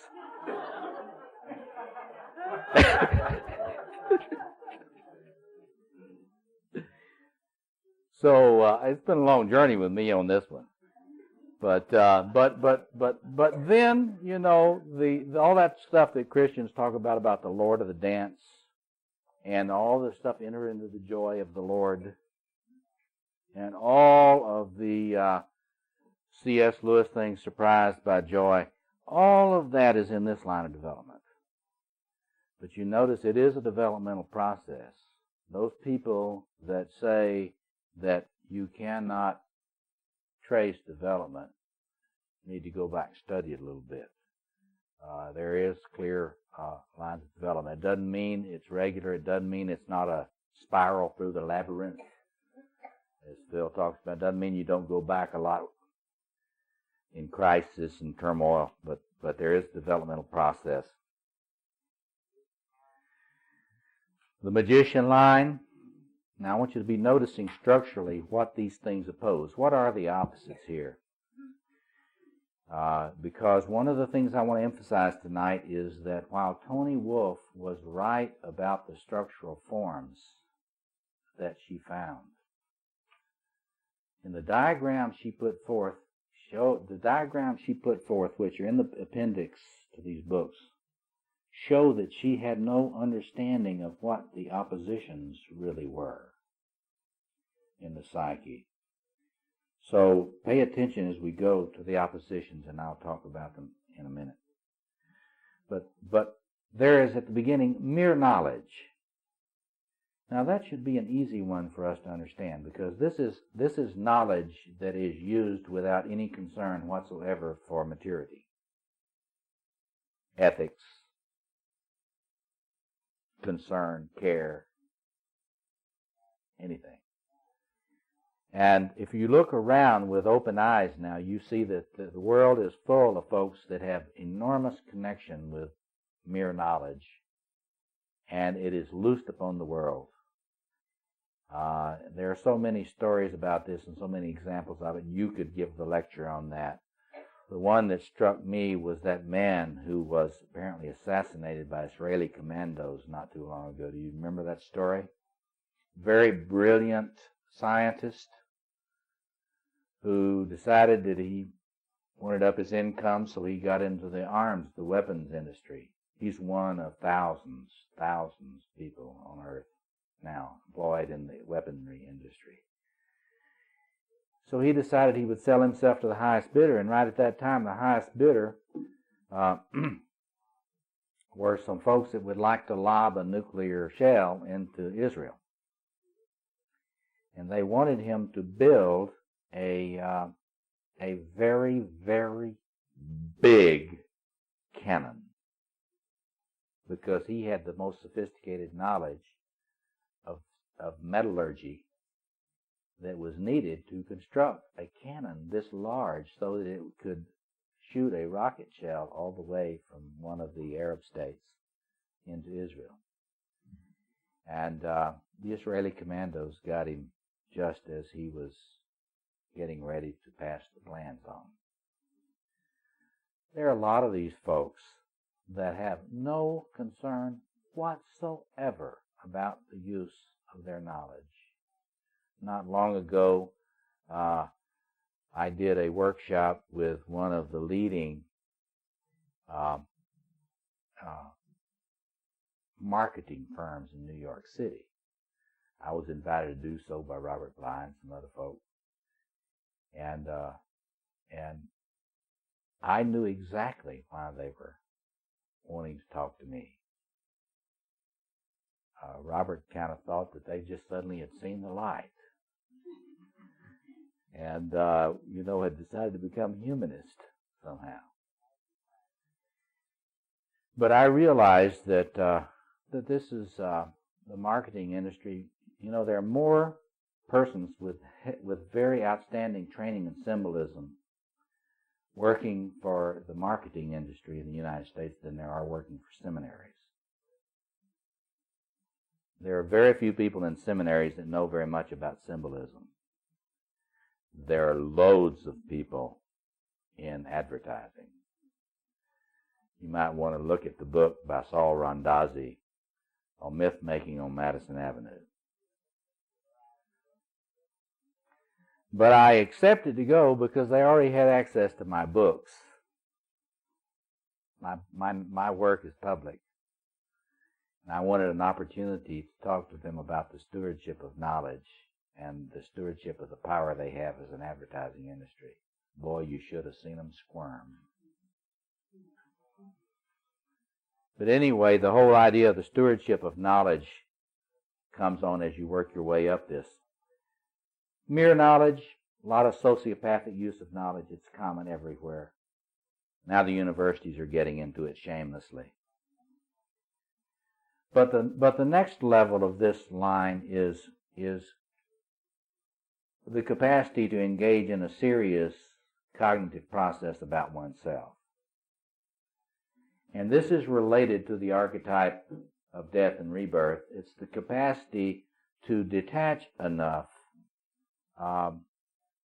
to begin to reflect upon your life. It's in this is where I started my research. When I first did all that field research, I was looking at the occult, and I was looking into magical practice. And so I started out really here, looking at all that interest in death and rebirth among all these occultists.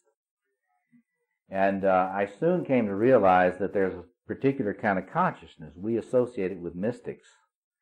And there are even people today, Charles Asher, a friend of mine out at Pacifica, and many others that talk about contemplative psychology.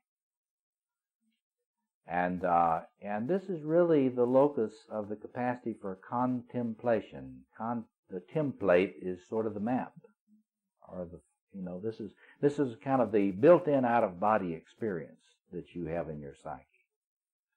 It's the capacity to detach from the immediate present, actually contemplate it, to be able to gain a perspective and look down and see the territory. Kind of see how things are shaped, where things are likely to go. So that capacity to kill your psychic world and grow another one, that is our gift. Think what it would be like if you could not if you could not do like the snake and shed your intellectual skin. Think what your life would be like if you had to keep the same old intellectual worldview that you started with. I don't know about you, but I know a lot of you would understand what it's like to be a young Southerner. Hey, listen, I was a teenager before they integrated Central High School in Little Rock. And, you know, if it weren't for this capacity to have death and rebirth, I'd still be just as racist as I probably was then. But this is in your genetic code, folks, the capacity to shed your intellectual skin. And that's a wonderful gift. You know, some people kind of put that on full automatic, and they can't let the new skin grow to fruition before they get rid of it and put on another one. But this is a gift.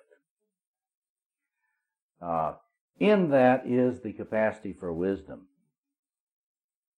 In this sector, in this line, this capacity to really reflect. This is related to brain structure, you know, the capacity to be able to really get a large perspective is pretty late in the evolutionary development.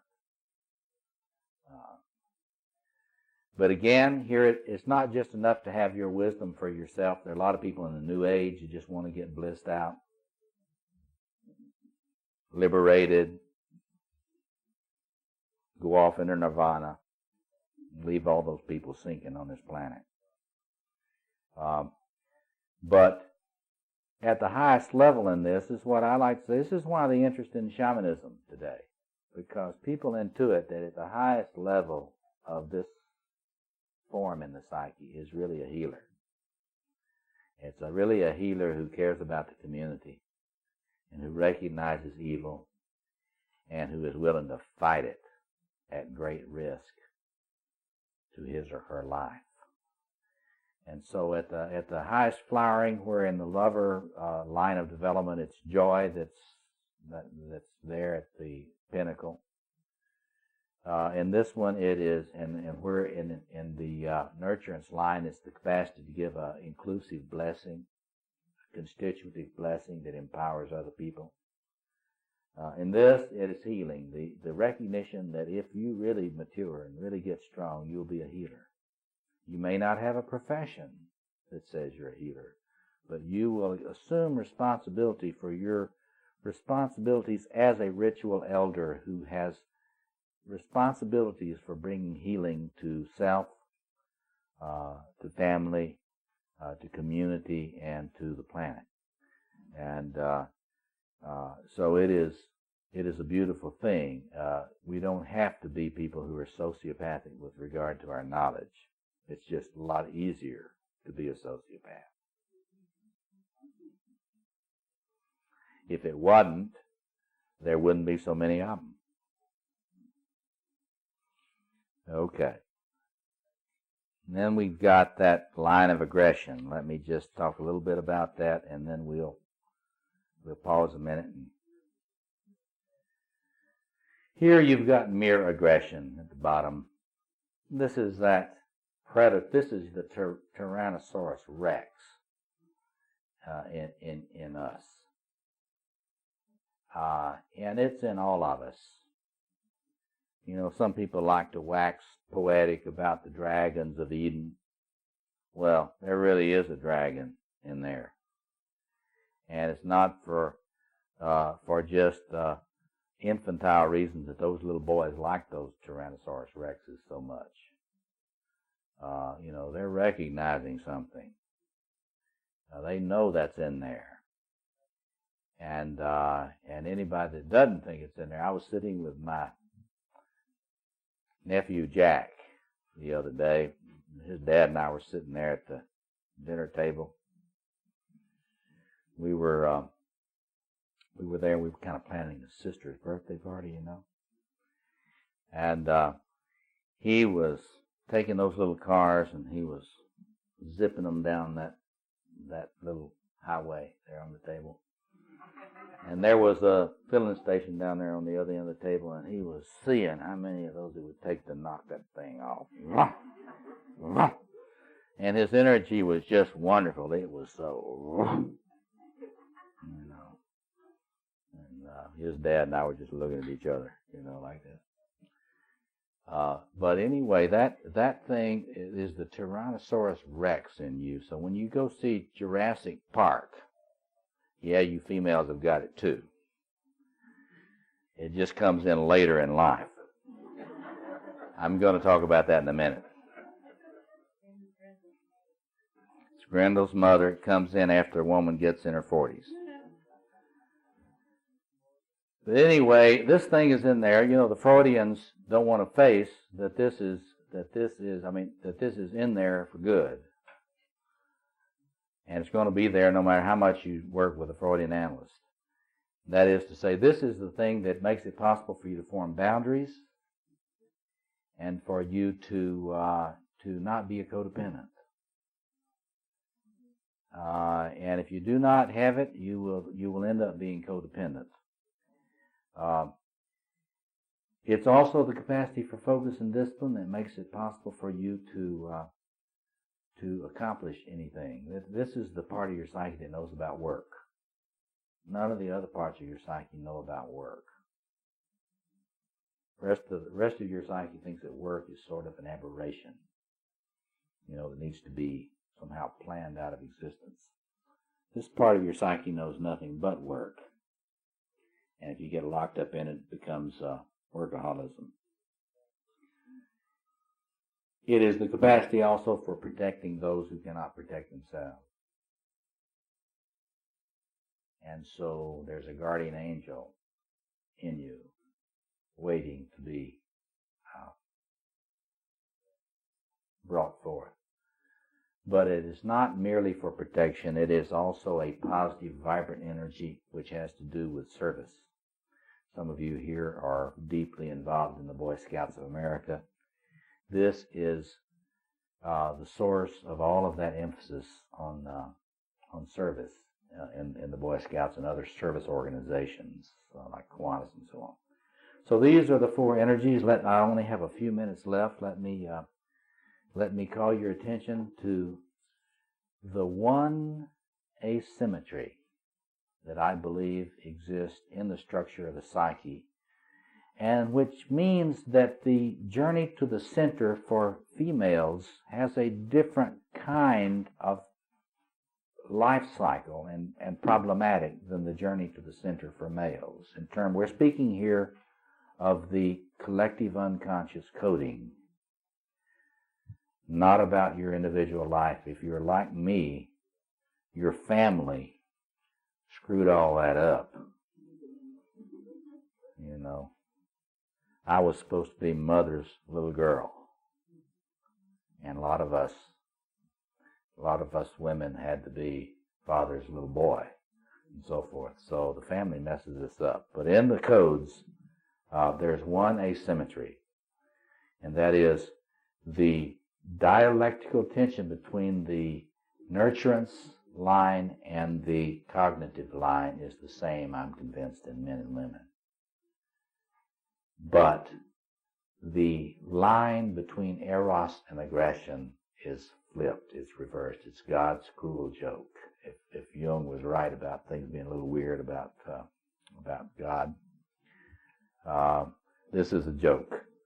That about the time, there's enormous empirical, I don't have time tonight to go into it, there's enormous empirical evidence for this, a lot more empirical evidence than I knew about when I first understood this.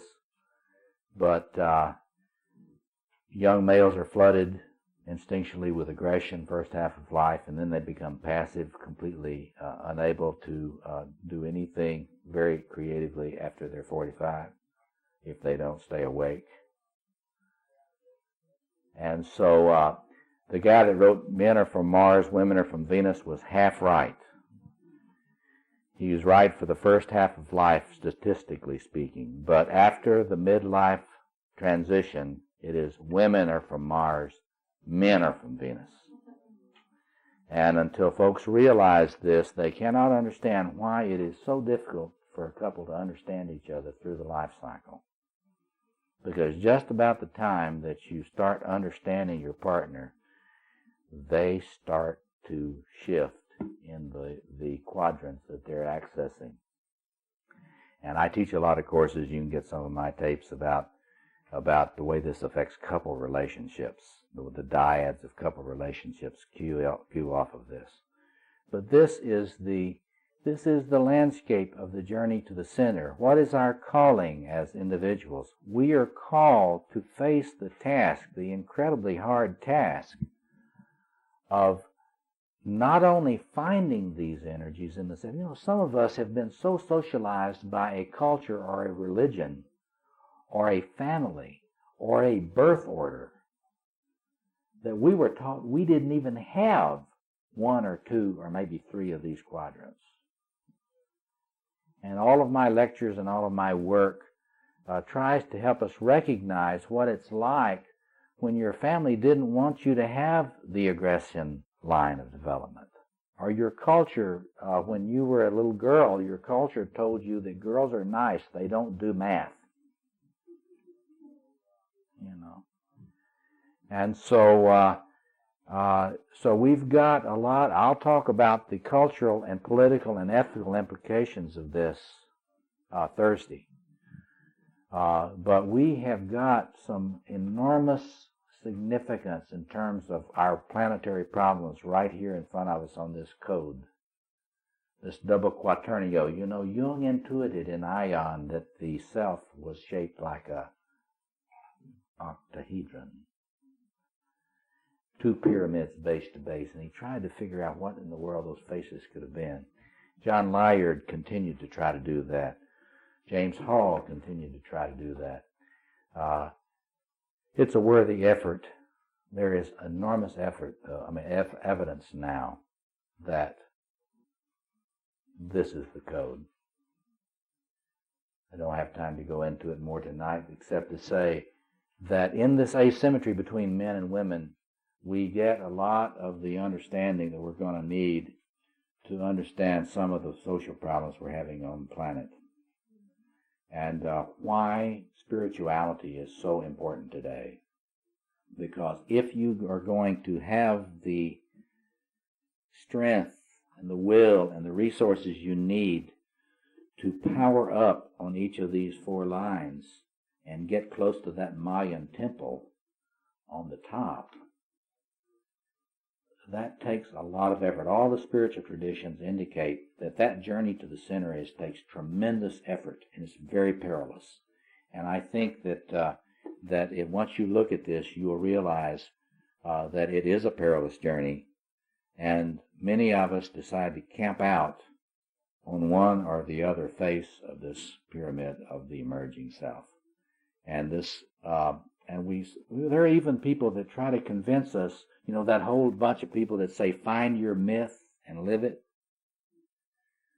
They're encouraging us to stay camped out on one of the faces of the pyramid and not truly to individuate, not truly to move on toward powering up. Now, I only have a couple of minutes to say about the significance here about spirituality. This recapitulates what we've said tonight. There are a number of things that follow from what I've said. One, if you're really going to do a scientific psychoanalysis out of a Jungian point of view, it has to be a structural analysis. You have to ask the question, what are the deep structures? What do they have to do with the way people get sick? How are they organized in the psyche of the person when the person is an obsessive compulsive? Teaching a course on this in the fall at the Jung Institute in Chicago. How does it manifest when they're a narcissistic personality disorder? How does it manifest when they are a person who is engaged in domestic violence? How does it manifest when they are an addict? Because if you're a Jungian in a neoclassical sense, you assume that there's a relationship between the deep structures and the way the ego is relating to those deep structures and the way the self is fragmenting. So there's this I've got these brown arrows going out from the center. There's always those forces in you that do not want to integrate. And when you're discouraged, depressed, tired, had too much to drink, or in grief, those brown arrows push you way away from the center. See? Okay. The male and female asymmetry is on the eros aggression polarity, not on the other one. There is where, see, a lot of people think there's no difference between males and females, and anybody that says there is sexist. Those people simply want to avoid the evidence. There is enormous scientific evidence that this polarity exists, and it is hardwired. We have to figure out what to do about it. Next, the foundational opposites are clear. They are distinct structures. They must be balanced. It is the eros energy that balances the aggressive energy. It is the anti-structural energy of cognition that balances the power energy of the nurturant sector. In other words, if you're a mother who has not thought very much about parenting, you will do everything for your child's own good. And you'll be a tyrant and not know it. So the tension of the opposites is clear. It's not all over the place. It's between eros and aggression, like Freud thought. He was right. It's between nurturance or structuring and anti-structure, as many other thinkers have pointed out.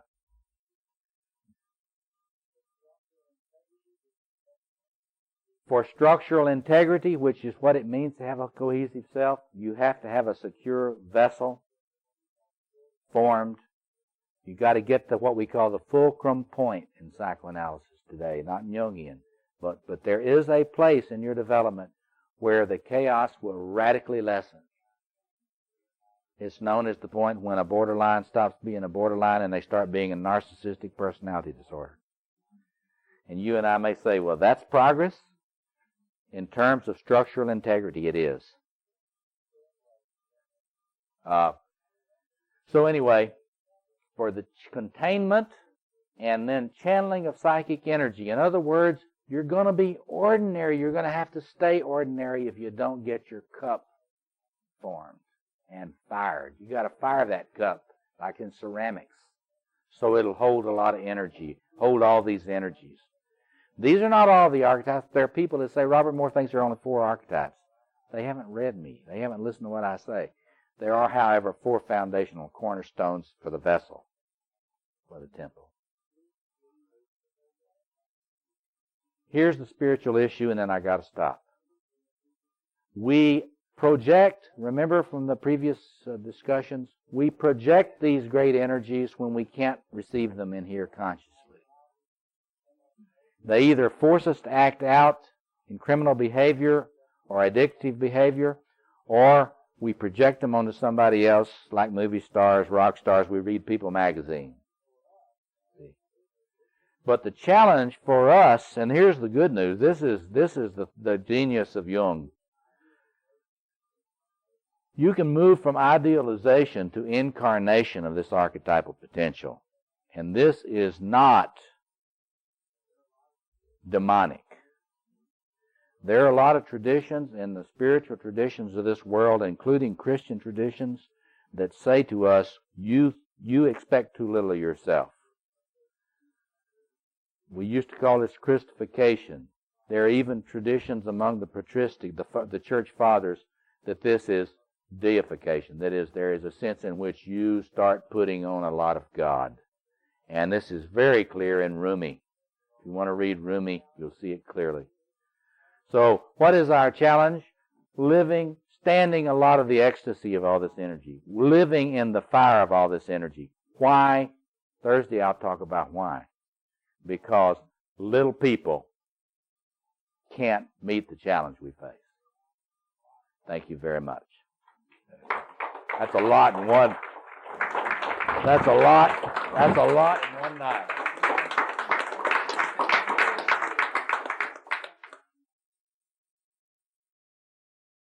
Well, this morning, the final full day of our time together, we have Robert Moore to complete his lecture series for us. And so let's welcome Robert Moore.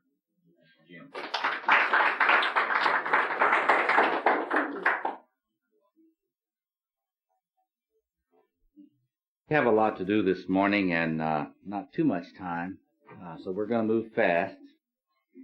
And in a little bit I'll put on another one of my hats. But let me say just at the outset, we will continue just a little bit thinking scientifically and structurally about recent knowledge about the psyche and the self and the way it relates to some of the problems, psychosocial and larger problems that we're facing today. And then we need to shift gears and get into the so what. So what are we going to do about it? And that's when I get into my rabble-rouser hat or my troublemaker hat or my general's hat, general in the Rainbow Army, I like to tease about. But let me just say, for those of you who are really interested in all that theoretical stuff and all that psychological discussion between theories and so forth, and the farther reaches of research between psychology and myth and psychology and spirituality and so on, let me just say, for those of you that haven't been into my work, that there is a very large body of work available in lectures and books and so on. And I've brought, for those of you that are interested in that kind of pursuit, there's a few brochures here on the Jungian Spirituality series. And there are a few brochures which slightly outdated but still useful compendium of all of the body of my work that's available for people that want to pursue this further. If you don't get one, the Jung Institute of Chicago, if you call them or write them, they will send you an updated list. And so anyway, if you've got more questions than you've got answers, that's good, because what we can do here in this short time is only point to some of the key ideas and key issues. You'll have to make your own journey through the labyrinth of all this on your own, or at another time when we have more time to talk about some of these issues. I do want to pick up, though, today relating the inner structures to outer issues.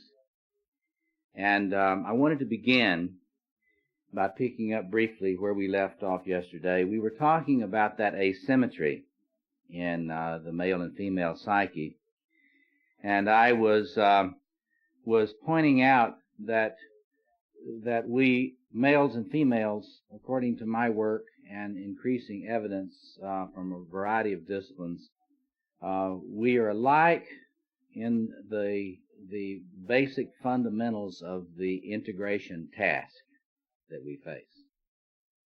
It is the same, if you will, four forms of libido, or four lines of development, or four potentials that make up the grandfather trees and grandmother trees of our psyche.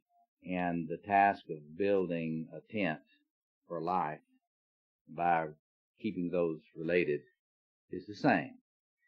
But we talked yesterday about how if you read this thing, I didn't have a chance to go into the life cycle dimension of this, but if you start here at adolescence and you move through early adulthood, in midlife, and then maturity, you can get a little sense about first of all, just the basic lifestyle trajectories, life cycle trajectories of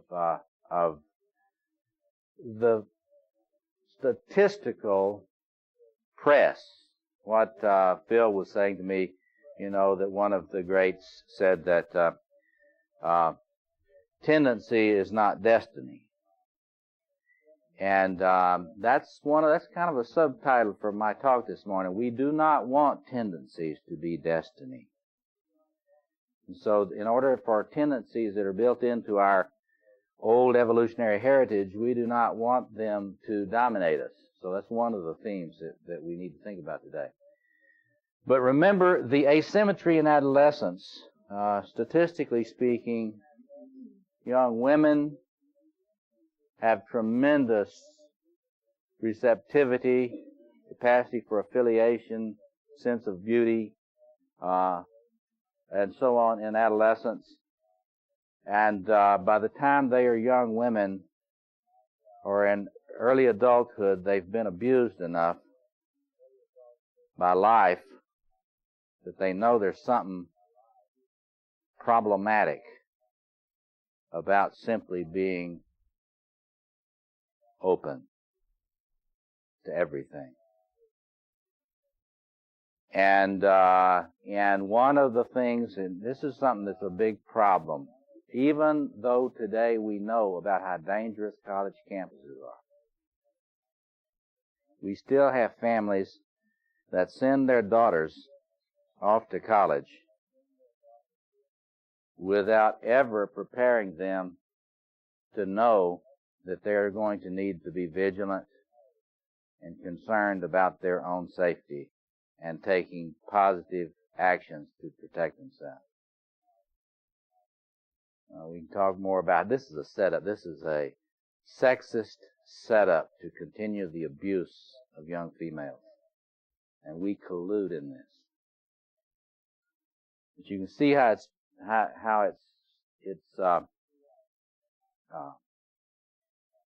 it's a tendency that we want to try to balance.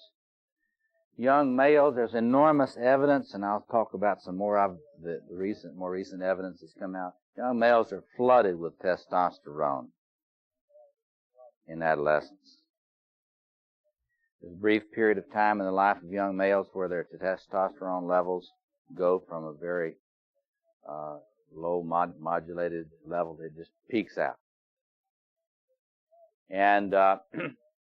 And so flooded with all of this aggressive energy, the young male is faced with trying to figure out what to do with it. And as we will see later this morning in this discussion, if the civilization or society or culture of that young person does not understand this and help that person contain and channel this energy, just as the young woman needs to be helped to contain and channel her tender energies, then terrible things happen. And we'll come back to that. But after a while, a young male will find out that there's always somebody that can beat him up. And he may discover that picking fights has got some downsides to it. That is to say, that energy is not the sole answer. And so there's the beginning of awakening and that you hope they're going to have in young adulthood. If they don't get that, they may not live long. In fact, both young females that don't learn to protect themselves and young males that don't learn to restrain their aggression, they tend not to live very long. And I mean this literally. a lot of the young females that are not helped to protect themselves become prostitutes at a very early age, and they literally die at a very early age. The life expectancy of a prostitute, female or male, is very short. And the young males, they don't come into consulting rooms most of the time. They are shot on the streets.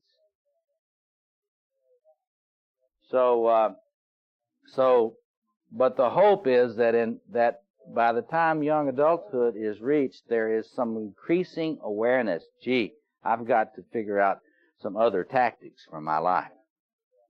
This is not complete. And then, of course, we get to that midlife shift where women begin to power up and get more clear, more focused, more into her mission, less overwhelmed by personal relationships. And it's like Gloria Steinem said, I do not want a woman to come work with me in the women's movement till she's at least 35. And after that, So in other words, a woman begins to power up. I'll talk about Gutman's research on this in a minute. Males, on the other hand, even if they were extremely focused, but many of us were not. Many of us were kind of completely disorganized in our young life and couldn't find our aggression with both hands. You know? I like, you know, Robert is kind of giving us this message that he's going to sort of ride peacefully off into the sunset. It's probably going to take me till I'm 75 to really get my aggression in. So I'm on the female trajectory myself. But anyway, statistically speaking, the tendency, the press, the sociobiological press in males is they get a testosterone drop in midlife. And if they have not had an increase in the focus of their blue fire, their blue flame, so that spiritual fire supplements biological fire, they start getting pitiful. I mean, I can hardly restrain my outrage at how faced. I'm not going to restrain it later in my talk, but men get completely, you know, wimped out after midlife, even if they were Green Berets when they were 25. And so there's a great deal of difference in the danger of a woman, the challenges of a woman at midlife in terms of wholeness, and the challenges of a man at midlife in terms of wholeness. A woman will be tempted at midlife, statistically speaking, to undervalue personal relatedness. And we see a lot of post-midlife women completely losing themselves in institutional ambition. Now, I'm all in favor of them being institutionally ambitious, because if it weren't for the women pulling their weight in the world, we wouldn't have any creative movement right now. But just the warning to the woman is, think that the goal is not to change your myth at midlife and be possessed by a different myth than the one you were possessed by the first half of life. That is a wrong-headed way to look at this. The goal is wholeness. So at midlife, a woman needs to power up into her full leadership role, her queenship in culture and world, but she also has got to remember friends, you know, flowers, family, maybe even a husband. Maybe even a husband.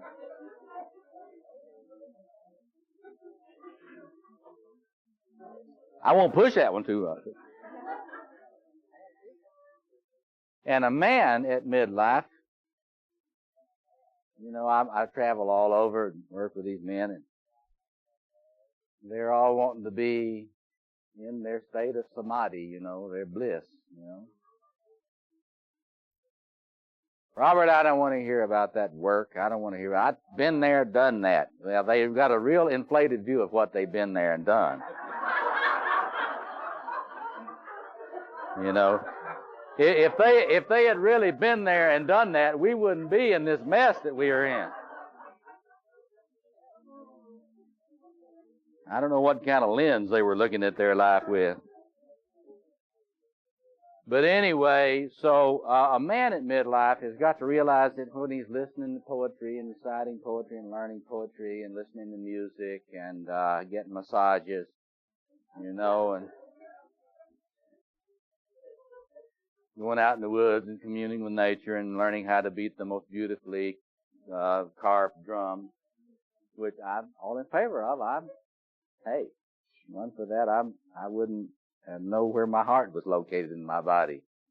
So I'm not knocking it. It's just that in addition to that, they have to remember that, responsibilities do not end when you get 40. And leadership challenges do not end when you get 40. And you may think I'm kidding, but the amazing thing is the extent to which you will find vast percentage of males getting into their 40s got their mind on dropping out somewhat.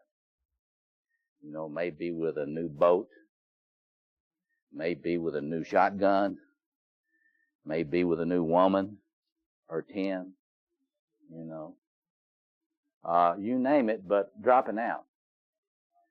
And they have to remember that wholeness does not mean you just shift the myth that you're possessed by.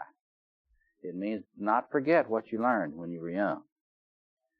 And so to keep spiraling, remember the labyrinth is it spirals around. So you got to go back and pick up. Don't forget what you learned. Keep on bringing it to a new level, bringing it into a new level, bringing it into a new place. So we got into that a little bit yesterday. But today, we got to move to the other bad news. The worst bad news. And this is bad news that we share as men and women. That's the asymmetrical part. The bad news that we share as men and women is moving from here on into here. That is, the whole movement into true generativity. And what used to be known as eldership. Maturity. Eldership. In our culture, we are probably the first culture in the 2 million year history of our species that has got the fantasy that the elder should retire. And in my view, this is a sort of a cul-de-sac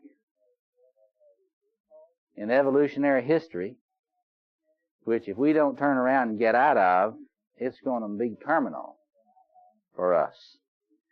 But the point here is simply that if we stay just in terms of psychoanalysis, we have an incredible epidemic now of narcissism and addiction. Getting worse.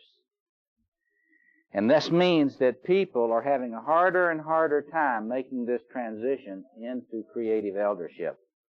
That is, remembering that they have a central place in community, perhaps even the key place, if there is to be a community.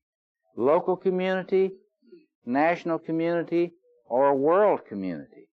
And so the challenge of really transforming one's narcissism into deep, deep-centered self-esteem that then can become a fountain of care. Transgenerational care. Here, so those of you who are students of psychology know that you can hear the presence of Erik Erikson in what I'm saying. I learned much. He's one of my forefathers. Probably the greatest Freudian analyst that ever lived, in terms of the things we're talking about.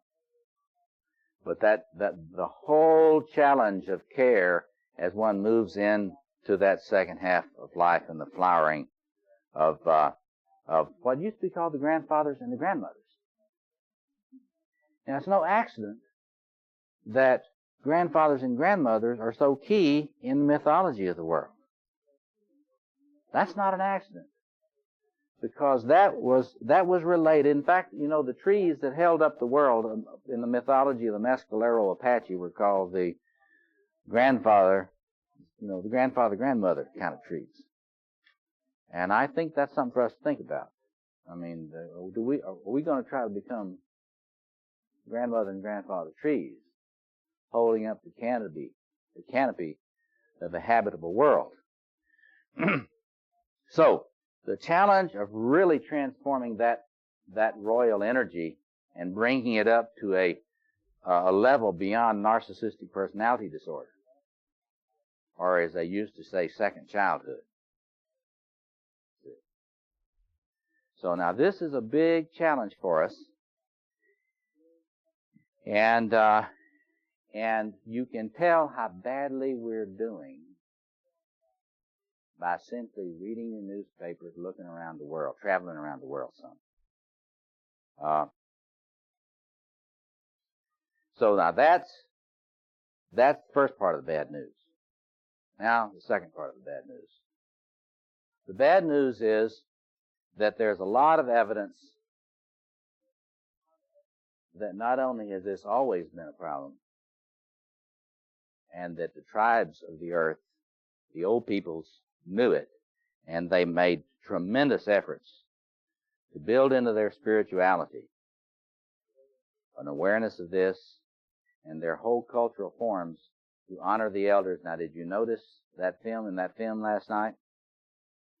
The way in which the elders were modeling the kind of centeredness and stamina. Who was it that could sit centered spiritually in a healing service? Was it the young, healthy ones? See?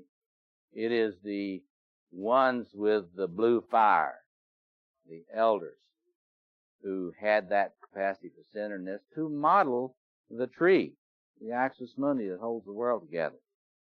So it's always been an issue and a concern. And look, I'm not romantic about tribal or indigenous peoples. I'm not into that little New Age romanticism that overlooks the little barbarisms of this tribe and that tribe. But the truth is, they did a better job, much better job than we are doing. Modern culture is not progress in terms of regulating instinctual energies. Modern culture has been a disaster at regulating instinctual energies. And so I want to suggest to you that you look at a book by David Gutman, one of our members here. Who's the person that knew Gutman's work? Right here.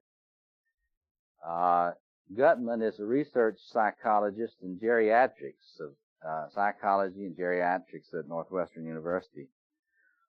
And his book, Reclaimed Power, he had a bad editor. It's called Reclaimed Powers Toward a New Psychology of Men and Women in Later Life. It's an important topic, but it doesn't really reflect the large importance of the book, because what the book is a cross-cultural study of men and women through the life cycle, and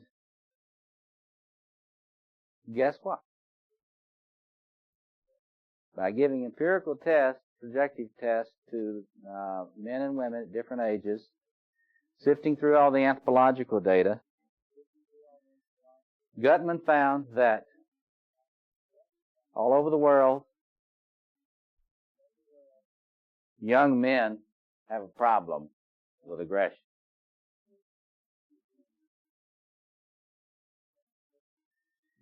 And that in later life, they become addicted and depressed. And he found that young women are into relatedness agendas early in life. And that as they get into midlife and post-midlife, they power up and take increasing leadership roles in the societies where they are.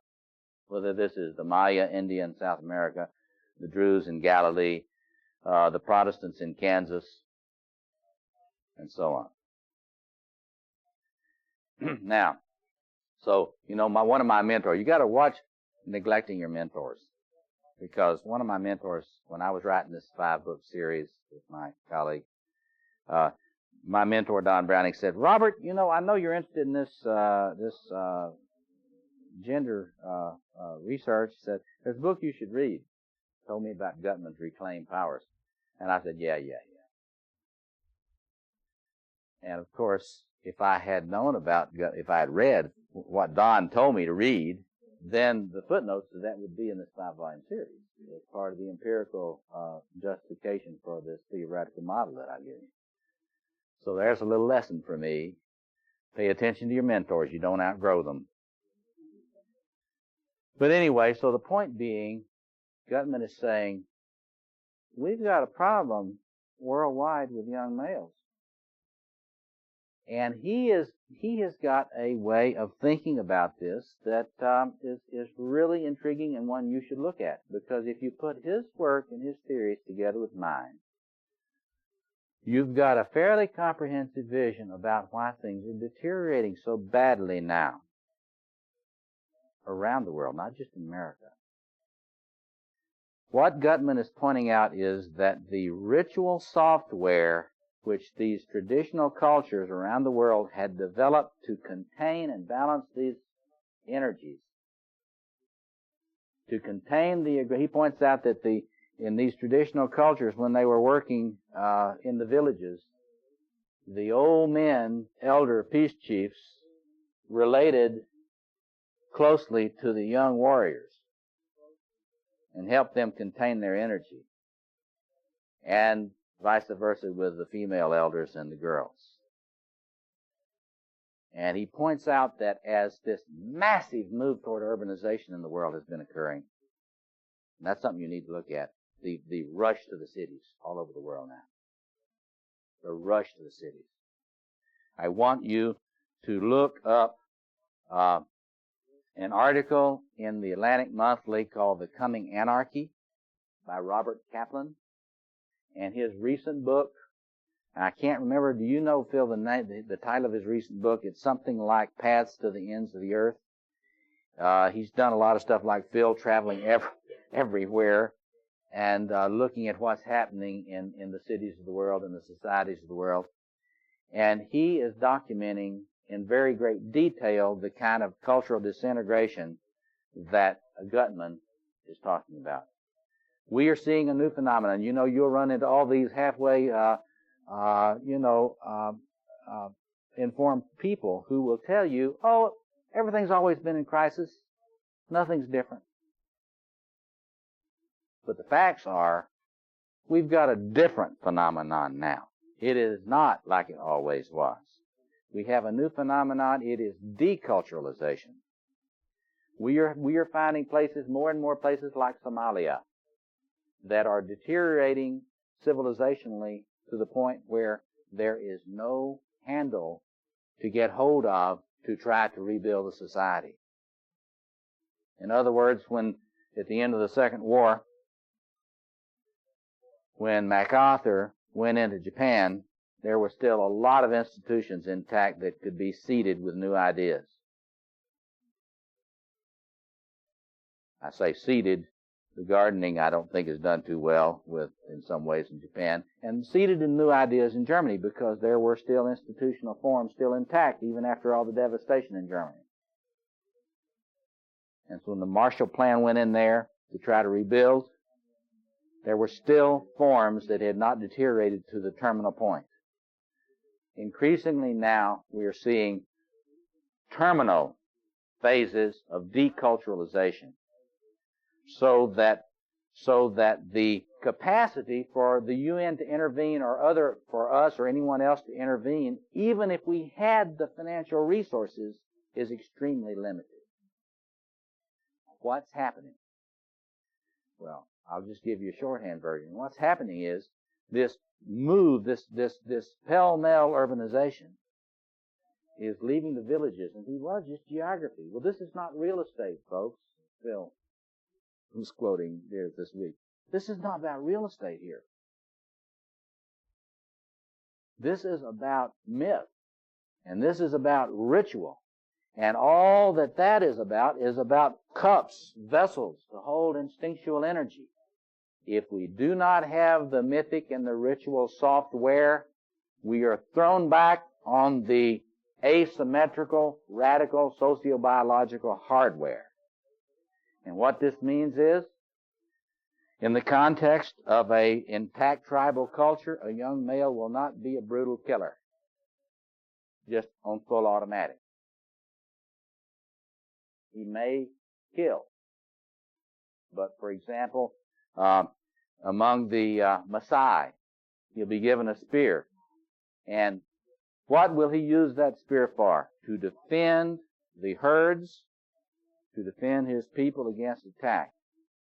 And he will be challenged to show that he has learned to use his spear for the larger community.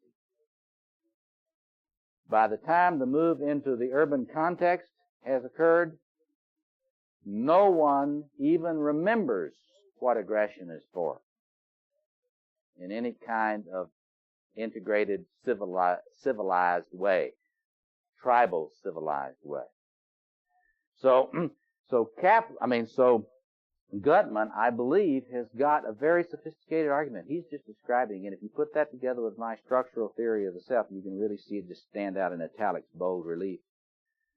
As long as you have really good enough cultural and spiritual and ritual and mythic software to mitigate this old evolutionary heritage, if you've got that software that you need to restrain that reptile in us that is still with you in your brain, then males, particularly young males, do not automatically become predators. Hunters, perhaps, but not predators. Mindless predators. In the absence of that good enough software, they become predators. Particularly if you abandon them, abuse them, or both. So the picture in the world now, not just in the States, but in the world now, is increasing decapitation of tribal traditions, so that the vessels for containment of instinctual energies is lost and left behind in the village. And you move into the city where the tradition does not hold. The elders lose respect. They're coming to be viewed as elders in our society, which means that the elders are taught they're useless and need to get out of the way. What's happening in business now is that, if you're 50 years old, you're going to be down. You're going to find yourself, what do they say in England? You're going to find yourself what? You're going to find yourself redundant. Isn't that, the English or something? You're going to be redundant. Well, so anyway, there is the thing that I want to recommend that you look at these books, because, in other words, what I try to say to people as I travel around the country and internationally is, what's happening is not a mystery. If you look carefully, you can understand what's happening and why it's happening. There is a coherent interpretation of why this is going on. And it is, put it very simply, the loss of good enough spiritual eldership and replacing that with a sociopathic, narcissistic elite all over the world. And when you get that formula, you get our present situation on the planet. Now, let me shift hats now. Because what? So what? As they used to say down home, is the horse already out of the barn? Is it all over but whimpering? You know? Well, I don't know about you, but as for me, it ain't over till it's over. And I'm one of those that believe this thing can still be turned right side up. But it can't be done by neglecting a clear understanding of what the problem is. And then trying to develop a planetary treatment plan that relates to what's happening. And what does that have to be? It has to be a rebirth, a reinvention of spiritual eldership. And here again we're indebted to Phil for his film. Wonderful presentation of Joe Campbell as prophet. Because Joe Campbell was one of the few persons on the planet who fully understood the radical significance of this moment in time. He wasn't just basing it on prophecies. You know, there are a lot of those old prophecies being talked about. Look at this little book published by Bear and Company called Ancient Wisdom Current Affairs. Talks about all the rainbow warrior predictions and all of the predictions about the transformation of the native peoples around the world, the Aborigines, all the prophecies about a critical time. And of course, they kind of lay out that vision that the years between 1987 and 2012 will be the most critical 25 years in the history of our planet. Now, you may not be mystically inclined or inclined to take prophecy serious or anything like that. But you don't have to be. All you have to do is read the World Watch Institute report, read Kaplan, and read Gutman. If you don't believe that the next 25 years or the next 16 years are incredibly critical years for us on this spaceship Earth, then you're just not paying attention. So what do we do? Well, we have to understand that in the context of what Joe Campbell's remarks is that it's not simply enough to try to resuscitate tribal initiation or tribal software. The tribes are deteriorating everywhere. What do we do in the face of that? Well, we get if we can find any other Phils, we ought to clone Phil. See, Phil is continuing that work of Joe. He's going around and he's trying to conserve. He's a true conservative, someone who's trying to find the wisdom of our people and make it available in formats that can be participated in by large audiences. We've got to do that. We've got to steward the treasure. We've got to see the spiritual traditions of Earth and the mythical traditions of Earth and the herbalist traditions of Earth and the shamanic traditions of Earth as spiritual treasures which we have a moral responsibility to steward and bring to the great banquet.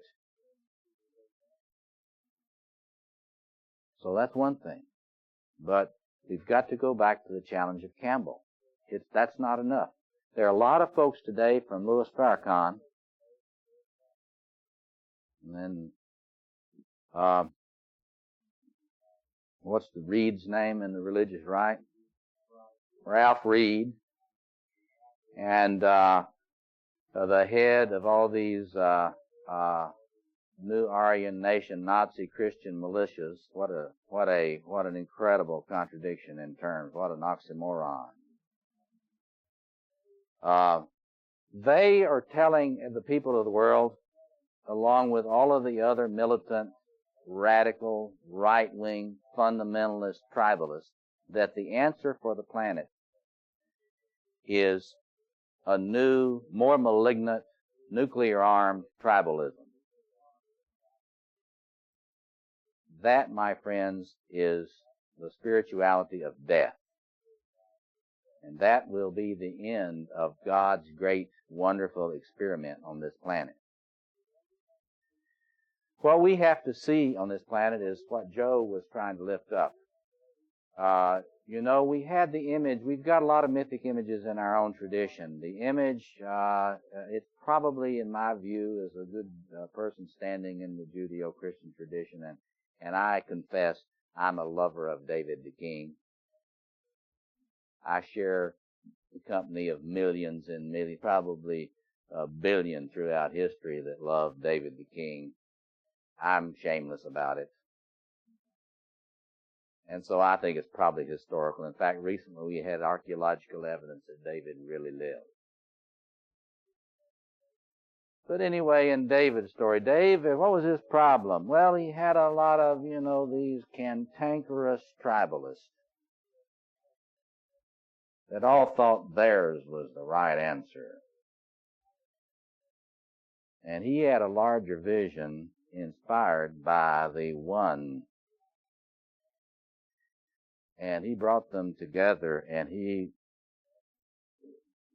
centered it in an ark. And of course, the wonderful thing about Hebrew symbolism is you got to understand that the ark is the ark is the ark. The ark is a vessel big enough for all of us. Red and yellow, black and white. Muslim, Sufi, and Jew.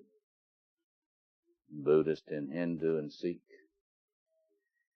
And for Christians, that the tradition comes back full-blown again in the images of Pentecost. And here's where Paul Tillich lifts it up. Here he's in line. He says, the truth, when the Spirit really comes, you always know it in the marks you see in Pentecost story.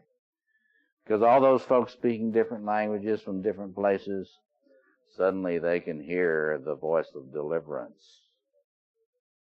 They all hear the voice of deliverance. That voice coming through Hinduism and Gandhi. And that same voice comes through Christianity and King.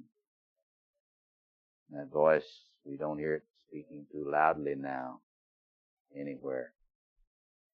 But the point is that Tillich says that when the Spirit touches the world, you get this trans-tribal love phenomenon, trans-tribal commitment to justice, trans-tribal commitment to wisdom, not fanaticism, trans-tribal commitment to finding what we need to do what must be done. Well, there's your image. David bringing the tribes together. Pentecost bringing together, integrating folks from vast. So there's this is a kind of a new Pentecost time, if you want to use Christian language.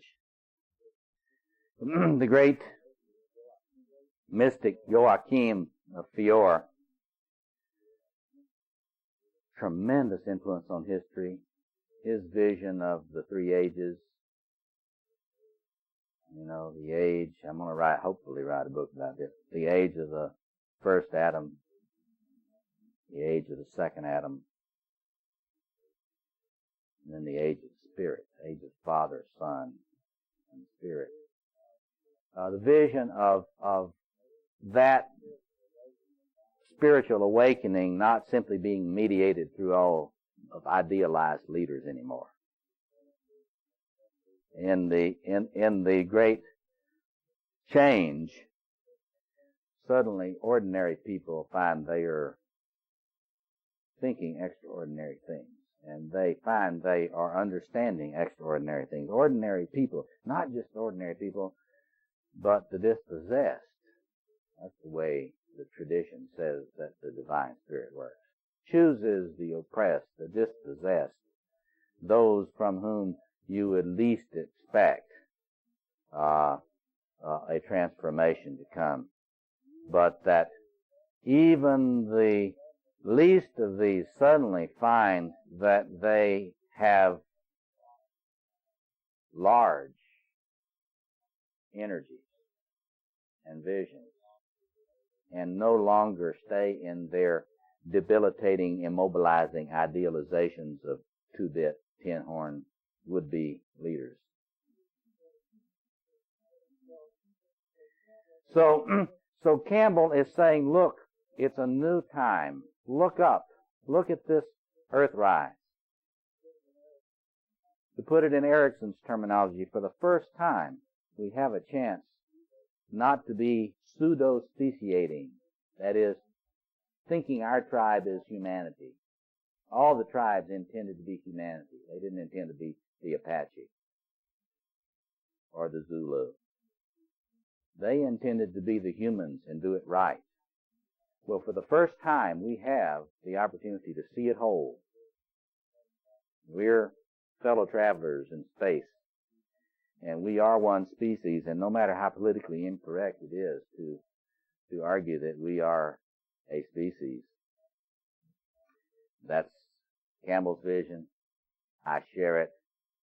I'm shameless about it. You know.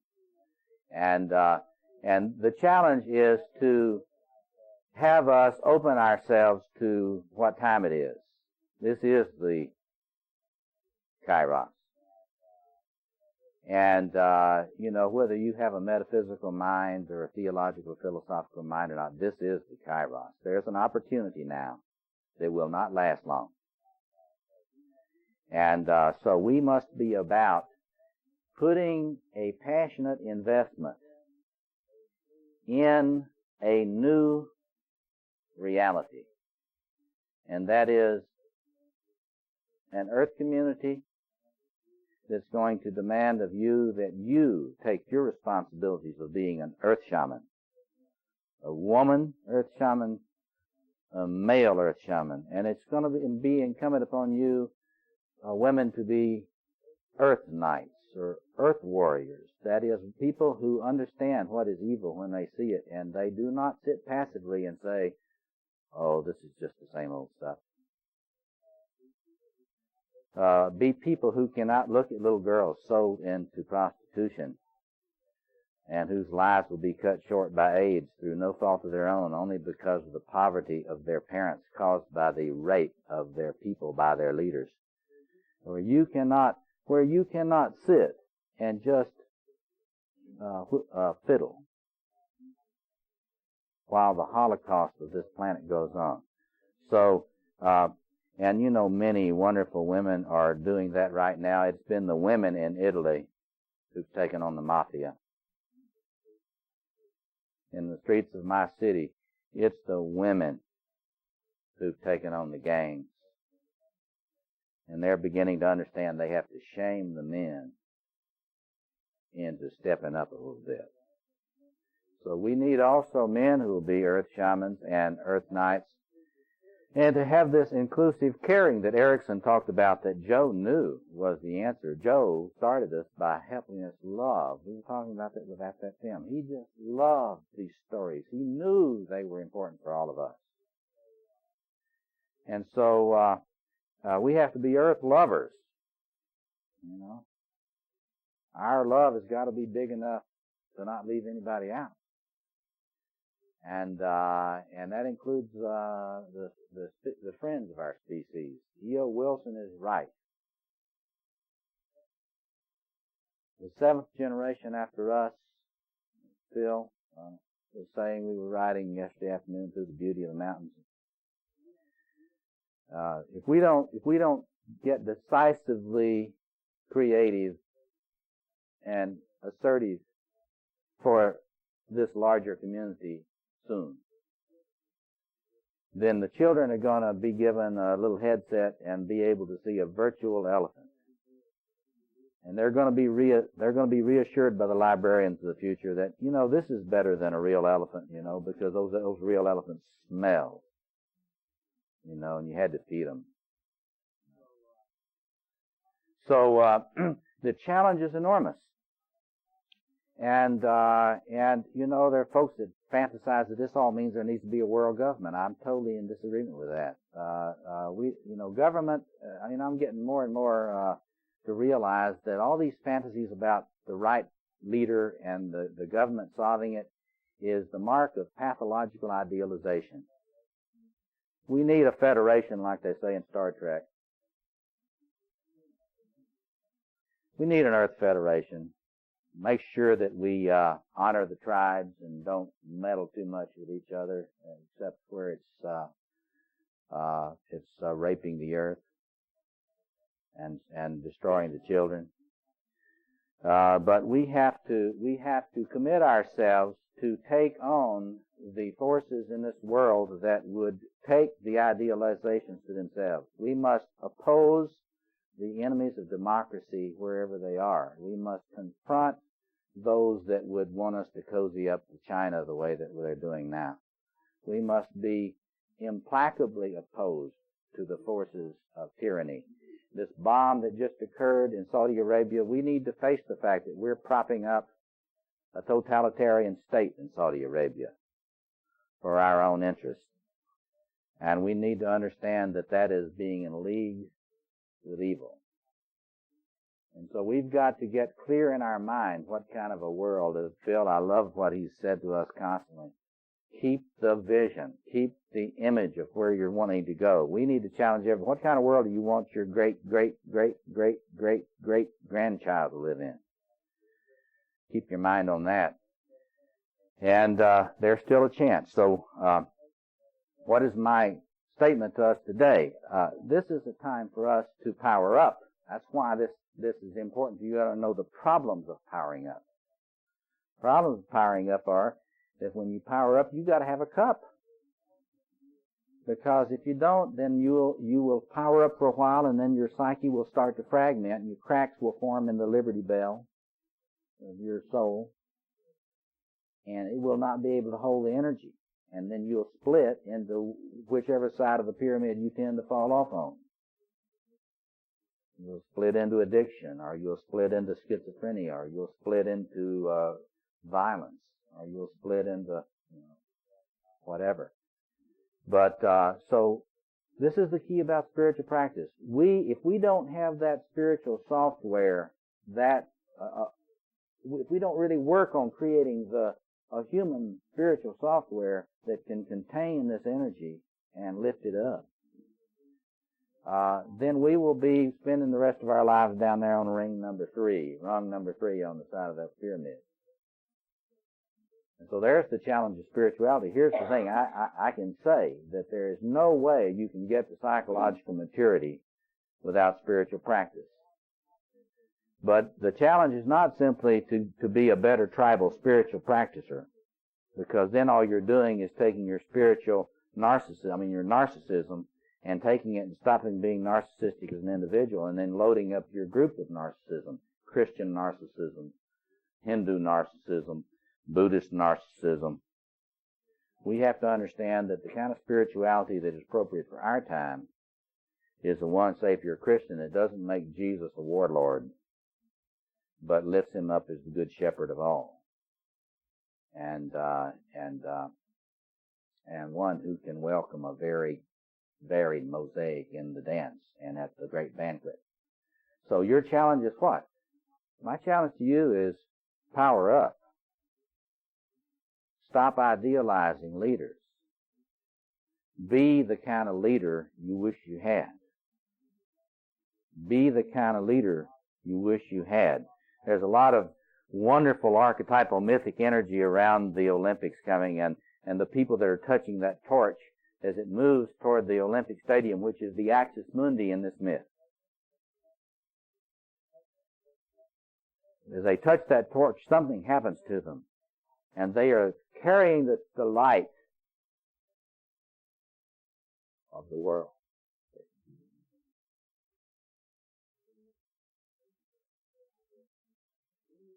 Now, Rumi said, let me close with this, and then we'll have a little time for a few questions. Rumi said, people come to me and they ask me, what shall I do? What can I do? And he would always say to them, well, I light the candle in their hand. And I think that's beautiful. But in our time, the need for light is greater. And I say to people as I travel around, no, you need to light the torches in their hands.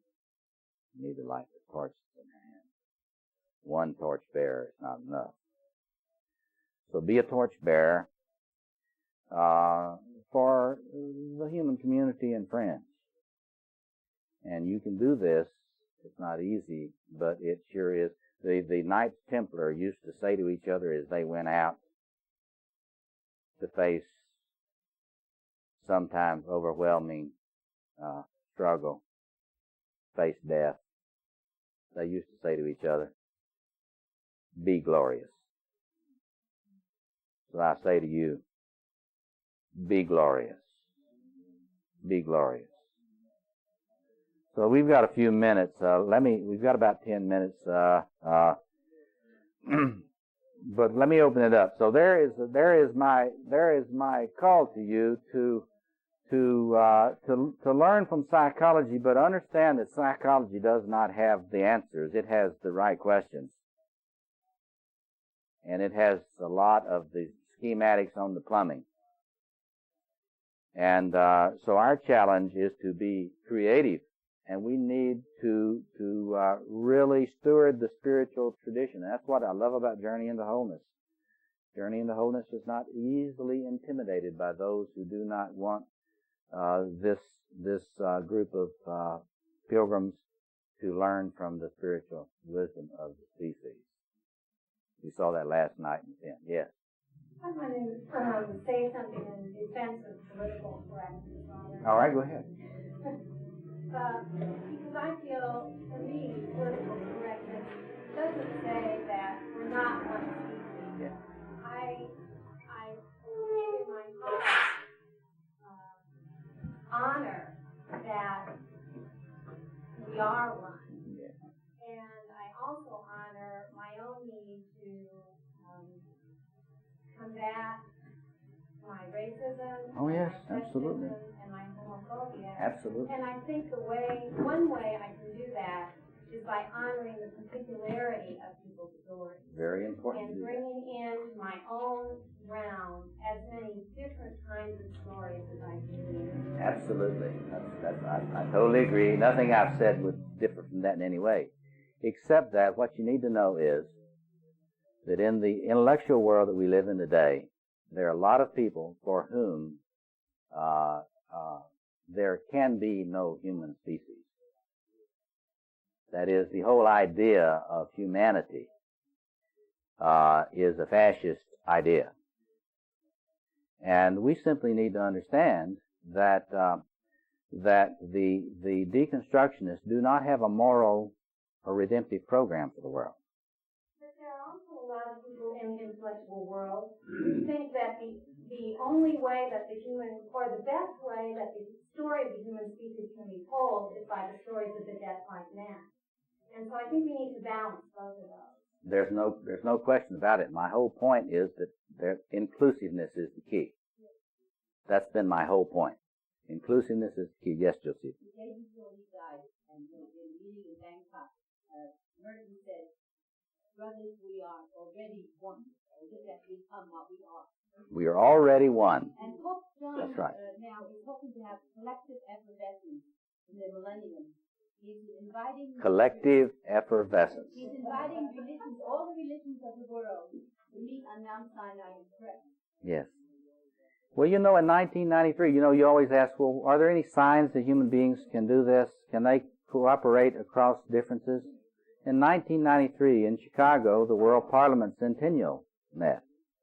And there was a great meeting of people from no telling how many hundred religions, from witches to the Hindus, to the Sikhs, to the conservative Christians, of Protestant and Catholic and Orthodox form. They got together and they talked about what can we do to further the human future.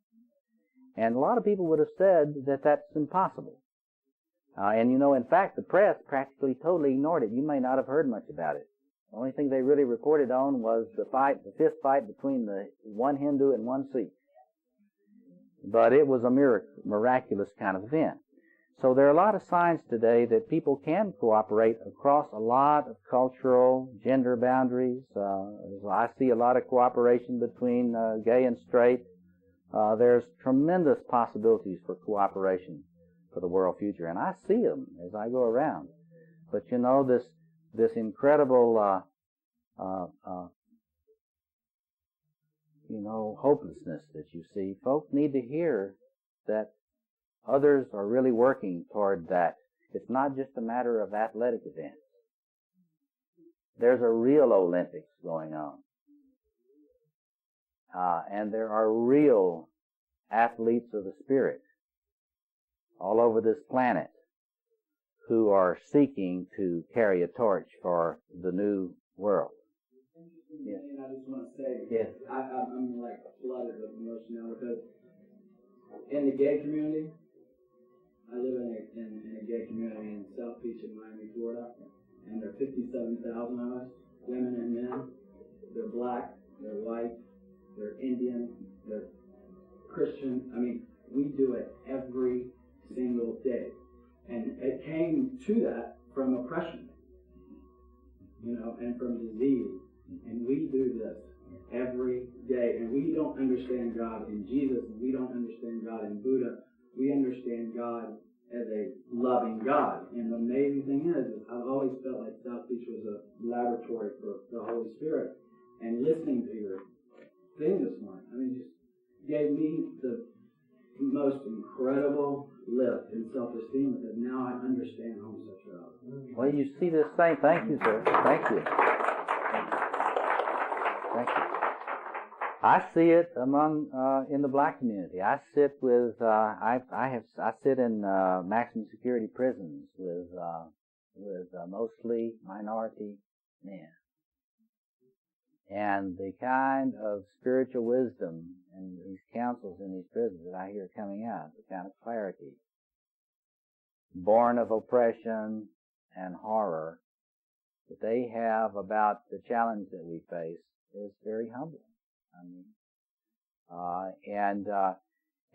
It's very interesting.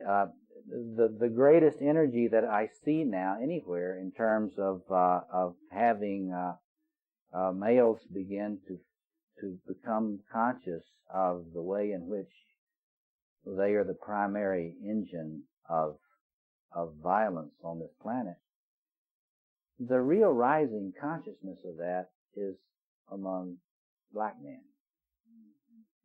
And the consciousness of a partnership between men and women for a common future for the children is coming from black women. The black women will not accept a gender polarization in the same way that we've seen others in other places.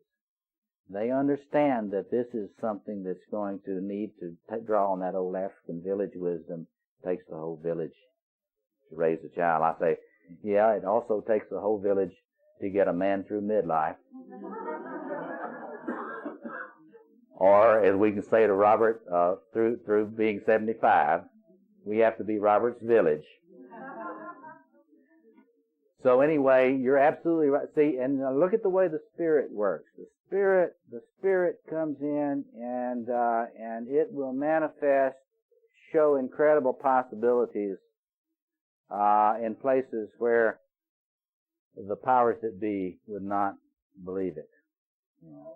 Something in myself on the quadrant there, because, and the way you describe the man and then the woman, because I see myself exteriorly as a very masculine figure, but my inside is of the feminine quadrant.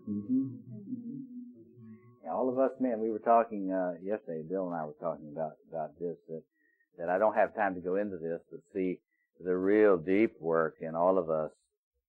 First you got to do that upper pyramid. The Jung said, do the shadow work first. You got to do the shadow work first. That's in the upper pyramid. Then you have to do the contrasexual work. Really learn to love the other. That's the deeper work. It's in the pyramid hidden under the sand. So all of us men, and this is a thing that straight men have a tremendous trouble understanding. They don't really want to believe there's any of that tender, gentle territory down in there. That's all on the women. The women are the ones that have that. And the women don't want to believe that there's any steel and hard edges in them. Sugar and spice and everything nice. See? So it's that steel and hard edges of that stuff are down in here. And so we got our work to do, don't we? But see, I think that's the thing. But you see, we do not want, we do not want to expect the gay community or the black community to do all the work. Or the women to do all the work. Exactly. Oh, absolutely. Took this message. Yeah. You did this in the Southeast community, you would be astounded by the ripple effect that would create. There's a lot of power rippling through there, is what you're saying. And we need the power, see, because here's the thing. I don't want any, I'm not worried about your getting too grandiose in your work. I'd rather you fall off on that side. Because these things we face together in each of our little local communities and in our national community and in our work, they're so large. If you're not into that thing that Campbell called the heroic, if you're not into a healthy, I'd like to say there's a mature heroism. It's not all adolescent. It's a time that needs heroes. We better have heroes. If we don't have heroes, that seventh generation of children doesn't have a chance. And we have to think back. We have to go out in our mind's eye. We have to have an out-of-body experience. We've got to go out and imagine ourselves 7 generations out, looking back. And we're those children looking back and remembering us. And we have to ask if they sit around a fire and they are telling the stories. What are the stories that are going to be told around those fires of the future about us that live in this Kairos? What will the story say? Will it say, and it came to pass that the great Kairos, the fulfillment of the great Kairos came, and no one was awake, and the time passed, and the children had no advocates, and the oppressed had no liberators. And now, children, we live in this world that we see now. And that's why. Or will the story be different? We're writing the story, folks. Yes. Robert, my experience in the last few years, and many of the young adults don't want to hear us, elders. And I think there's another phenomenon going on. Oh, absolutely. Away. Well, our time, this is, we've been talking about what our culture is like. Modern culture is king-killer culture, queen-killer culture. We live in the trickster. The trickster is the dominant archetype of our era. That is, we do not really want to believe that an elder could be good for anything. And of course, an elder without a spiritual initiation, without a spiritual vision that's worthy, will get you into Vietnam, get you killed. So we have to understand, you don't just automatically get respect. Those Indian elders they don't just get respect because they're up in years.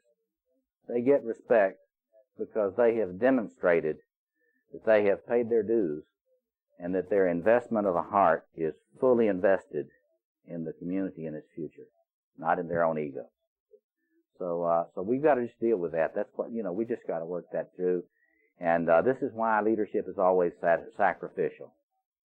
Because folks will not idealize you if you're doing the right kind of leadership. they move on. We're out of time. I'll be happy to stick around and discuss and answer and discuss with you, but we're running out of time. Al says we got a few minutes. Okay. Yeah, just go ahead, and we'll. Yeah. One of the things I think we need to realize too is when we have had leaders who exemplify what you're talking about, and I think the two that come to mind, you mentioned the God being king. That's dangerous work. They were both assassinated. They're very threatening to a lot of people. I sat with a gathering of people committed to social justice at the Rowe Conference Center recently during a big blizzard, and we sat and listened to Martin Luther King's one of his last addresses, where he was talking about the Vietnam War. And it's quite clear that when you start investing in a world of justice and peace, and you're really committed to that, you make a lot of enemies. And that's why this New Warrior Network, group of men that I try to consult with a good bit, they have a T-shirt, I think I mentioned that before, that has leader written across the front and a target on the back. And that's not just a joke. That's the way it is. So if you try to lead toward a more inclusive, more justice-oriented society, there will be folks that will not appreciate that. And that's why that leadership is always seen as sacrificial. Yes? Go ahead. There's a statement that you can always tell the pioneer because the pioneer is the one with the arrows in his back. Okay, you tell the pioneer because the pioneer is always the one with the arrows in the back. You see, it's like this is part about studying the spiritual masters and the leader of spiritual, the great spiritual vision, the lights, because they all know that that the real question in life. We talk about this in terms of your destiny, or you know, I mean, who are you really, and what. As you stand sub specie eternitatis, as you stand in the light of eternity, you know, who are you really? And if you look at that, the great spiritual lights say, once you get clear about that, then you're not so dominated by your fear. But until you get clear about that, you will be immobilized by fear. And of course, this is a big challenge, a big order, because most of us don't go into leadership to feel like we don't expect attacks or ridicule or shaming or defamation, but that comes. And you know, remember the Beatitudes. Blessed are you. What? Yes, that's right. I mean, so leadership is not a picnic. But we have to ask. We have to keep the big picture, as Phil reminds us constantly. We've got to keep that image out there. We've got to keep the idea. Remember back to the first of the week. This is all about cosmogenesis. This is all about cosmogonic creation. What kind of world do we want to invest in creating? There are those who believe that there's no more chance to build a habitat. It's over. In fact, they are in the vast majority. And even if they don't come right out and say it, you can tell it by their lack of enthusiasm. You can tell it by their lack of stewardship. You can tell it by all the vast numbers of merely rich people who could be important. And they do not recycle the resources that they have been given as talents.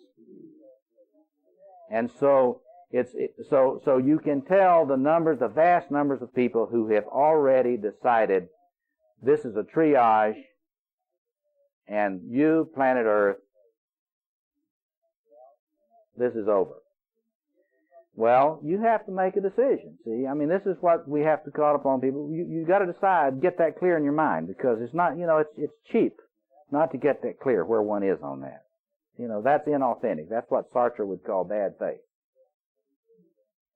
This is really the least of human existence. You got to get clear about that, and once you get clear about it, then decide, what resources do I have? What do I have to steward? I don't have everything, and of course, when you get my age, you start realizing how little you have. You've got a very small thing to steward, and then you have to ask, okay, I've got this. If I bring this to the banquet, where should I sit it? Where should I put it? And so that it might have the most potential for being a loaf and a fish. That with the presence of the Spirit, with a capital S, might feed the multitude. And that's the task of everybody in this room. There's not a single person in this room that does not bear some of the elements for the great feast. And your question has got to be, what is it that, in Eucharist when they have someone from the congregation, some family or some little girl, little boy, or some man and woman, or whoever, but there's rich mythological truth. That is to say, each one of them, we could have a whole line. Everybody in that congregation could be in that line. At the World Parliament, we had a worship service in which, so touching I can hardly speak about it, in which all of these leaders of all these religions gathered in a great hall. And they brought the symbols of their faith. And like we do at Eucharist, they brought their faith up. They put it on the altar. And that is what you are doing. You're bringing whatever has been entrusted to you, because if it's brought, in the sacrificial, Jung understood about sacrifice. He understood about the symbolism of transformation in the Mass. And that's what we're talking about here. The symbolism of transformation in the Mass. That is, when you bring what you have in authentic offering with a capital O, you have no idea what power this may have. I have a Orthodox rabbi friend that I just love. And he loves to tell me about the Messiah. He loves, he's just sure that Christians don't know anything about this, He just loves to tell me about the Messiah. He also loves to tell me these Jewish stories about how, every one of you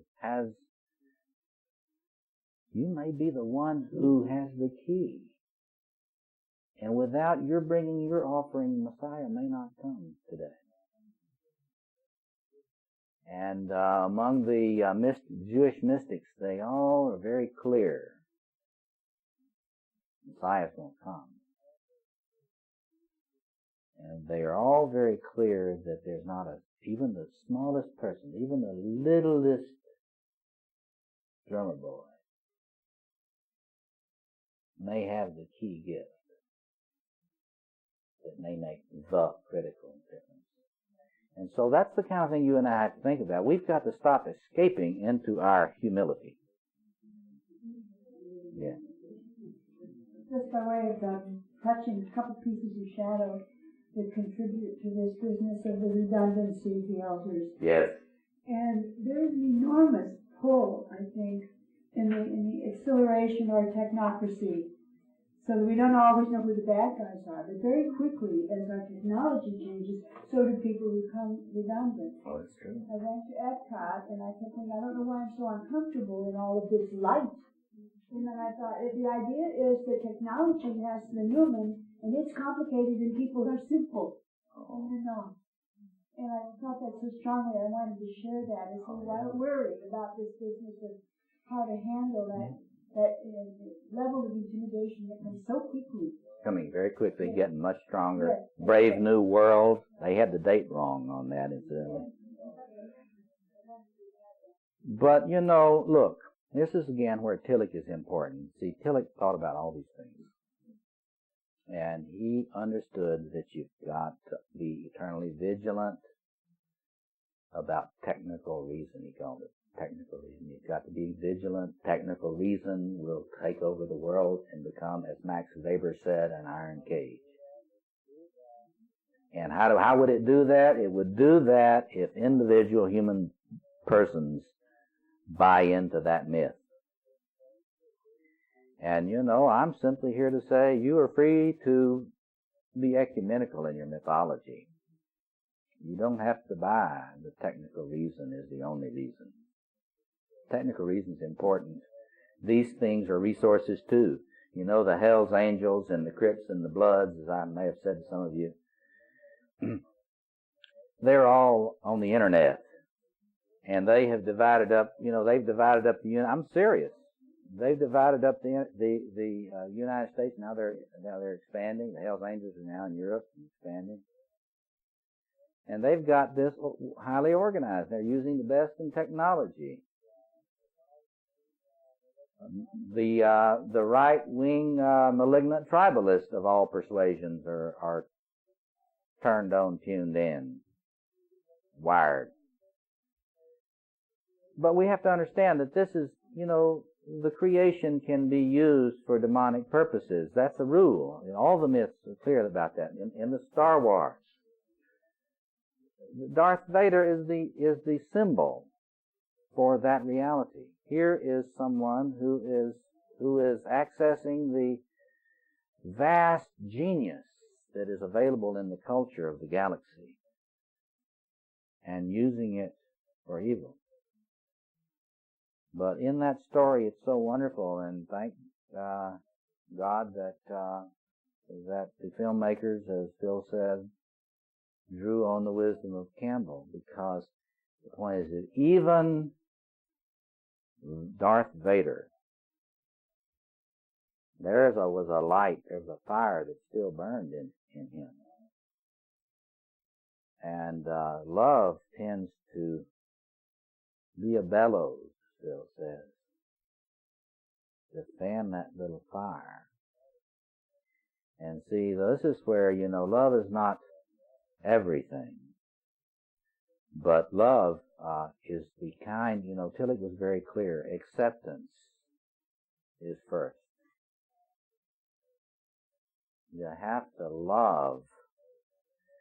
In the great tradition, I know Robert loves to tell this story, but one of my very favorite myths is the one that gave such power to Gandhi and to Martin Luther King Jr., the Ramayana, the story of the great Lord Rama. And one day I hope to use that story to really show us our challenge here. Rama in that story never really does get clear enough about what he needs to do to bring his wife, the queen, up to equal parity with him on the dais. So that story ends kind of where we are. It leaves the queen unacknowledged and a golden idol in her place. And it also, but there's a lot of hope right at the end. The great king's allies are the animal people. And they are the ones who love. And even when Rama, the great king, is killed by the forces of evil, the love of the great